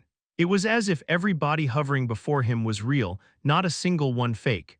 The most terrifying part was that he could sense only a single presence from them, as if the others didn't exist. That was why he couldn't detect the remaining 6 bodies. Seeing the scene, even Kyle's indifferent expression cracked, his finger tapping the armrest trembled as a powerful pressure enveloped him, and every figure of Azazel issued the same icy warning, their voices merging into a single bone-chilling echo. Don't you dare interfere, or I will destroy the universe you cherish most first and watch as you crumble. Chapter 958. This is an illusion. As Nathaniel saw the 7 powerful similar figures charging toward him, his mind immediately conjured a reasonable explanation for this bizarre situation. An illusion, right, an illusion. This is an illusion. The rest of the world seemed to vanish as his body was hurled through the air. Blood sprayed from his mouth as he tried to hold on and maintain his balance like before, but the power striking him suddenly multiplied. What followed was the crisp, sickening crack of bones shattering, echoing through the layer of ancients under the relentless onslaught of the 7 identical figures. Panicked and agonizing screams finally tore from Nathaniel's throat as he twisted and dodged, but every movement was met with a blow from the direction he tried to evade. He could avoid 1, 2, 3, but not all of the devastating, precise strikes raining down from 7 different sides. Ultimately, Nathaniel let out a roar, unleashing the full extent of his power. His cyan eyes flashed crimson, turning completely blood-red, veins of raw energy snaking across his entire body. His blonde hair also shifted to a fiery crimson, and the remnants of his saintly appearance twisted into the visage of a demon. Following that, the symbol of the snake glowing between his collarbones surged to life, emerging as a writhing entity born of tainted energy. Each of the snake's 7 heads, crowned with a bewitching symbol of a lily, hissed and coiled, slithering with lethal precision as it wrapped around Nathaniel, shielding him from the onslaught. Then instantly, it struck back at the 7 figures attacking Nathaniel, sharp fangs and claws tearing through the space, each strike radiating a force that threatened to rend reality itself. Every form of energy around the snake pulsed and writhed, turning the battlefield into a storm of chaotic, unrelenting fury. A familiar purple flower appeared on the snake's back, causing Azazel to bite into its huge body with a crazed, almost insane look in his obsidian eyes. The snake hissed and instantly threw the figure biting its body away with its tail. Within seconds, its size increased, resembling a colossal being. Nathaniel's figure was protected beneath its stomach, shielded by a crimson barrier created by the clock symbol etched there. His injuries healed within moments as he gritted his teeth, glaring darkly at the fight. The body of Azazel that had been thrown far away burst into mock laughter, casually swallowing the piece of tainted energy he had bitten from the snake's body, smacking his lips with a malevolent expression when he saw Nathaniel's face contorted in agony. This torturous pain that Nathaniel let slip after Azazel bit off a piece of the snake and swallowed it was far greater than the agony he had shown when Azazel had torn his limbs and shattered his bones. Watching the angry veins on Nathaniel's forehead with mirthful glee, Azazel's emotionless voice rang out amusedly. How long are you going to hide behind stolen powers like a spineless insect?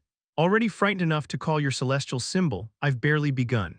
He chuckled like an evil creature born of madness, his eyes unhinged as he lunged toward Nathaniel again, joining the other bodies in a frenzied, unstoppable assault. Amidst the crumbling realm, many natural laws were unleashed as Nathaniel fought back against the frenzied man, who relied solely on his physical strength and the law of darkness to lunge at him like a mindless beast again and again. The scene quickly turned grotesque. Nathaniel's agonized expression only fueled Azazel's thrill. He began biting into the dark power of Nathaniel's celestial symbol, devouring it with a greed as insatiable as the swirling darkness that hungrily enveloped them. Nathaniel cursed as he fought to destroy Azazel's numerous bodies. The celestial symbol was the core part of his strength, the only link connecting him to the end. Normally, Azazel feeding on it shouldn't have hurt him at all since it was made of pure energy. But Azazel was consuming his link with the end through the symbol and making his power his own, sending sharp waves of pain through his body. "You monster!" he roared, his hoarse voice cracking with fury and anguish reverberating across the crumbling realm. Azazel only chuckled, a chilling sound that made the air tremble. He didn't deny a word, instead he responded with eyes glinting with delight. "Yes, I am a monster. I would never deny the things I've done all these years. But if I am a beast, then you who are far worse than me, what does that make you, a corrupted, rotting hypocrite?" Or, he dragged his words, savoring the ugly, deranged expression Nathaniel displayed. "A thief who has nothing of his own." Nathaniel roared loudly, unleashing the combined power of the clock symbol, the purple flower, and the lily veins bulging on his forehead as he sent 3 of Azazel's bodies hurtling through the air.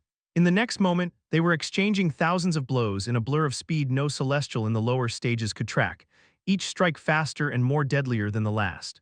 Unfortunately, unlike Nathaniel, Azazel's movements held no rhythm, no structure, no technique. There was only unrestrained savagery. Each of his strikes was meant not to kill his prey but to crush, to torment, to utterly break his willpower bit by bit. Amidst the chaotic battle that even sent shockwaves throughout the outside world of Celestials, the ice throne Kyle had been sitting on had long since shattered, along with every structure in the surroundings. Kyle retreated instinctively once again as the snake's tail whipped toward him, the innocent bystander. His face was drained of color as if he were sick, for only he knew the immense struggle it took to keep the ancient realm from collapsing entirely. If not for him, the two powerful figures tearing each other in front of him would have already shattered the boundaries of the layer of ancients, their tainted energy spilling forth to devour the energy of the celestial realm. Who could say how many lives would have been lost by then? He was certain just their attacks within this confined realm were already affecting the outside world. He could sense nature's restlessness, struggling to push back the darkness surrounding both Azazel and Nathaniel, but they were far too powerful. Now nature could no longer harm them, just as it couldn't harm him. Kyle grimaced as he dodged another stray blow, trying his very best to avoid becoming collateral damage in their gruesome battle. His face had lost its earlier amused arrogance as he watched the battle. He had to admit they were strong, truly formidable, especially Azazel, who had yet to show the power of his celestial symbol and seemed focused on torturing Nathaniel. Watching them fight made his blood boil, unconsciously muttering, "I want to fight them both." But he knew that if he interfered now, Azazel would immediately act on the earlier threat he gave him at all costs, so he held back. Still, it was strange. Clearly, like them, he had also reached the end, yet they were ignoring his presence as if he didn't exist. Even Nathaniel, who had been focused on him when he thought he was on Azazel's side, seemed to have forgotten about him. How annoying! Regardless, he was more than willing to stay out of it. This was a battle someone had waited for thousands of years, giving up everything, even their soul. He didn't want to kill Azazel before he was done. It wasn't out of pity, truly it wasn't. It was a tiny offering to a broken soul, one that had lost everything, a small gesture of understanding in a world that offered none. After all, that man he hated had once told him that it was too late to change anything, and there were no what-ifs in this world. Chapter 959, Do You Regret It? Part 1. Kyle indifferently watched the brutal storm and fury of violence as time slipped by. He could see clearly that neither of the two fighting in front of him spared any effort to tear the other to pieces, Nathaniel's every strike driven by the intent to erase Azazel's existence completely, while Azazel fought with cruelty, each blow meant to torment and make his opponent writhe in agony. He floated above the overwhelming chaos like a distant spectator, untouched by the turmoil below, power that transcended the very fabric of reality raging beneath him, never intervening, only watching in silence. An entire week passed, yet the two men continued to clash as if their energy were inexhaustible, their fury unyielding. Well, that was only to be expected, for they both stood at the pinnacle of the celestial rank, a power unmatched since the fall of the first three celestials just like him. In the end, Kyle could see that Nathaniel was beginning to retreat. His movements were slow, but unlike Azazel, who looked as if he had lost all reason, Kyle could read Nathaniel's intentions easily as someone watching everything from a distance. Eyeing the man's blood-red glowing eyes shift with clear unease, Kyle sneered. I was actually wondering why this man still had the nerve to face Azazel head-on, even after seeing his 7 bodies and knowing I was watching. It seems it was just a fleeting overconfidence, one that appeared after he reached the end, something no one else in the celestial realm had. Now that he's slowly slipping into a disadvantage, is he planning to flee? Kyle wanted to laugh at the absurdity of Nathaniel thinking he could flee from someone who had clearly lost all restraint. Even if his luck equaled Kyle's, escape was impossible now. Unlike in the past, when he had secretly plotted for years to betray allies and steal their powers, this time he faced someone unhinged, someone who had walked through hell to reach him. How could Azazel possibly let him slip away? Ultimately, the haggard Nathaniel finally tried to manipulate the celestial symbol of time to escape, only to be yanked back as Azazel's maniacal laughter tore through the air, shaking everything like a storm. The sheer, unrestrained power that tore through the already gloomy space, long filled with oppressive darkness, even pushed Kyle several steps back midair, leaving a chilling echo lingering in the void. For an entire week, Kyle had ensured that the boundary of the layer of ancients held firm with his own power, even when Azazel and Nathaniel used all their strength. Now, nothing remained in the realm except eerie darkness, restrained solely by him against the last frail barrier. He had also exhausted a great deal of his power in the process. A vein flared on his forehead as he battled the relentless wave of darkness that once again slammed against the barrier, but he knew he couldn't hold out for much longer. After all, even if he managed to prevent the darkness from shattering the final, already shaking barrier, it was devouring his energy like an insatiable monster. Once his power could no longer encompass the entire layer of ancients, some of the darkness would inevitably spill into the outside world. Knowing this, Kyle couldn't help but curse under his breath, frustration evident in his voice. Damn these two, can't they torture each other a little more? Carefully, don't they know it's not easy to confine their power? At that moment, he witnessed Azazel rip off one of the snake heads that tirelessly protected Nathaniel. Nathaniel cried out in agony, yet with his immense power, another head instantly sprouted above the severed one. The seven-headed snake, forged from energy, could not be truly destroyed as long as he still had energy in his body. Still, the agonizing pain coursing through him every time Azazel consumed even a fraction of his power, drawn from his link with the end, was beyond words. Kyle frowned when, amidst the chaotic battle, a crack suddenly appeared in the boundary holding the layer of ancients. He moved to immediately seal it with his power, but who would have thought that the moment the crack appeared, the darkness would slam against the barrier with such force that he blacked out trying to stop it. Fuck, cursing under his breath, Kyle ignored the battle and vanished immediately toward the affected area of the barrier. As he vanished, the air grew frigid, frost forming in his wake as a thick layer of snow spread amidst the darkness, coating everything in a blinding white. The sheer cold seemed to bite at the chaos itself, forcing the darkness to recoil slightly under the weight of his cold power. It took him no more than a heartbeat to reach the affected section of the barrier. After all, he was one of the strongest existences in the celestial realm now. Yet to his shock, even that little fleeting moment had been enough for the ecstatic darkness to hack the barrier completely. Before his dilated green eyes, with a sharp, resonating crack, the barrier splintered into countless fragments, scattering like shards of fragile glass across the void. The pieces shimmered briefly in the dark before fading into nothingness, leaving a chilling dread. Without a moment's hesitation, the ecstatic darkness burst outward in every direction, as if it had a consciousness of its own. It surged greedily, immediately devouring everything that existed in the surroundings. The layer of ancients had long been a hollow shell, emptied of power after the darkness devoured everything. Now that it had finally broken the restraint confining it within the layer of ancients, there was no way it could hold itself back any longer. Kyle instantly created another barrier to hurriedly confine the darkness and stop it from spreading further and growing more, but it shattered almost immediately. Still, he didn't stop, relentlessly trying again and again. Yet how could the darkness that had finally found something to devour again be stopped? Like a dark tornado, the darkness swept through everything, devouring all in its path and growing stronger with each passing second. Nature mourned silently, powerless to intervene, forced to watch as the dark consumed everything in its path. Chapter 960, Do You Regret It? Part 2. While Kyle was panicking, a hoarse voice echoed from the heart of the darkness. It was strained and ragged, yet carried a cruel, twisted amusement, as if the speaker were mocking himself as much as his victim. Heh, scream, beg me. Ask this monster to spare your worthless life. It was Azazel's voice.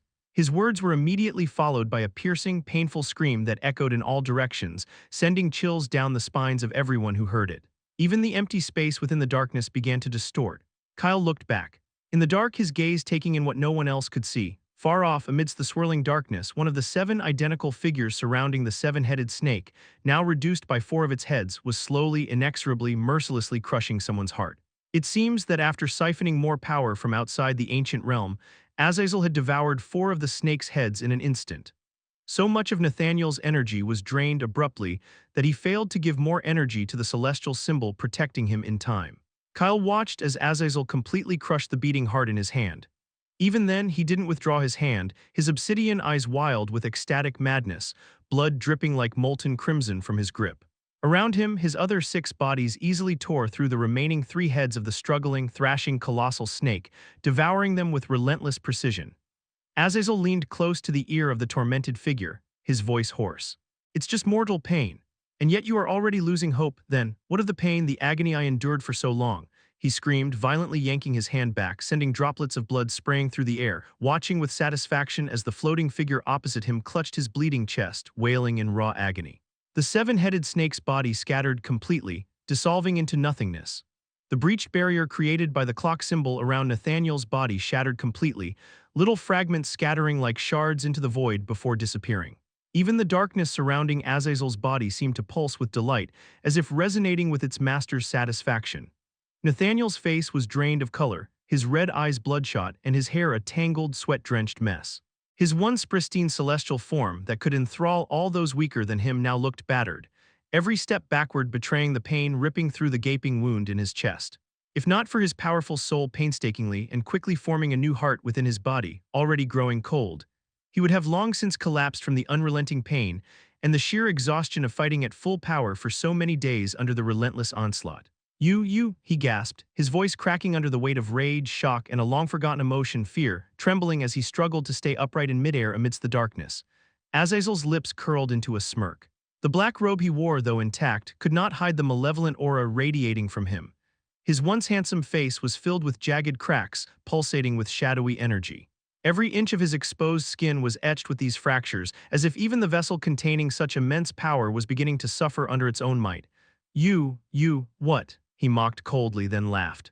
Nathaniel retreated further, frantically summoning his power to fight back, his panicked red eyes darting around in search of an escape. He had gravely underestimated this insane bastard. Azazel was far stronger than he had imagined. Though Nathaniel could still use his soul's power to fight, he dared not risk damaging the core of his existence. For now, his mind told him the only sensible choice was to flee. But the humiliation and torment he had suffered under Azazel would never be forgotten. He would heal, rebuild his strength, and gather forces. Then he would return to strike back at this madman, brand him a devil for all, and make him beg for death. Every shred of pain and suffering he had endured would be repaid 1,000-fold.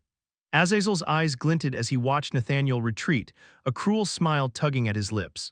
How could he think of escaping when he was completely surrounded by Azazel's bodies in every direction? Did he truly believe he possessed the fortune or the skill to slip past him? The thought alone was laughable.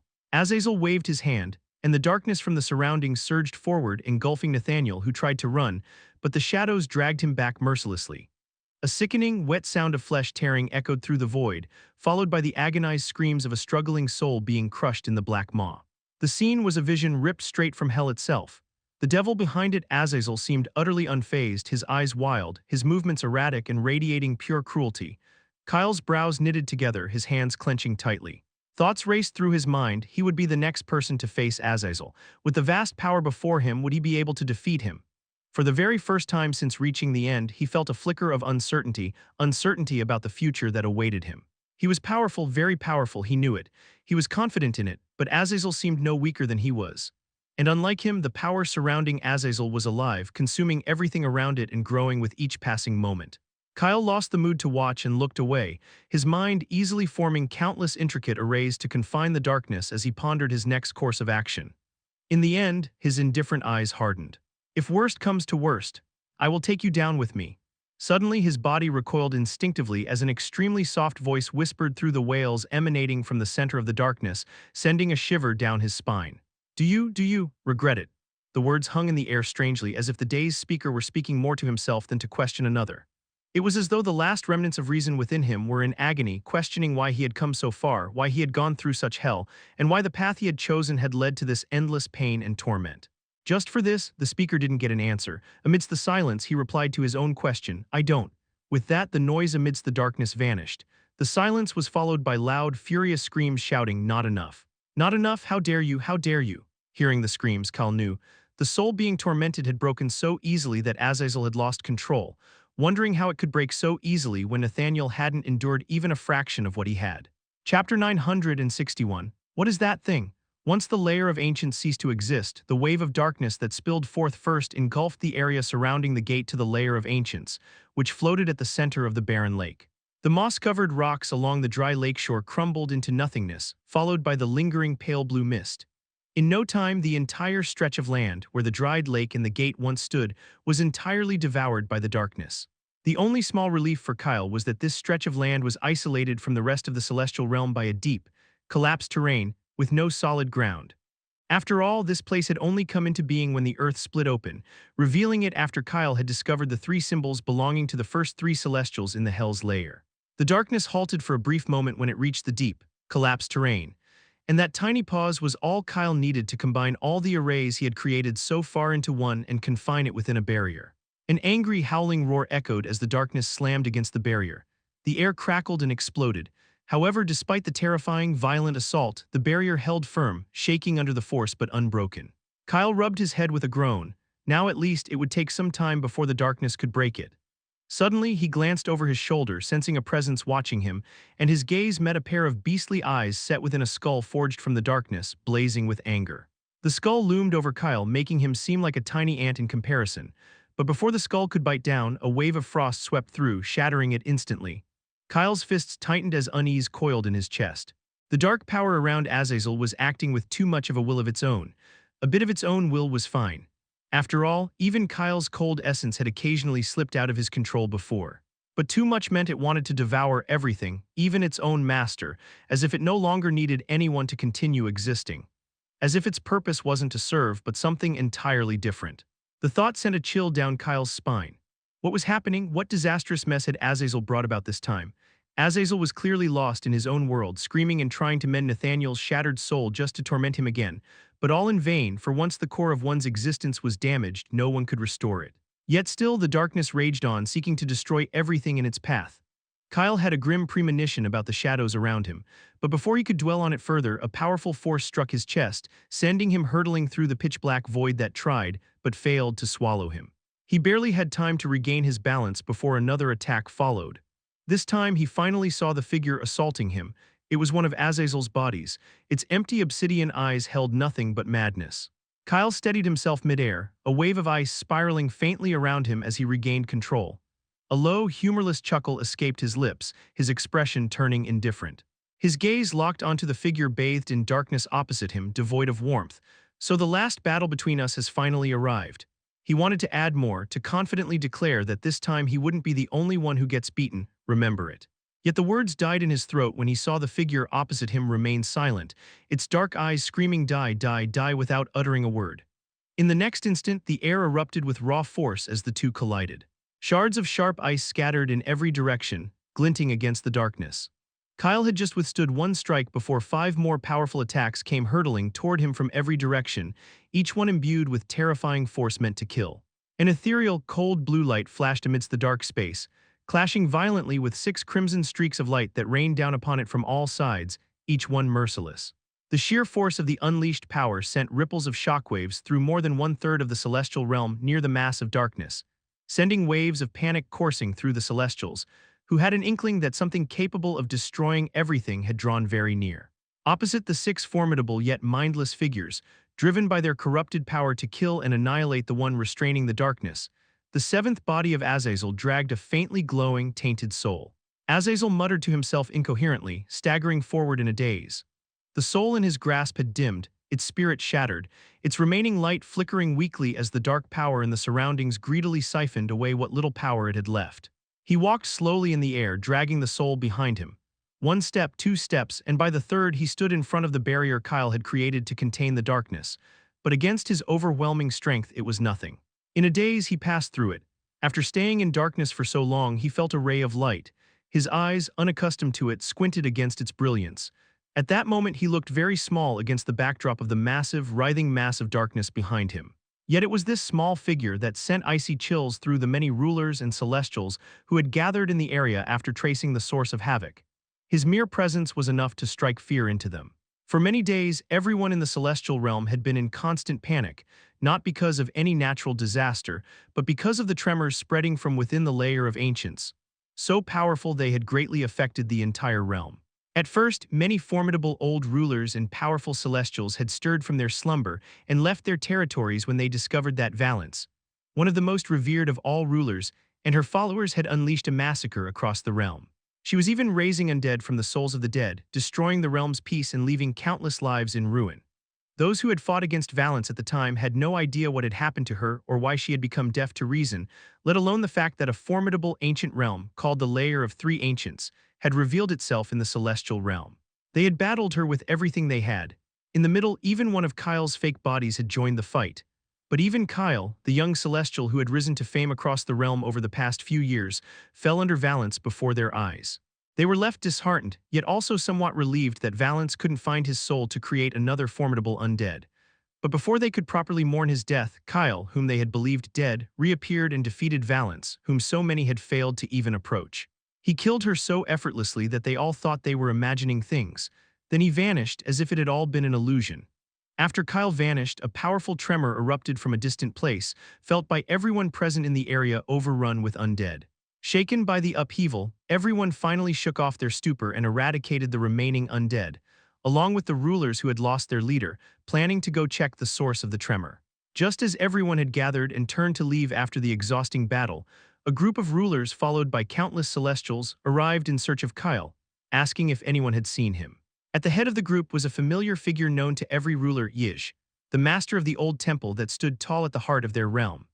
Everyone was stunned when the stern, middle-aged woman behind Yij coldly declared that Kyle had destroyed the old temple and was now a wanted criminal responsible for challenging the power of numerous rulers. Fearing his power, they were gathering forces to hunt him down. At first, the rulers and celestials who had fought the undead and seen Kyle's strength wanted to avoid Yij and stay out of the conflict. But when another wave of tremors came from the lair of ancients, shaking a vast portion of the celestial realm, they had no choice but to unite and locate the source of the commotion alongside Yij. That was how they all found the ancient realm known as the Lair of Ancients. But sensing the great power behind the waves of tremors, power that sent them flying the moment they got close, they were horrified. No one dared to enter.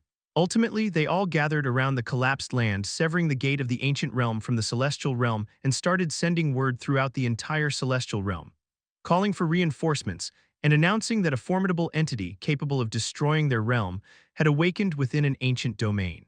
They had to unite to defeat it, or else it would wreak havoc in the realm, and the casualties would be unimaginable. With time, more and more rulers and celestials arrived and joined the group. Days passed, and the tremors emanating from the ancient realm grew stronger and more relentless.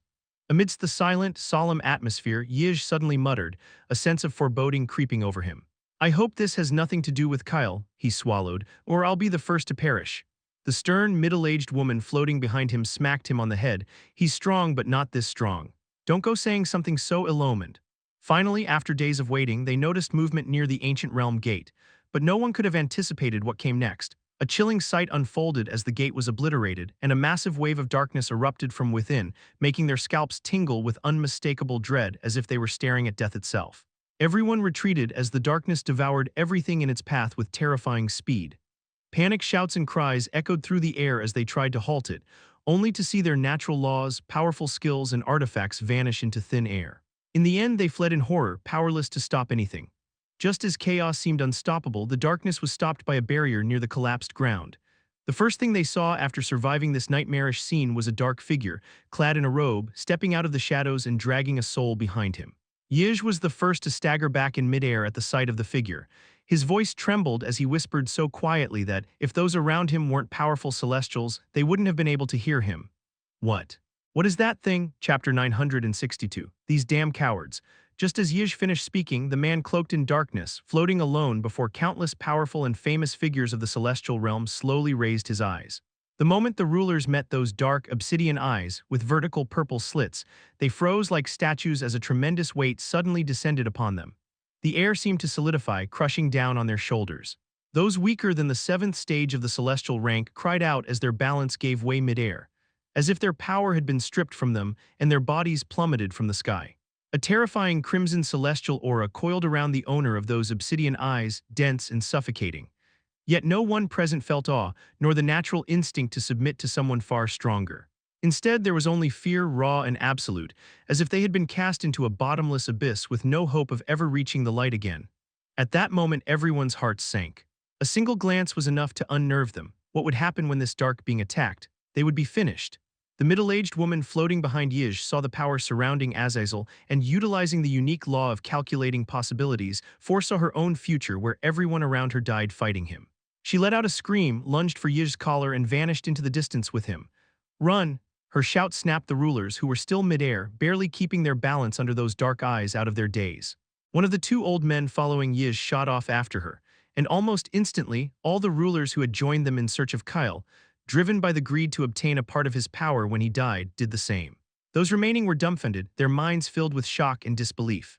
How could Yij and the rulers following him, the supposed strongest rulers who had built their own hierarchical authority over the realm, commanded complete respect from all who lived under their rule, oversaw the ancient temple and owned powerful territories, abandon their duty so easily? They who had no influence or only small, weak clans of their own were still here.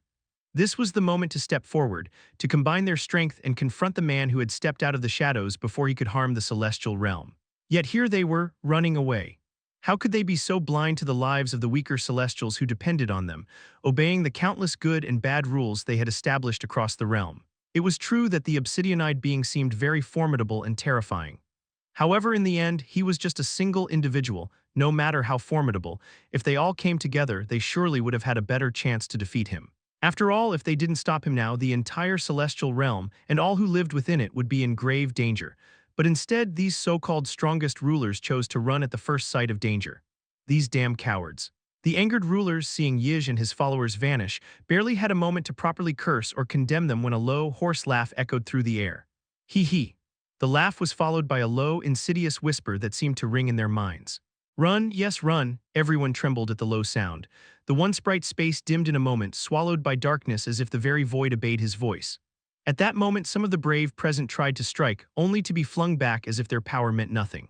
Those celestials, weaker than the seventh stage who had fallen earlier, screamed as tiny, thread-like tendrils of darkness, linked to the natural law of death, surged out from the land surrounding the mass of darkness still trapped within the barrier. The tendrils seized their bodies as they tried to escape. They used their power, but no matter what or how strong the natural laws they evoked, it dissolved into air before their wide eyes. Amidst the chaos, someone gritted their teeth, using their lifespan to amplify their power temporarily, and invoked a powerful law to engage Azazel, shouting directly into the minds of everyone around him. Fight this man with me. The weak should leave and call for more people. Nathaniel, right Nathaniel, find him. He would surely help, even if to further solidify his status. At his words, the remaining rulers jolted, then sprang into action. Some, like Yij and his people, fled after seeing Azazel's power, but those who stayed followed the middle-aged man who charged at Azazel for the sake of the realm they ruled. Like him, they also sacrificed their lifespans.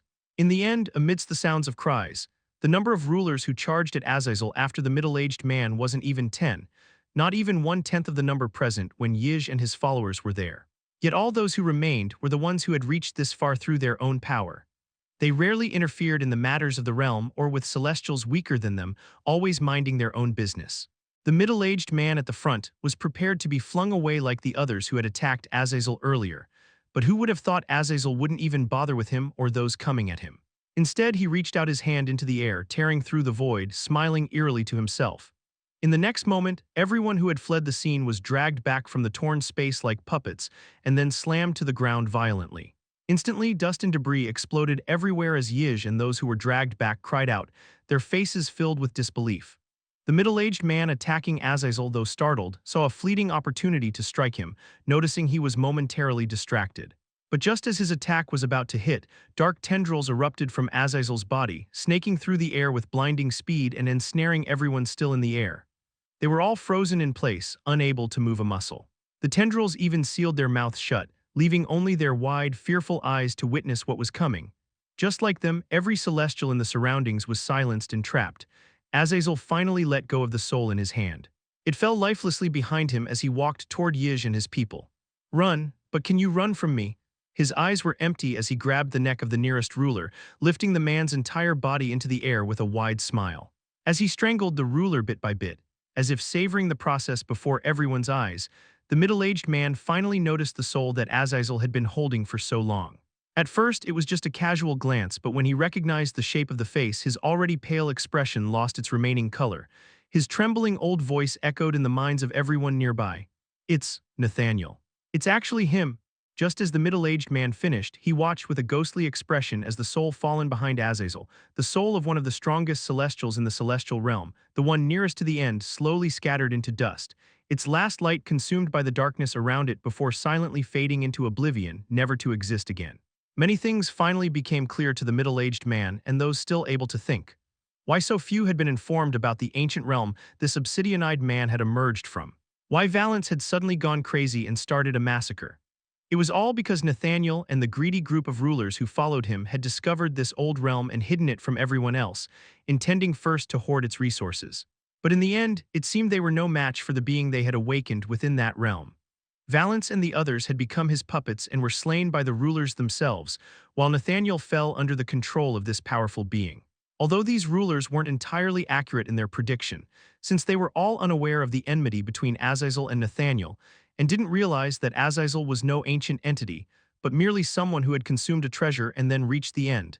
Their predictions were enough to give them a rough understanding of the situation. The struggling ruler in Azazel's hand lost his breath, his body turning cold as his soul was mercilessly dragged out of his body before being shredded into tiny pieces. At that moment, the law of death swept in all directions, and the sky above the celestial realm started cracking as if it were about to fall. Ultimately, even the barrier Kyle had created to confine the mass of darkness cracked and shattered before the shaking pupils of those seized by the dark tendrils. Yij roared inwardly as he watched the darkness closing in on him and everyone else, powerless to act. Unable to speak, he screamed in his mind that he didn't want to die. He was still so young. Younger than many of the people around him, he still hadn't had enough time to enjoy life. Why did he have to die? Why? If he had known this was going to happen, he would have long since fled to the lower universes to hide, like the spineless rulers who had escaped after failing to kill Kyle. They were all already terrified and utterly helpless against a single body of Azazel. So when the pitch-black darkness erupted, spreading in all directions and enveloping their bodies, and they glimpsed the violent battle unfolding at the center of it all, their last remnants of hope also extinguished. They couldn't see clearly, but they could make out a zigzagging icy blue hue being relentlessly assaulted by multiple streaks of red. No shockwaves radiated from their collisions, as the cold aura absorbed every blow head-on, containing the overwhelming dark power of the battle so it wouldn't spill outward. Sparks of energy crackled with each strike, briefly illuminating the violent struggle raging at the heart of the chaos. Chapter 963. Let nothing escape as everyone's bloodshot eyes locked onto the distant streaks of light, hopelessness and despair clouding their thoughts as they struggled to grasp what the hell was really going on while tearing at the tendrils in a frantic bid to escape the darkness eating their power. A hum echoed through the air. It was the obsidian-eyed figure who had already killed someone before their eyes. He stepped forward, humming softly to himself, and with each step, massive, eerie skulls formed from the darkness. His soft voice carried through the void, so gentle it could have been coaxing a child to play. Go, devour however you want, whoever you want, let no one and nothing escape. As his words fell, the dark skulls trembled as if laughing delightfully and scattered in all directions, following the darkness. Low whispers of die, die, completely disappear alongside me reverberated through the air. The ordinary celestials living on the land nearest the lair of three ancients were the first to scream and flee when they saw a massive wave of darkness, like a tsunami sweeping toward them. The whole celestial realm had already been in a state of alarm over the past week after feeling the violent tremors that had spread from the ancient realm, destroying many nearby structures. They were also fully aware that countless rulers and celestials had gathered around the ancient realm after learning it was the source of the tremors, ready to confront it. Many weaker celestials had even lingered around the area, trying to understand what was happening. But they fled after noticing countless rulers grimly patrolling the area around the gate of the lair of ancients. Only the strong were allowed to remain there. Now, seeing the darkness chasing them, they instinctively knew that even the strongest rulers had failed to kill whatever had emerged from the lair of ancients, and that now they were on their own. The massive skulls within the darkness paid no heed to the panicked cries of the celestials and spared no one. Mercilessly, they bit down on anyone engulfed by the darkness, leaving only utter destruction in their wake. The distant commotion was so powerful that even the elderly celestials, the winged warriors, the armored giants, within the Golden Hall of Light, the place where newly arriving celestials registered their identities, were greatly alarmed. They all rose instantly when they saw the Bridge of Divinity, connecting the celestial realm to the lower universes, trembling violently under the force of the distant chaos. The elderly celestial in the Golden Hall of Light who had tried to kill Kyle after sensing his potential and deeming him a threat to the ruler's authority on the day he first arrived in the higher plane, shouted sharply at the tall warriors guarding the massive gates leading deeper into the celestial realm. "What is going on? Go check." The winged warriors and giants hurriedly departed to investigate under his shout. As they left, the elderly celestials in the Golden Hall of Light suddenly noticed the Bridge of Divinity beginning to crack. They were horrified. Even the newly ascended celestials walking the bridge panicked. Ultimately, one of the elderly celestials stepped out of the hall, his robed figure hovering above the Bridge of Divinity to assess the situation. His face instantly turned grim as he glanced at the other elderly celestials who had followed him. "Let's shut down all the gates of the lower universes leading to the celestial realm for the time being until we stabilize whatever is happening. It seems the ruler who created the bridge has either died or withdrawn his power, so he can no longer support it." Another voice echoed from behind him. "Yij, that guy won't die so easily, but whatever is happening doesn't look good. Moreover, if we shut down all the gates, it's going to create chaos in the lower realms when people fail to leave after ascending. Celestials remaining in their universe for too long can trigger widespread disorder." The one who had spoken earlier frowned. "That's not something we need to worry about. Protecting the Bridge of Divinity, which took years to form, is our priority." He looked back at the others. "First, let's deal with the problems in the celestial realm. The rest can be handled later. Some of you come with me, let's spread out and shut all the gates of the lower universes, while the others handle the people on the bridge and in the hall." Nodding solemnly, several of the elders followed him and disappeared in different directions to complete the task as quickly as possible. Meanwhile, the new celestials standing on the Bridge of Divinity and in the Golden Hall of Light were swiftly ushered into the celestial realm, without the usual identification process by the other elders. After swiftly shutting down all the gates, the elders moved across the now empty bridge and hall before rushing toward the source of the commotion. By the time they laid eyes on the darkness, it had already engulfed a large portion of the realm. One of the elders, who hadn't uttered a curse in years, let out a sharp expletive. "What the hell is this?" They all clearly heard the loud, panicked cries of the Celestials echoing through the surroundings, watched countless people fleeing from the darkness, and shuddered. Even from such a long distance, they all knew they weren't strong enough to stop it. All of a sudden, the elderly Celestial who had tried to kill Kyle grasped the nearest elder and asked with a pale expression, "That dark Celestial," his voice trembled. "That person who passed the Golden Hall of Light without our permission, the one who later caused a scene in the ruler's territory, was he captured in the end?" Those who heard him immediately understood his thoughts, and their expressions turned pale as well. "Impossible, it can't be him, can it? How could he become so powerful in such a short time? It must be someone else." However, to everyone's dread, the elderly Celestial's expression turned even paler. "You all know my intuition has never been wrong, but I hope I am this time, because that Celestial's obsidian eyes held nothing. I could tell if he becomes powerful, he won't stop until he destroys everything." Chapter 964. Die. Azazel watched the chaos for a long time, quietly observing how even the distant light, swallowed by the dark, faded into oblivion. Sensing the ominous, dark power, even the corrupted beasts, formless creatures born from impure natural energy, dwelling only in the remote reaches of the celestial realm's skies, where the concentration of energies was highest, swooped down, drawn to the impure power that amplified their strength. They entered the darkness, hunting down and tearing through the flesh of celestials. As the turmoil dragged on, the land of the celestial realm became a crimson sea of blood, flowing from the struggling bodies pulled into the shadows by dark tendrils. The metallic tang of blood filled the air as countless celestials ran in desperate flight. Only then did Azazel look content. Humming to himself, he stepped forward and grabbed another celestial trapped by the dark tendrils nearby, gripping them by the neck and pulling their struggling body upward. He leaned in, his voice a whisper. "Why didn't you run, hee? Run to another higher realm, just like after you dug out my power." In the darkness, where those around could barely see beyond a few feet, the cracks in his skin looked particularly menacing and eerie. He didn't care who he was killing. In his eyes, any being harboring even a trace of malice was unforgivable, disgusting. They were all just another Nathaniel. With every life he took, his bloodlust and hunger for destruction only intensified.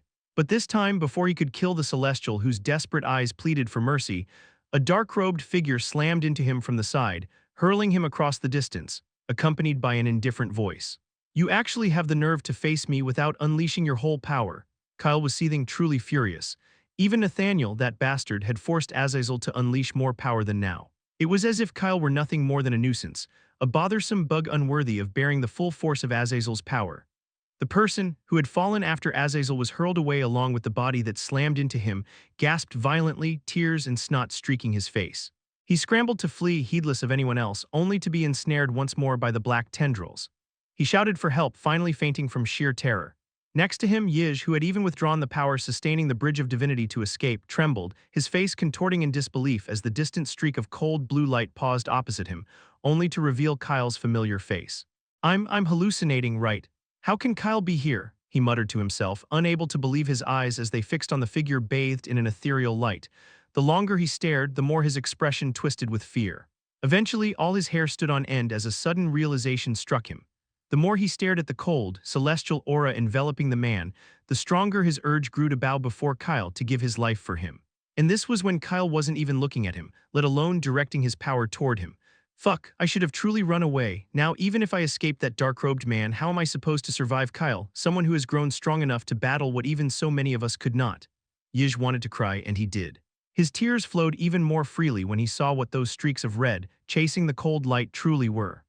As they paused around Kyle's figure, suspended in the air, every celestial in the area clearly saw their identical faces. In the distance, Azazel's body, which had been hurled away along with another of his body that had slammed into him, let out a cold laugh, sending chills down everyone's spine.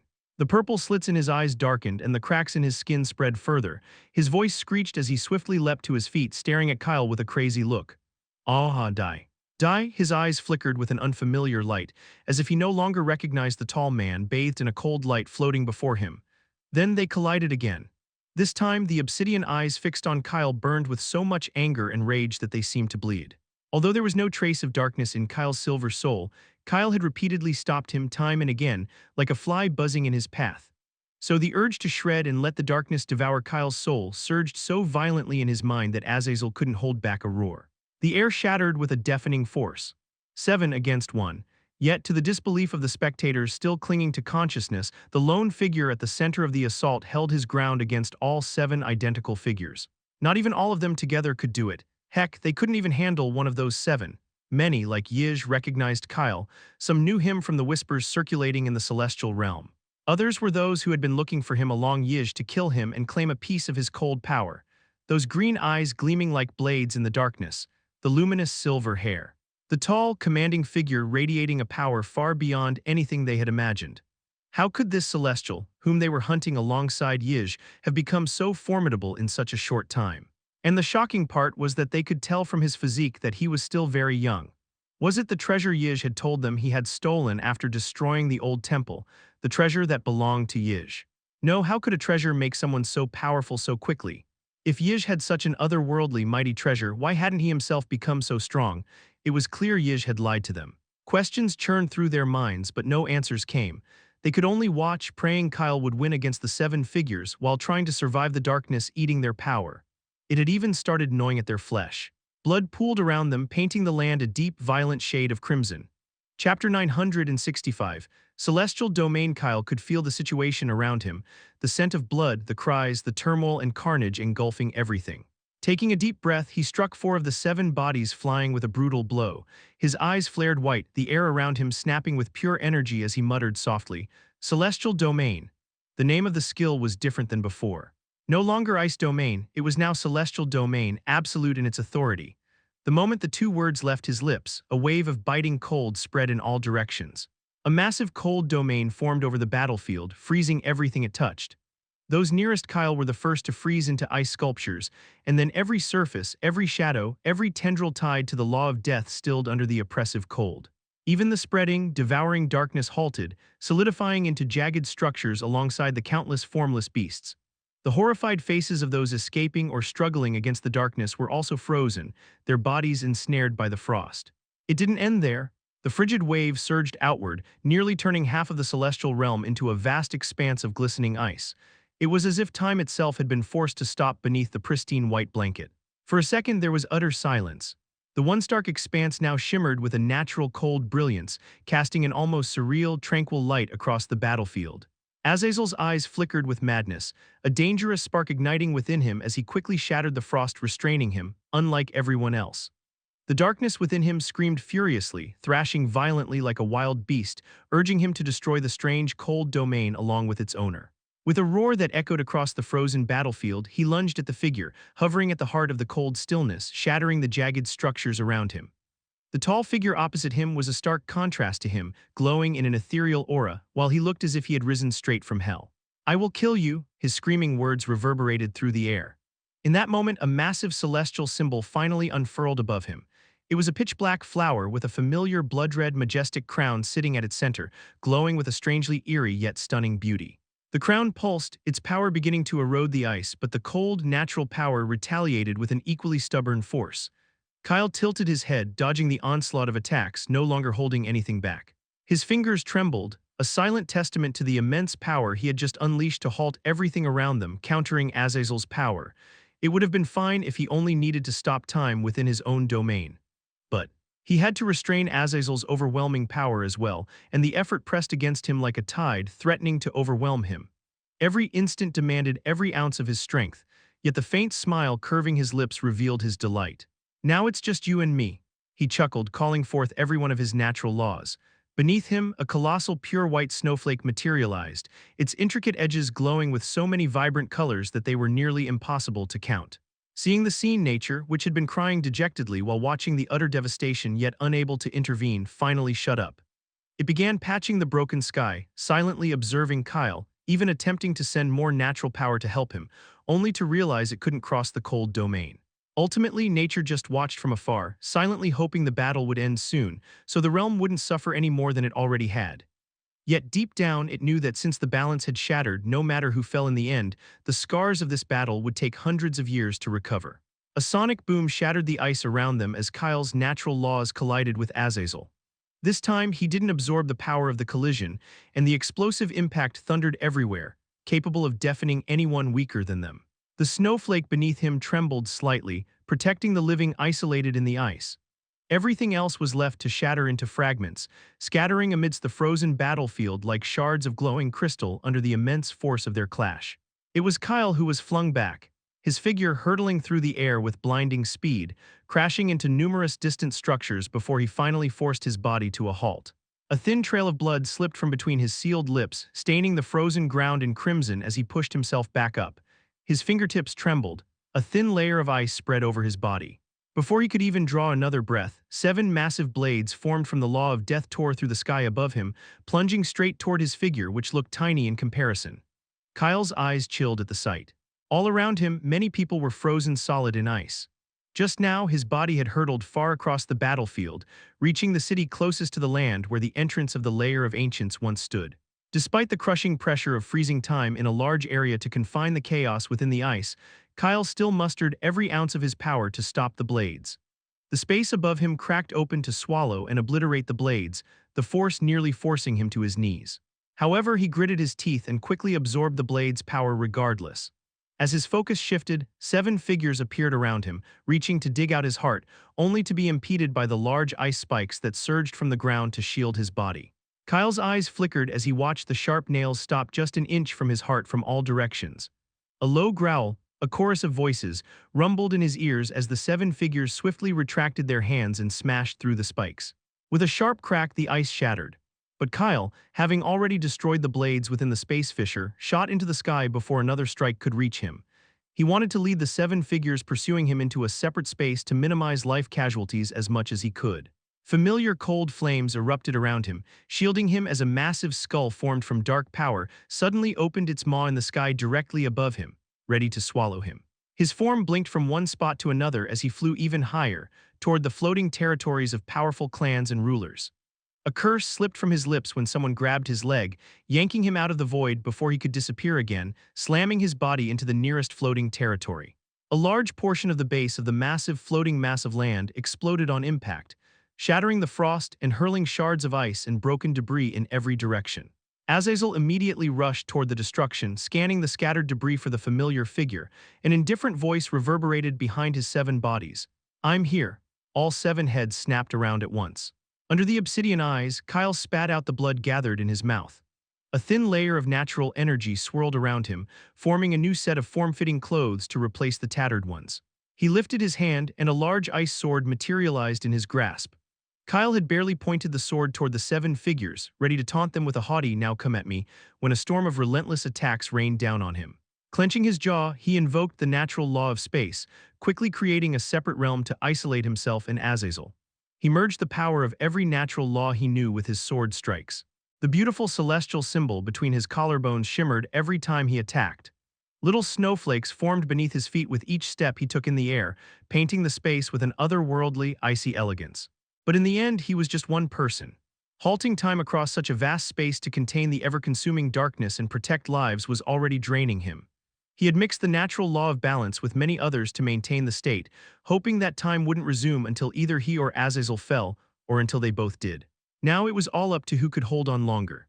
Suddenly, Azazel shattered the separate realm Kyle had formed, sending him flying back once again. Fortunately, they were in the sky, so Kyle didn't have to worry about accidentally harming anyone else. Steering clear of the floating territories, Kyle quickly regained his balance. Raising the sword he had forged with the power of his celestial symbol, he unleashed his sword art. In an instant, the art name flashed in his mind. Void-shattering strikes. The feeling of using the art was very familiar and overwhelmingly powerful. Though he hadn't wielded the sword much recently, his proficiency had not diminished. It took a moment to find the perfect stance, but as he slashed downward, a thunderous boom erupted, forming a crater in the void.